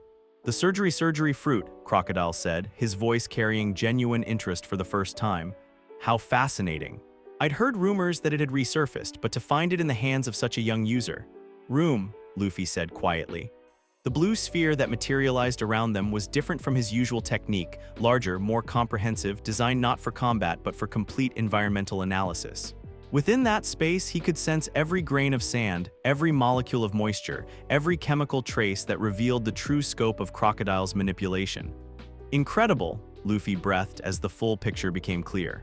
You haven't just been creating drought, you've been systematically poisoning the kingdom's entire water supply. The dance powder was just a cover story. You've been using your sand abilities to introduce toxins into every water source, every well, every oasis. Very good, Crocodile said with what might have been approval. Though you're still missing the larger picture, which is that I could undo all of it, Crocodile replied, his smile cold and predatory. With my powers, I could restore Alabasta's water cycle in a matter of days. I could heal the poisoned wells, restore the natural rainfall patterns, even repair the agricultural damage that years of drought have caused. The implications hit Luffy like a physical blow. You're not just the kingdom's destroyer, you're positioning yourself as its only possible savior. Precisely, the people will welcome me as their hero, their rightful ruler. King Cobra's bloodline will be discredited, and I'll assume the throne of a grateful nation. Crocodile's expression grew more serious. But that plan now faces a complication in the form of a young surgeon who might be able to accomplish the same healing I can provide. Luffy's room pulsed with barely contained energy as he processed what Crocodile was suggesting. You want me to heal the kingdom for you, to do the environmental restoration while you take credit as the new ruler. I want you to understand the scope of what you're dealing with, Crocodile corrected. Alabasta's poisoning goes deeper than surface contamination. The toxins have seeped into the groundwater, the soil, even the cellular structure of the kingdom's plant life. Healing it would require you to use your abilities on a scale that might very well kill you. Luffy, no, Vivi said immediately, understanding the implication. I won't let you sacrifice yourself for my kingdom. But Luffy was already expanding his room, pushing his abilities to encompass larger and larger areas as he assessed the true extent of the damage. The strain was enormous, maintaining awareness across such a vast area while analyzing complex environmental systems, but it provided crucial information. Crocodile was right. The poisoning was comprehensive, systemic, designed to be irreversible through any conventional means. Healing it would require cellular-level manipulation across millions of acres, molecular reconstruction of contaminated water supplies, and atmospheric restoration that would push the Ope-Ope Nomi to its absolute limits. But it was possible. Room, environmental restoration protocol, Luffy said, his voice carrying the focused intensity that meant he'd committed to a course of action regardless of the personal cost. Luffy, stop! Nami grabbed his arm, her navigator's instincts recognizing the signs of someone about to attempt something catastrophically dangerous. You can't heal an entire kingdom. The strain would kill you. Maybe, Luffy agreed quietly. But if I don't try, hundreds of thousands of people will die in the civil war tomorrow, and if Crocodile succeeds in his plan, millions more will suffer under his rule. How noble, Crocodile said with obvious amusement. But ultimately pointless. Even if you somehow survive the attempt to heal Alabasta, you'll be too weakened to stop me from seizing control anyway. Then I guess I'll have to stop you first, Luffy replied, his room shifting from environmental analysis to combat configuration. The battle that followed would become legendary throughout the Grand Line, not just for its scale or intensity, but for the way it demonstrated how the Ope-Ope Nomi could counter even the most powerful Logia abilities through pure tactical superiority. Crocodile's opening attack was devastating in its scope. Desert Spada, a massive blade of compressed sand erupted from the ground, aimed directly at Luffy's position. But instead of dodging or blocking, Luffy did something that Crocodile hadn't expected. Room, molecular disruption. The sand blade simply stopped, not deflected or destroyed, but frozen in mid-attack as Luffy used his spatial abilities to disrupt the molecular bonds that held the compressed sand particles together. Impossible, Crocodile snarled, his confidence shaken by seeing his signature technique neutralized so effortlessly. Sand is just millions of tiny particles held together by friction and electromagnetic forces, Luffy explained calmly, his enhanced understanding of matter allowing him to counter Logia abilities in ways that most people couldn't imagine. Disrupt those forces and sand becomes just dust. Sables, Crocodile's next attack was even more massive, a whirlwind of sand designed to strip flesh from bone. But again, Luffy's counter was both elegant and devastating. Shambles, particle redistribution. Within his room, every grain of sand in Crocodile's attack suddenly found itself in a completely different position. The deadly whirlwind became a harmless cloud of dispersed particles, floating gently to the ground like a strange golden snowfall. You're manipulating my sand, Crocodile realized, his voice carrying genuine surprise for the first time in years. I'm manipulating space itself, Luffy corrected. Your sand just happens to exist within that space. But Crocodile was far from defeated. His next attack abandoned subtlety in favor of overwhelming force. Ground Death, the technique turned everything within a 100-meter radius into quicksand, designed to trap and suffocate opponents before they could mount an effective defense. Against most enemies, it would have been an instant victory. Against someone who could manipulate space at the molecular level, it was merely an inconvenience. Room, solid-state restoration, Luffy said, using his abilities to convince the liquefied sand to remember its original solid form. The quicksand transformed back into stable ground so quickly that Crocodile, who had been positioning himself to take advantage of his opponent's helplessness, suddenly found himself off balance and vulnerable. Scalpel. Dehydration counter. The invisible blade of spatial distortion struck specific points in Crocodile's sand form, but instead of trying to cut through the Logia body, it did something far more sophisticated. It separated the moisture-absorbing particles from the rest of Crocodile's sand, temporarily disrupting his ability to drain water from his surroundings. What did you? Crocodile began, then stopped as he realized what had happened. His most devastating ability, the power to instantly dehydrate any living thing he touched, had been surgically removed from his arsenal. I separated your sand particles by function, Luffy explained, pressing his advantage. The ones that absorb moisture are now isolated from the ones that maintain your physical form. You can still turn into sand, but you can't drain water anymore. The psychological impact of having his signature ability neutralized was evident in Crocodile's expression. For the first time in their confrontation, he looked genuinely concerned. Desert La Spada, his most powerful attack, multiple blades of compressed sand striking from every direction simultaneously, should have overwhelmed any opponent's ability to defend. But Luffy's response demonstrated why the Ope-Ope Nomi was considered one of the world's most dangerous abilities. Room, comprehensive defense matrix. Instead of a single room, Luffy created dozens of smaller ones, each focused on neutralizing a specific sand blade. The attacks were redirected, dispersed, or simply convinced to exist in slightly different spatial coordinates where they couldn't harm anyone. Impossible, Crocodile breathed, staring at the young man who had just neutralized his most devastating assault with almost casual ease. No one can maintain that many spatial manipulations simultaneously. Someone fighting to protect people they care about can do things that seem impossible, Luffy replied, echoing the words that had defined his approach to using his abilities. But the strain of the battle was beginning to show.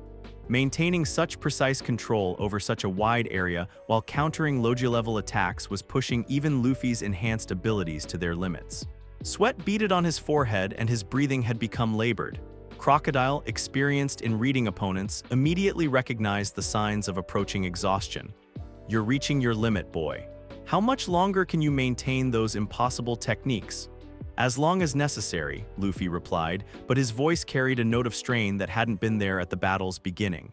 It was then that Vivi stepped forward, her expression showing the kind of resolve that came from watching someone sacrifice themselves for her kingdom. Stop, she said firmly. Both of you just stop. Princess, Crocodile began, but Vivi cut him off with a gesture. I won't let anyone else die for Alabasta, she said, her voice carrying absolute conviction.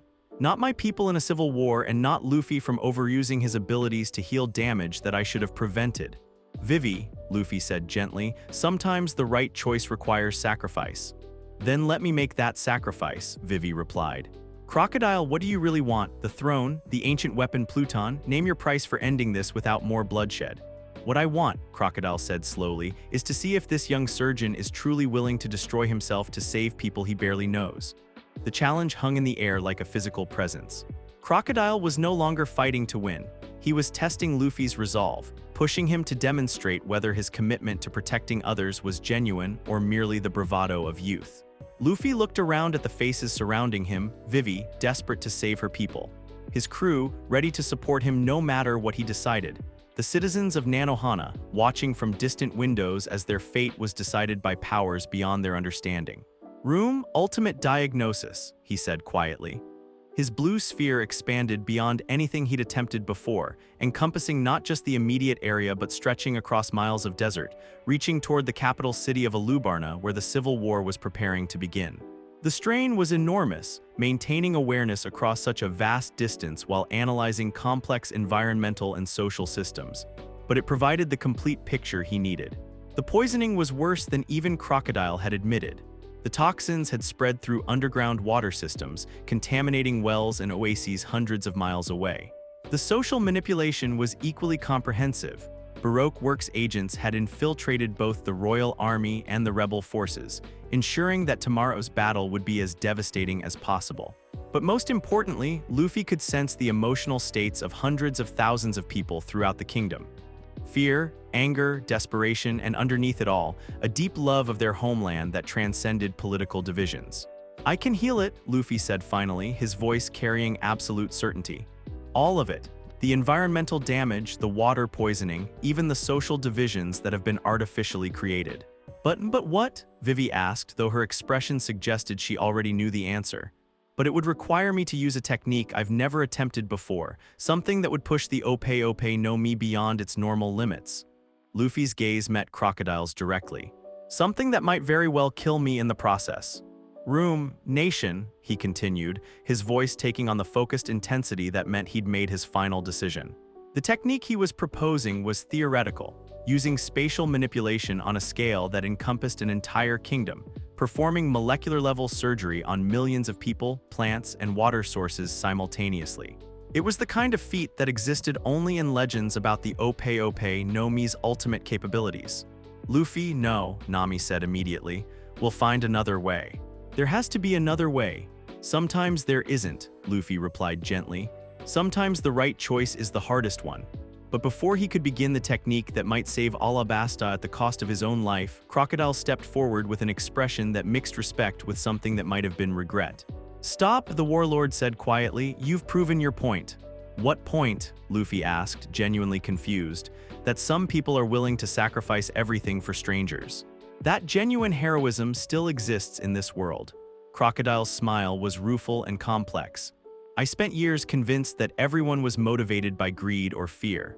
That nobility was just another mask for selfishness. And now, Vivi asked hesitantly, now I'm facing someone who's ready to die to save people who don't even know his name, Crocodile replied. Someone whose first instinct when offered ultimate power was to use it for healing instead of conquest. The warlord was quiet for a long moment, staring out at the desert kingdom he'd spent so much effort corrupting. Very well. I'll end the environmental manipulation. The water cycle will return to normal within days, and the poison wells can be treated with conventional methods. Just like that? Sanji asked skeptically. Just like that, Crocodile confirmed, on one condition. Which is, Luffy asked. That you never attempt that room nation technique, Crocodile said seriously. The world needs people like you alive, not martyred for a single kingdom. But the civil war, Vivi began, will end when the people realize that their water problems are being solved without violence, Crocodile interrupted. Amazing how quickly political divisions fade when the underlying problems are addressed. The resolution of the Alabasta crisis was unlike anything in the kingdom's history. Instead of a devastating civil war, there was a gradual realization that the drought, the primary source of the people's grievances, was ending through means that had nothing to do with political control. Rebel forces found their anger dissipating as wells began producing clean water again.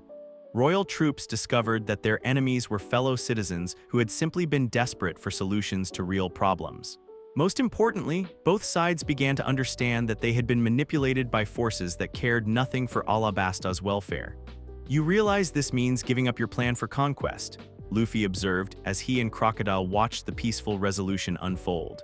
I realize this means I was wrong about human nature, Crocodile replied, which at my age is a considerably more valuable discovery than political power.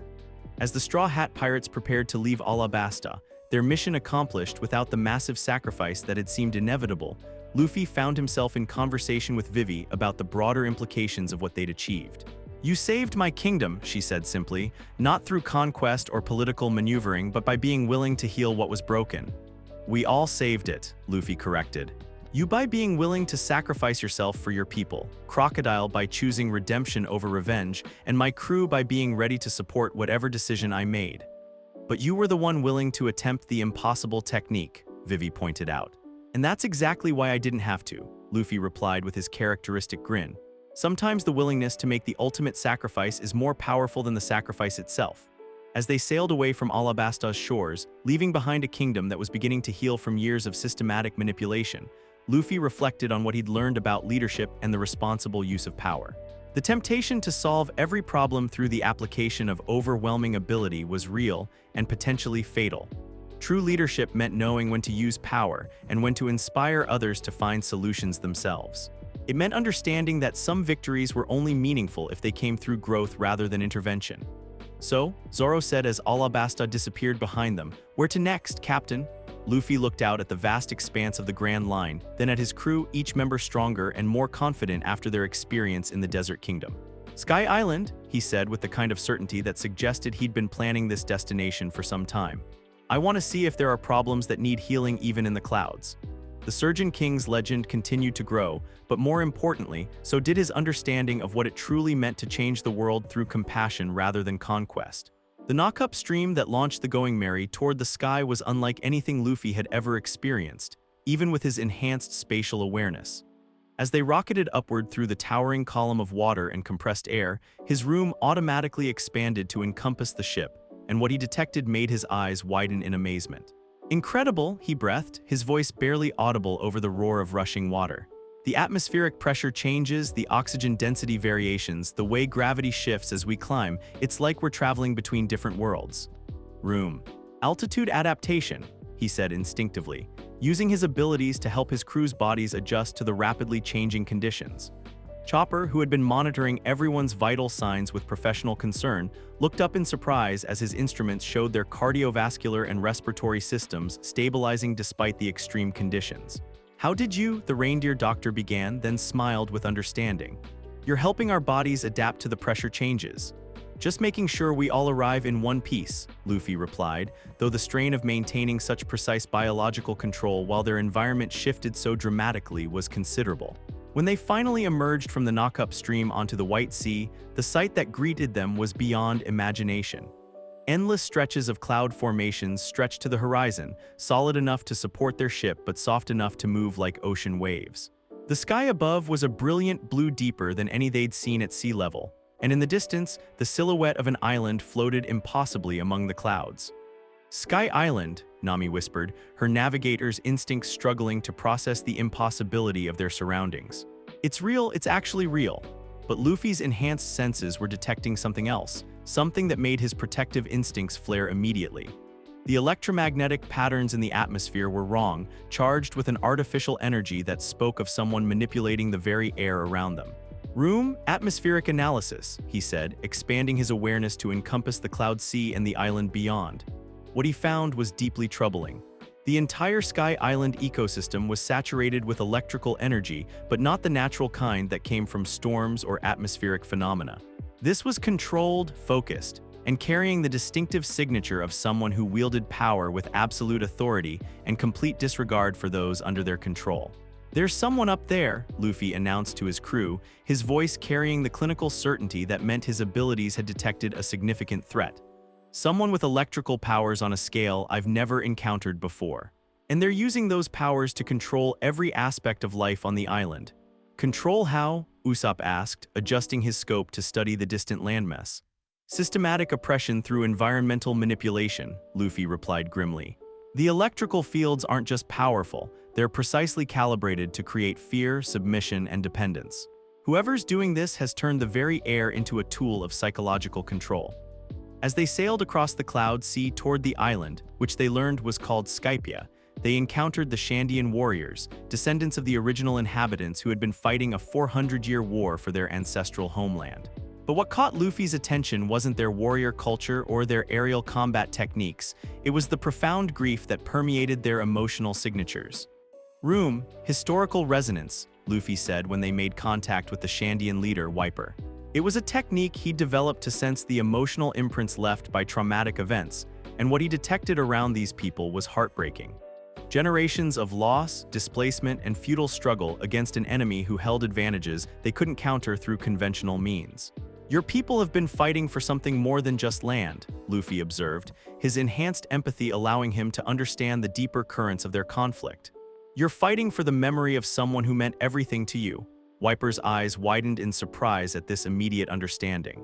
"How could you possibly know that?" "Because I can sense the emotional resonance that traumatic events leave behind," Luffy explained gently. "Someone you all loved was lost in the original conflict, and you've been carrying that grief forward through every generation since." "The great warrior Kalgara," one of the other Shandians said quietly. "Our ancestor who befriended the explorer Noland 4 centuries ago. Their friendship was destroyed by misunderstanding, and we've been fighting to honor his memory ever since." Luffy's expression grew thoughtful as he processed this information. A friendship destroyed by circumstances beyond their control, leading to centuries of conflict based on incomplete understanding.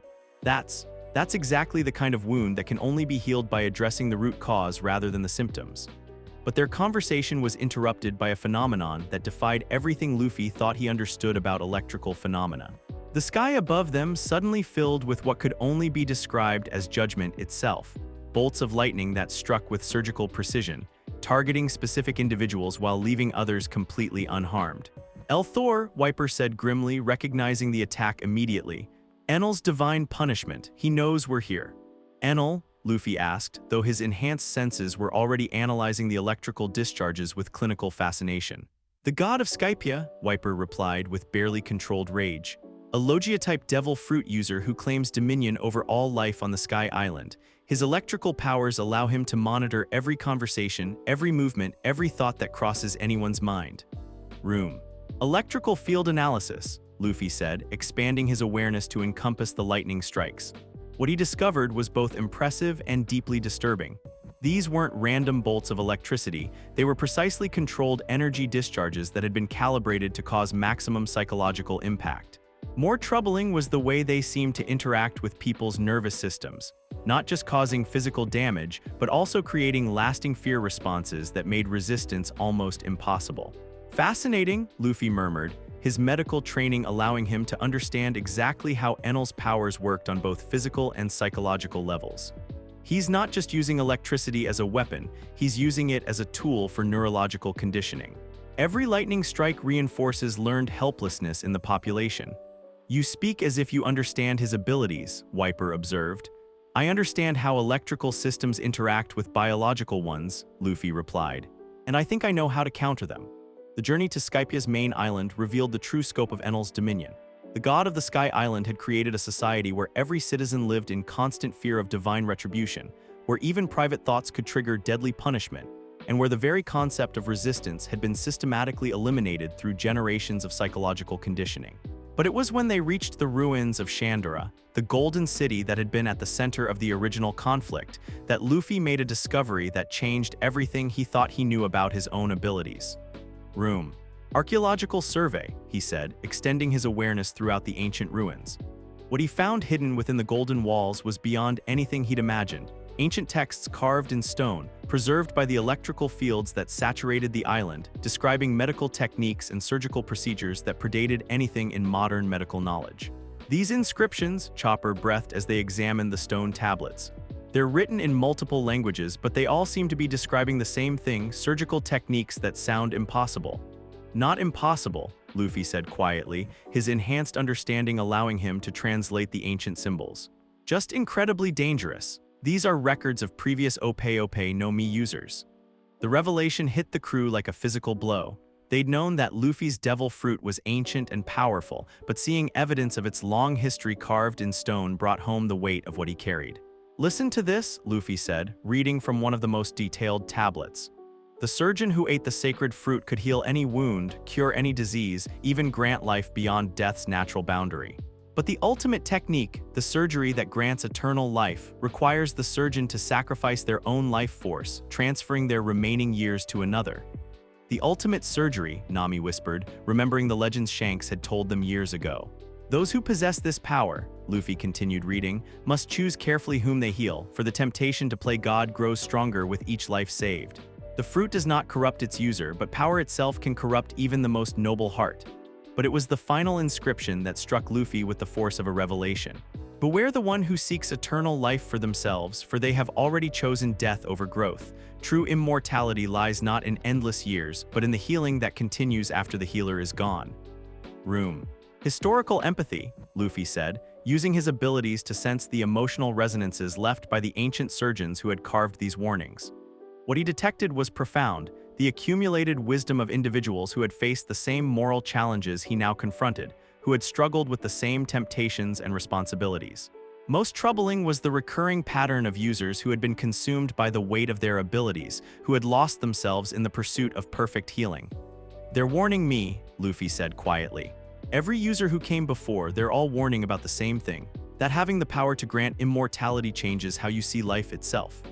His contemplation was interrupted by a voice that seemed to come from the very air around them, amplified by the electrical fields that permeated the island, carrying absolute authority and casual menace. How interesting, the voice said, and suddenly Enel himself materialized before them in a shower of electrical energy. A fellow devil fruit user, reading the ancient texts of his predecessors. Tell me, young surgeon, have you come to challenge a god? Luffy studied Enel with his enhanced senses, and what he found was both impressive and disturbing. The electrical Logia's power was genuine, his mastery over lightning was complete, and his ability to transform into pure electrical energy made him virtually untouchable by conventional means. But more troubling was his psychological profile. Someone whose abilities had convinced him of his own divinity, who had lost all connection to his humanity in the pursuit of absolute power. I've come to heal what's broken, Luffy replied calmly, and this island has been broken by 4 centuries of misunderstanding and fear. Heal? Enel's laugh was like thunder itself. You think you can heal an entire civilization. You think your spatial manipulation can counter divine judgment. Room, Luffy said quietly. The blue sphere that materialized around them was different from any technique he'd used before.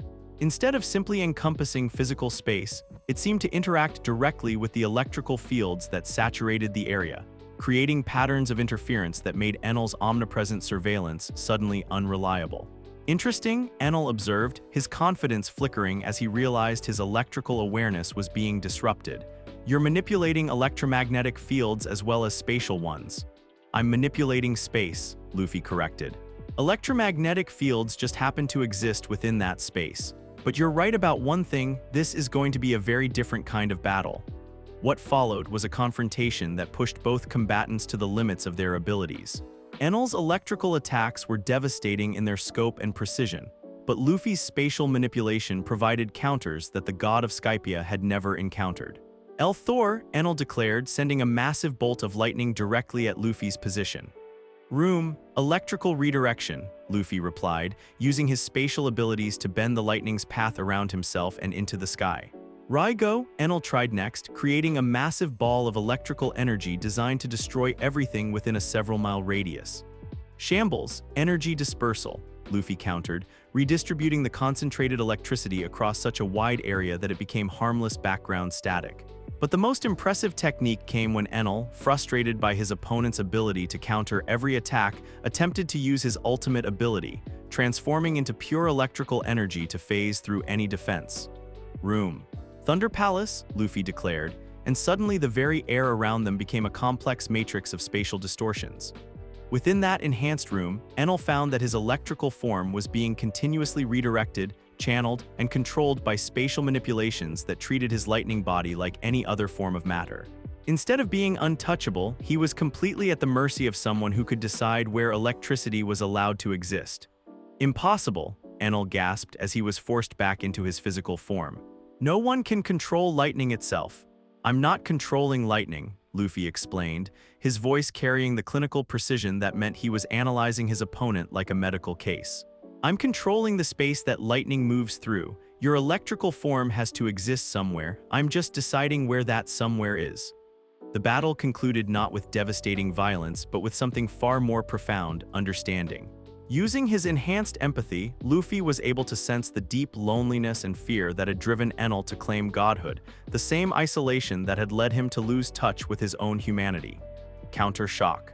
Empathy restoration, Luffy said, using a technique he developed specifically for dealing with psychological trauma. The bioelectric pulse that struck Enel was calibrated not to cause damage, but to temporarily suppress the neural pathways associated with narcissistic delusions while enhancing those connected to empathy and self-awareness.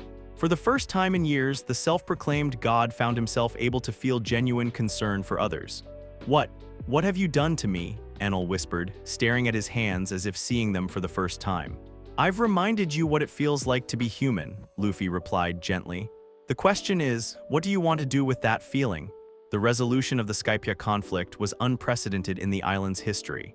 Instead of simply defeating the tyrant and leaving the population to rebuild, Luffy used his abilities to address the underlying traumas that had fueled centuries of conflict. Generational healing, he said, creating a specialized technique that allowed the descendants of both Kalgara and Noland to experience the emotional resonances of their ancestors' friendship. Suddenly, Shandians and Sky Islanders alike could feel the genuine affection that had existed between the great warrior and the explorer, the tragedy of their separation, and the profound misunderstanding that had led to 400 years of pointless conflict. They were friends, Wiper breathed, his warrior's rage dissolving as he experienced his ancestors' true feelings. Kalgara and Noland, they were true friends who were separated by circumstances neither could control. "And we've been fighting to honor a conflict that should never have existed," Cricket, a descendant of Noland, added with equal amazement. But it was the conversation that followed, as the crew gathered to process what they'd learned from the ancient texts, that truly defined this chapter of their journey. "The ultimate surgery," Zoro said quietly as they sat around a campfire in the ruins of Shandora. "The ability to grant someone immortality at the cost of your own life. That's a hell of a responsibility." "It is," Luffy agreed, his voice carrying a weight that hadn't been there before their discovery. "And according to these texts, every previous user eventually faced the same choice, whether to use that technique to save someone they cared about." "Did any of them actually do it?" Nami asked. "Some did," Luffy replied, his enhanced senses having detected the emotional resonances left by those ancient decisions. "They granted immortality to people they loved, or to leaders they thought could make the world better." But what?" Chopper prompted. "But immortality without the wisdom to use it properly doesn't create better leaders," Luffy said thoughtfully. "It just creates people with unlimited time to make the same mistakes over and over again." Sanji, who had been quietly smoking while listening to the conversation, finally spoke up. "So what will you do? If someone you cared about was dying, would you use the ultimate surgery to save them?" Luffy was quiet for a long moment, staring up at the star-filled sky that surrounded their floating island. "I don't know," he said finally, "and that scares me more than any enemy we've ever faced." "Why?" Usopp asked. "Because the texts warn that the power to grant immortality changes how you see death itself," Luffy explained. Every person I can't save, every loss we experience, I'll always know that I could have prevented it by sacrificing myself. That's a burden that could drive someone insane. Or make them incredibly wise, Nami pointed out gently. Knowing the weight of that choice might make you value life even more. Maybe, Luffy agreed. But the ancient surgeons also warn about something else, the temptation to see yourself as the arbiter of who deserves to live forever. Once you start making that choice for others, when do you stop? The philosophical implications of what they'd discovered weighed heavily on all of them. The Ope-Ope Nomi wasn't just a powerful devil fruit, it was a test of character that every user had to face, a responsibility that went beyond simply healing the sick or injured. There's something else, Luffy said, pulling out one of the stone tablets they'd recovered from the ruins. The texts mention other abilities that previous users developed, techniques that were considered even more dangerous than the ultimate surgery. More dangerous than granting immortality? Chopper asked with obvious concern. The power to rewrite memories, Luffy read from the ancient inscription. To heal psychological trauma by removing painful experiences entirely. To grant perfect health by eliminating all genetic predispositions to disease. To reshape personality itself by adjusting the neural pathways that determine behavior. The implications hit the crew like a physical blow. They'd known Luffy's abilities were extensive, but the possibility that he could fundamentally alter who people were at the deepest level was terrifying. You could erase trauma, Sanji said slowly, make it so that people never had to suffer from painful memories. But would they still be the same people? Luffy asked. Our experiences, even the painful ones, make us who we are. If I removed someone's trauma, would I be healing them or destroying their identity? That's a question philosophers have debated for centuries, came a new voice from behind them. Enel approached their campfire with obvious hesitation, his earlier arrogance replaced by something that looked remarkably like humility. The god of Skypiea wants to join our philosophical discussion? Zoro asked skeptically. The former god of Skypiea wants to understand what it means to use power responsibly, Enel corrected. Your captain's technique, the one that restored my empathy, it made me realize how much damage I've caused by believing my abilities made me superior to others. Luffy studied Enel with his enhanced senses, detecting the genuine remorse in the electrical Logia's emotional signature. What do you plan to do with that realization? I don't know, Enel admitted. For years, I believed that power justified any action. Now I understand that power creates responsibility, not privilege. But how do you make amends for believing yourself a god? The same way you make amends for any mistake, Luffy replied. You try to do better going forward. As their time on Skypiea drew to a close, with the Sky Island finally at peace and beginning to heal from centuries of conflict, Luffy found himself changed by what he'd learned about his abilities and their history. I've made a decision, he announced to his crew as they prepared to continue their journey. About the ultimate surgery. What kind of decision? Nami asked. I won't use it, Luffy said firmly. Not to grant immortality to myself, not to save someone I care about, not even to preserve someone whose wisdom the world needs. Death is part of life, and trying to cheat that balance never ends well. But what if one of us was dying? Chopper asked quietly. What if the only way to save someone you loved was the ultimate surgery? Luffy was quiet for a long moment, considering the question that went to the heart of everything he'd learned. Then I'd use every other ability I have to heal them. I'd push the Ope-Ope Nomi to its absolute limits, trying to find another way. But I wouldn't grant immortality, because the person I saved wouldn't thank me for it centuries later when everyone they ever loved was gone. And if there truly was no other way, Zoro pressed. Then I'd have to let them go, Luffy said, his voice carrying profound sadness but absolute conviction. Because some prices are too high to pay, even for love. As they sailed away from Skypiea, leaving behind an island that was finally beginning to heal from generations of trauma, Luffy carried with him not just new knowledge about his abilities, but a deeper understanding of the moral complexity that came with ultimate power. The ancient texts had taught him that every previous Ope-Ope user had faced the same fundamental choice, whether to play God or remain human. Most had chosen godhood in one form or another, and all of them had ultimately been consumed by the weight of decisions no mortal should have to make. Luffy had chosen differently. He would remain human, with all the limitations and pain that entailed, because he understood that his humanity was what made his healing meaningful in the first place. The Surgeon King's legend continued to grow, but more importantly, so did his wisdom about when not to use the power that could reshape the world itself. The first thing Luffy noticed about Water 7 wasn't the incredible architecture of its water-powered city or the legendary shipwrights who called it home. It was the profound sadness that seemed to emanate from the Going Merry itself. Room ship diagnosis, he said quietly as they approached the city's unique docking system, his blue sphere encompassing their beloved vessel. What he detected made his heart sink. The damage went far deeper than anything visible to the naked eye. The Mary's keel was fractured in 17 different places. Her hull had stress fractures that would never properly heal, and most troubling of all, the very essence that made her a ship, the balance between structure and flexibility that allowed her to dance with the waves, was fundamentally compromised. "She's dying," he said softly, his enhanced senses providing a diagnosis that was both precise and heartbreaking. Not just damaged, actually dying. Her structural integrity has been compromised beyond what conventional repair can fix. His crew gathered around him, seeing the grief in their captain's expression. They'd all known the Mary had taken significant damage during their journey, but Luffy's clinical assessment made the reality impossible to ignore. "Can you fix her?" Usopp asked, his voice barely above a whisper. "With your abilities, can you heal her the way you heal people?" Luffy extended his room further, pushing his awareness deep into the ship's construction, analyzing every joint, every plank, every nail that held their home together. "I could try," he said finally.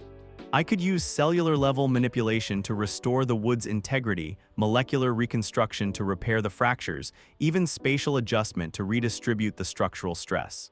But what?" Nami asked, though her navigator's experience probably already told her the answer. "But a ship isn't just wood and metal," Luffy replied, his voice heavy with understanding. "It's the accumulation of every voyage, every storm weathered, every moment of joy and fear and adventure. If I heal the Mary back to perfect condition, would she still be our ship, or would she be something else wearing the Mary's shape?" The philosophical implications of his abilities had become a constant weight since Skypiea. The power to heal was also the power to fundamentally alter, and Luffy was learning that sometimes the scars were as important as the wholeness. Their contemplation was interrupted by the arrival of the Galila Company representatives, led by a tall, imposing man with distinctive horns and the bearing of someone who had spent his life understanding ships at the deepest level. "I'm Iceberg," the man introduced himself, his sharp eyes already assessing the going Mary with professional expertise. "Mayor of Water 7 and president of Galila, your ship. She's been through quite a journey. She's brought us safely through everything the Grand Line could throw at us," Luffy said with pride and affection. Iceberg's expression grew somber as he conducted his own examination of their vessel. "I can see that, but I'm afraid I have some difficult news. Your ship's keel is broken. In shipbuilding terms, that's a death sentence. She can't be repaired, only replaced." The words hit the crew like physical blows. Even though Luffy's diagnosis had prepared them for bad news, hearing it confirmed by Water 7's foremost shipwright made it devastatingly real. "There has to be something we can do," Sanji said, his voice carrying the desperate edge of someone watching a family member die. "Actually," Iceberg said thoughtfully, studying Luffy with obvious curiosity, "there might be. I've heard rumors about a pirate with medical abilities that border on the miraculous. Someone who can heal injuries that should be impossible to treat." "You want me to try surgery on a ship?" Luffy asked. "I want you to try something that's never been attempted before," Iceberg replied, "ship surgery. Using your spatial abilities to address damage that conventional repair methods can't handle."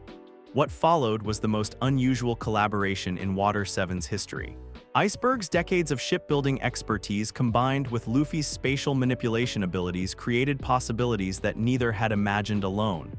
"The keel fracture is here," Iceberg explained, pointing to the Mary's central structural beam. "Normally, this would require complete reconstruction, but if you could manipulate the wood at the molecular level." "Cellular restoration, structural integration," Luffy said, his hands glowing with familiar blue energy as he attempted something he'd never tried before. The technique was incredibly complex. He had to understand not just the wood's biological structure, but how that structure had been modified by years of saltwater exposure, storm damage, and the subtle stresses of ocean travel. More than that, he had to preserve the ship's essential character while repairing the damage that threatened her existence. "Fascinating," Iceberg observed as he watched Luffy work. "You're not just fixing the wood, you're convincing it to remember what it was like when it was part of a living tree, then guiding it back to optimal health." "It's more complicated than that," Luffy replied, his voice strained by the concentration required. "I have to maintain the modifications that make this wood suitable for shipbuilding while healing the damage that's accumulated over time. It's like performing surgery on someone's memories." The process took hours, with Iceberg providing guidance while Luffy pushed his abilities in entirely new directions.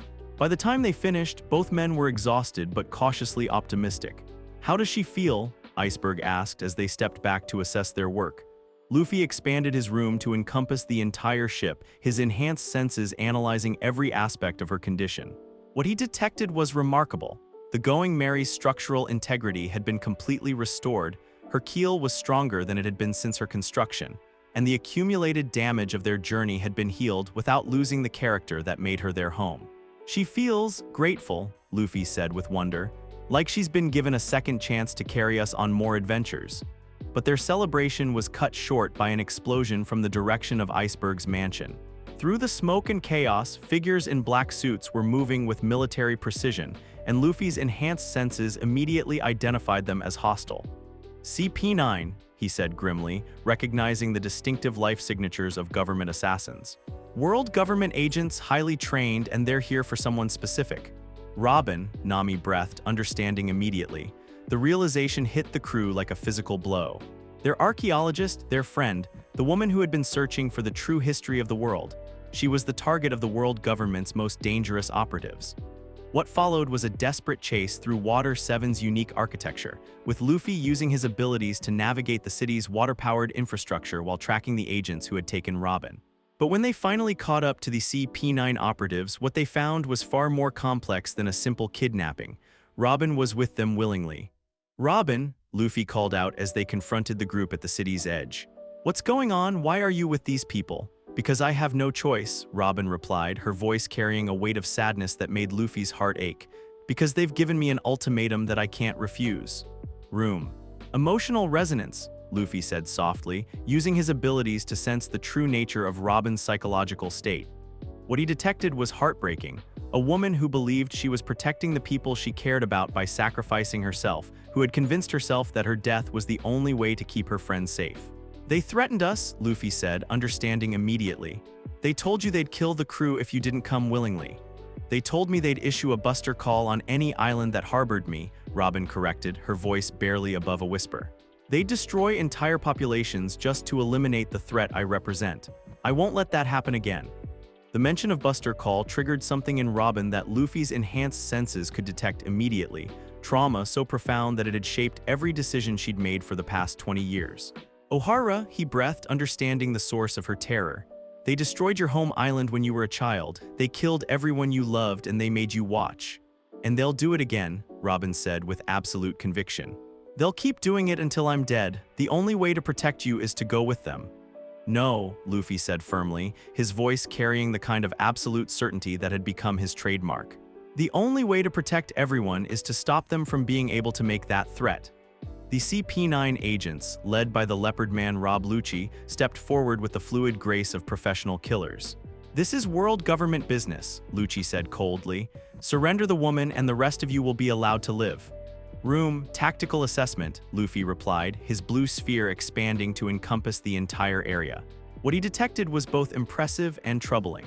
These weren't ordinary soldiers. They were elite agents with physical capabilities that bordered on superhuman, combat training that represented decades of professional development, and most dangerous of all, the kind of absolute conviction that came from believing their cause justified any action. "6 powers users," he observed clinically.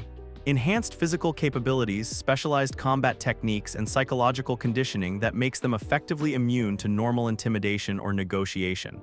"You know of Roku Shiki?" Lucci asked with mild interest.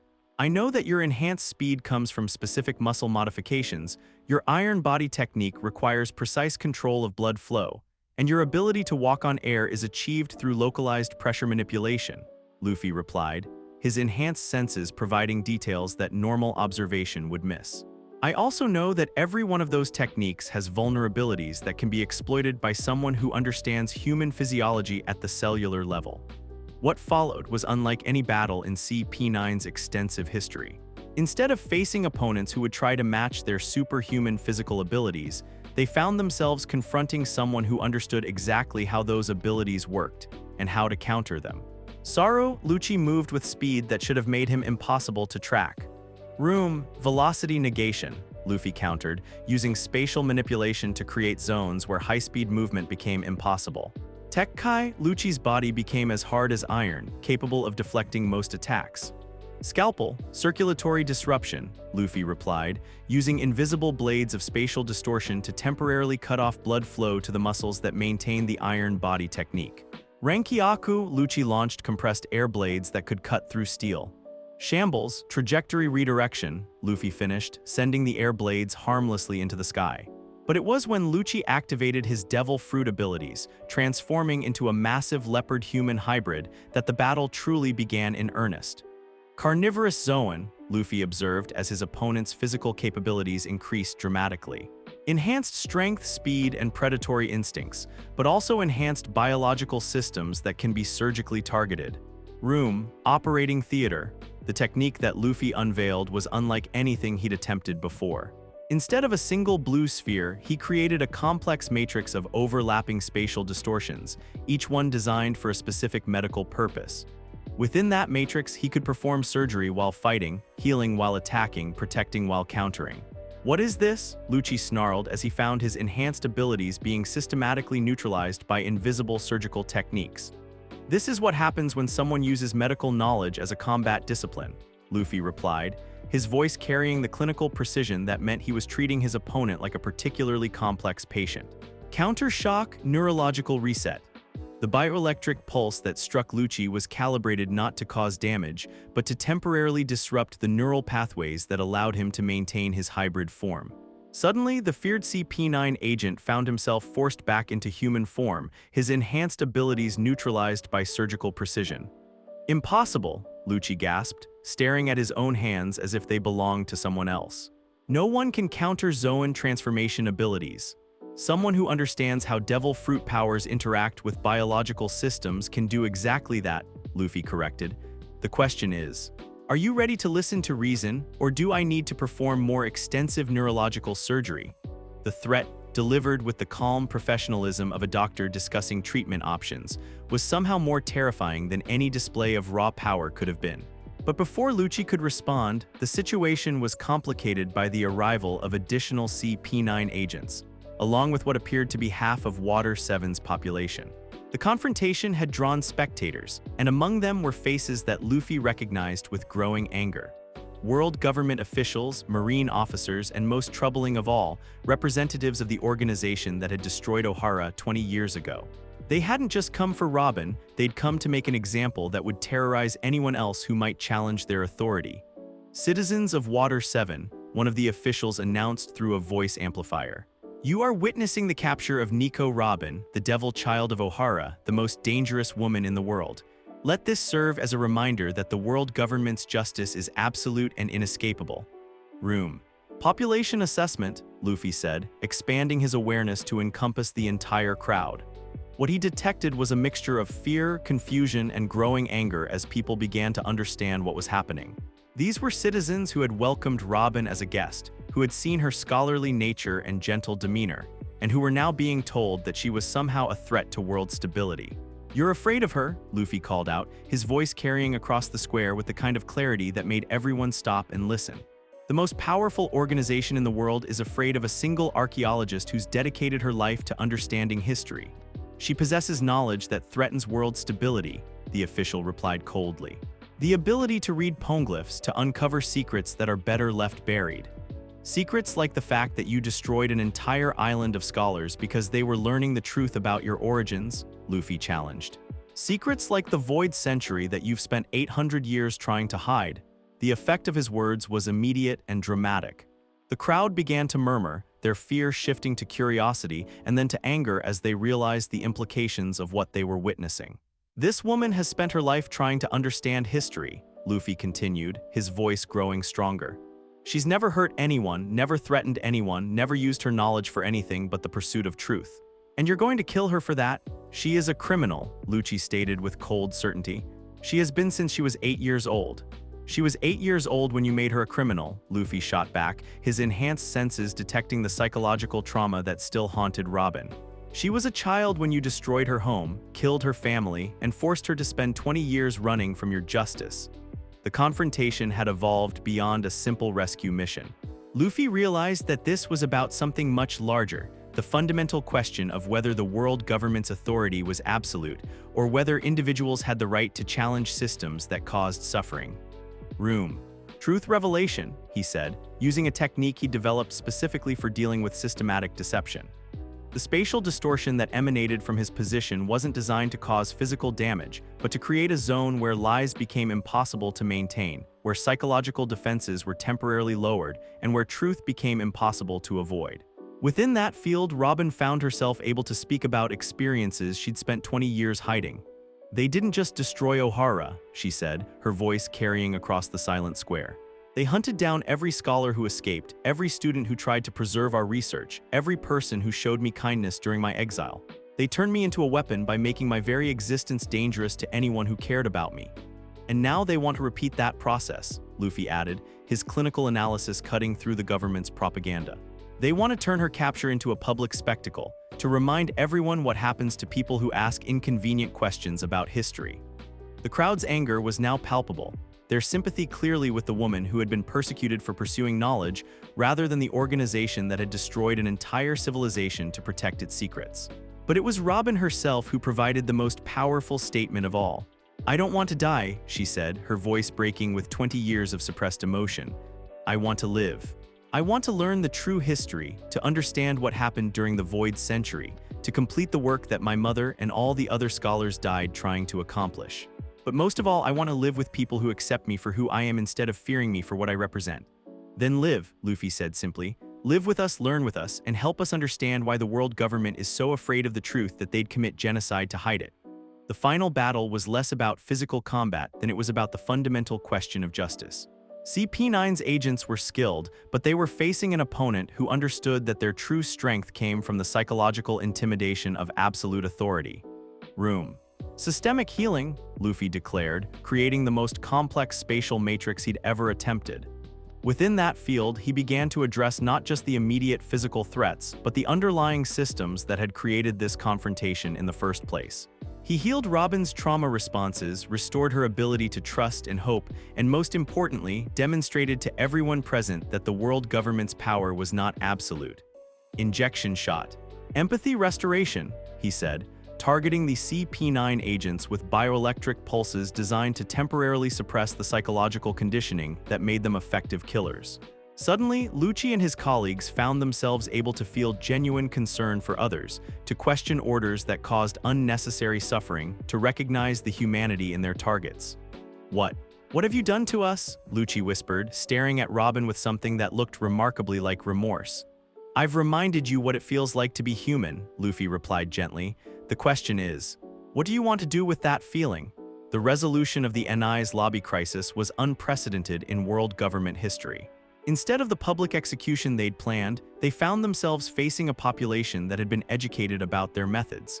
Agents who could no longer carry out orders that violated their restored consciences, and most dangerous of all, a pirate who had demonstrated that their authority was not absolute. But it was the Going Merry's final voyage that truly defined this chapter of their journey. "She wants to carry us one more time," Luffy said as they prepared to leave Water 7, his enhanced senses detecting something remarkable in their ship's condition. "The surgery worked, she's structurally sound and capable of ocean travel, but more than that, she's grateful. She wants to be part of one final adventure." The journey that followed was unlike anything they'd experienced. The Mary sailed with a grace and purpose that seemed almost supernatural, as if she understood the significance of carrying her crew toward their next destination. "She's saying goodbye," Usopp observed, tears streaming down his face as he felt their ship's contentment through Luffy's shared awareness. "Not goodbye," Luffy corrected, his own voice thick with emotion. "Thank you. She's saying thank you for letting her be part of our family." When they finally reached their destination, a small island where they could give the Going Merry the send-off she deserved, Luffy performed one final surgery on their beloved ship. "Room, memory preservation," he said, using his abilities to ensure that every moment of joy, every shared adventure, every expression of love and friendship that had taken place aboard the Mary would be preserved in the ship's essential structure. "What are you doing?" Nami asked as she watched the complex procedure. "Making sure she never forgets us," Luffy replied. "And making sure we never forget what she taught us about family, loyalty, and the courage to sail toward impossible dreams." As the Going Merry was finally laid to rest, not destroyed, but peacefully transformed into something that would nourish new life, Luffy stood before his crew with an expression that carried new weight and determination. "I've been thinking about what we are," he said, his voice carrying the kind of quiet certainty that meant he'd made a fundamental decision. "About what kind of pirates we want to be, what kind of crew we're building, what kind of legacy we want to leave." "What kind of conclusion did you reach?" Robin asked, her own voice carrying the peace that came from finally being accepted for who she was. "We're not just pirates," Luffy replied. "We're healers. We sail under a black flag, but we use our power to repair what's broken instead of breaking what's whole. We don't conquer territories, we heal wounds. We don't accumulate treasure, we protect dreams." He adjusted the brim of his straw hat, the gesture carrying echoes of promises made and oaths sworn. "I'm not just going to be the Pirate King," he continued with absolute conviction. "I'm going to be the Surgeon King, the one who heals the wounds that others can't even see, the one who uses power to bring people together instead of tearing them apart.